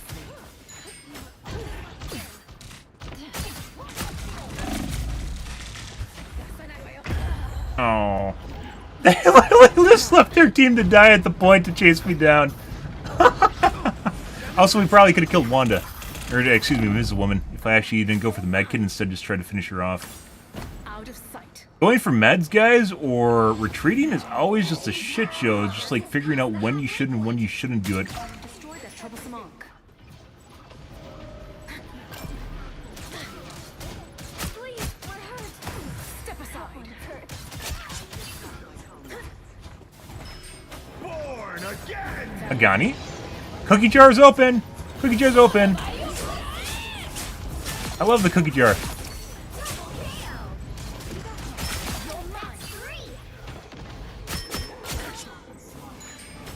Even a little storm would shake this area to pieces. The moon haunts!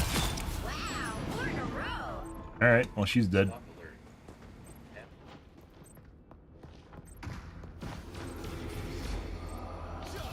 The area's almost yours.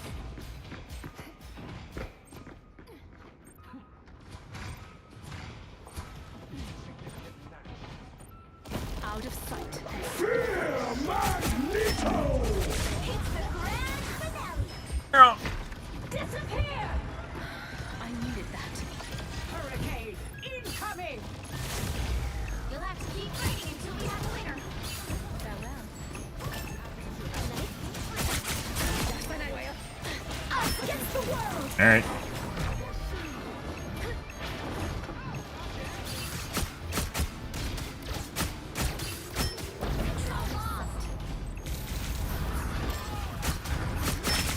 Step aside. Oh my god, my dash didn't actually register. Out of sight. They've almost got it.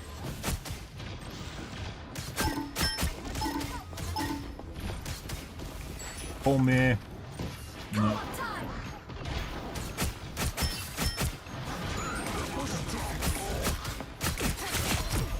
Fun to go cookie jar. You through this guy. Still shooting through this guy.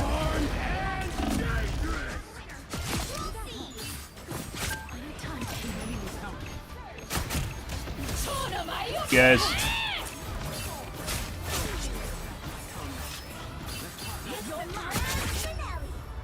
Oh my god. Those healers were 100% on comms, by the way. 5,000% on comms. I think one of them went to Bucky at the end there. I want to say. No, they're still all on the characters.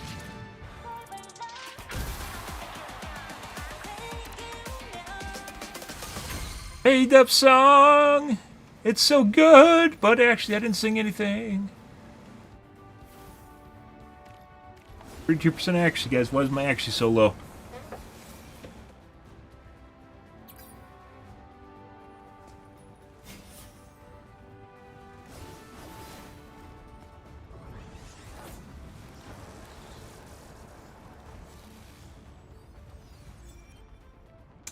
Don't know.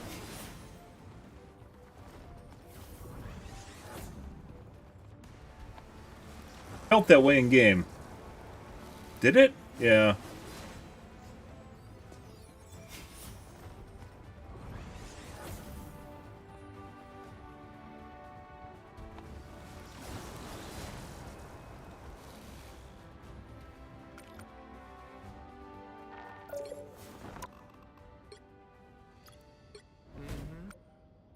Two.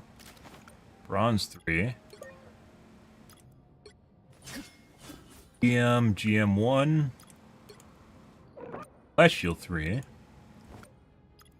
GM1. GM2. Flash Shield 2. Flash Shield 2. Platinum 1. Flash Shield 2. I mean, half this lobby, guys, was Slash Shield. I think we're doing pretty good. Flash Shield 2's at that. Maybe at some point we should consider playing comp again, guys.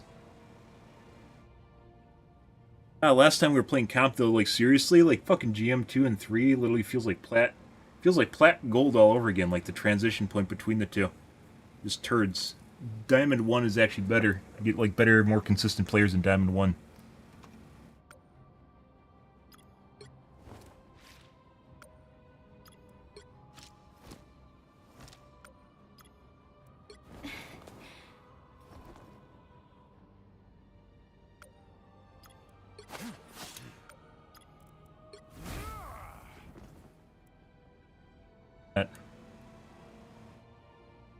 Oh, it's oop.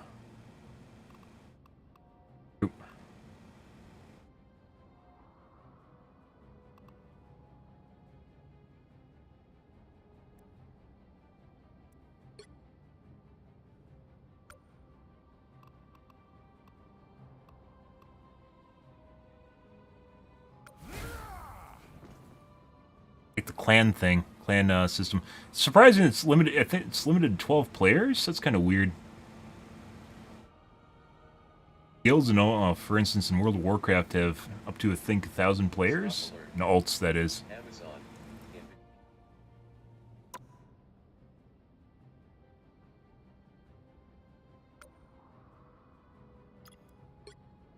Pretty stacked team, guys, we just pooped on.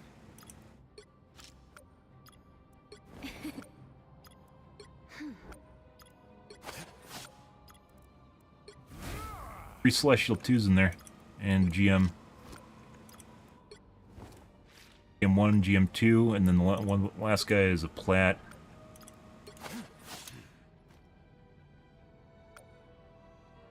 Who arguably didn't even do worse than the Celestials, which is kind of weird. Once again, just having rank, you can kind of gauge the SVMM of people you're playing against, guys, but it's not directly correlative to their rank, because you can just play a lot of quick play, and it's going to change your SVMM rating outside of your actual comp rating.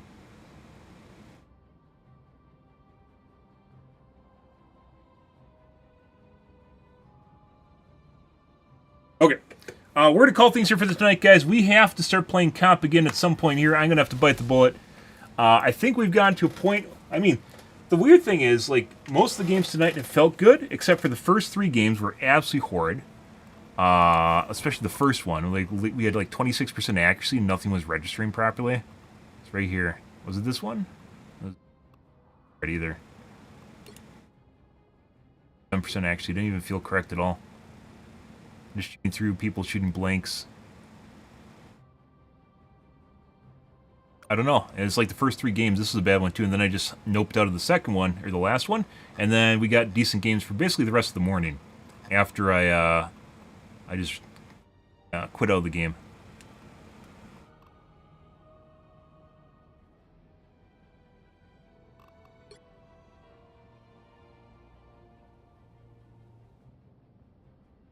Okay, we're gonna call things, guys. Tonight's gonna be more of Rivals. And maybe we'll play some comp. I don't know yet. Like, every time I think we're going to play, then we just start running into weird shit again. So, I don't know. Or maybe we'll have to go back to oscillating, where if things go to shit, then we'll stop playing comp and go back to quick play.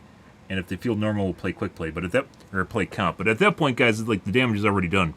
If you literally go through a map and can't actually do damage to anyone, it's absolutely aggravating as fuck. Makes me cry. I literally cry.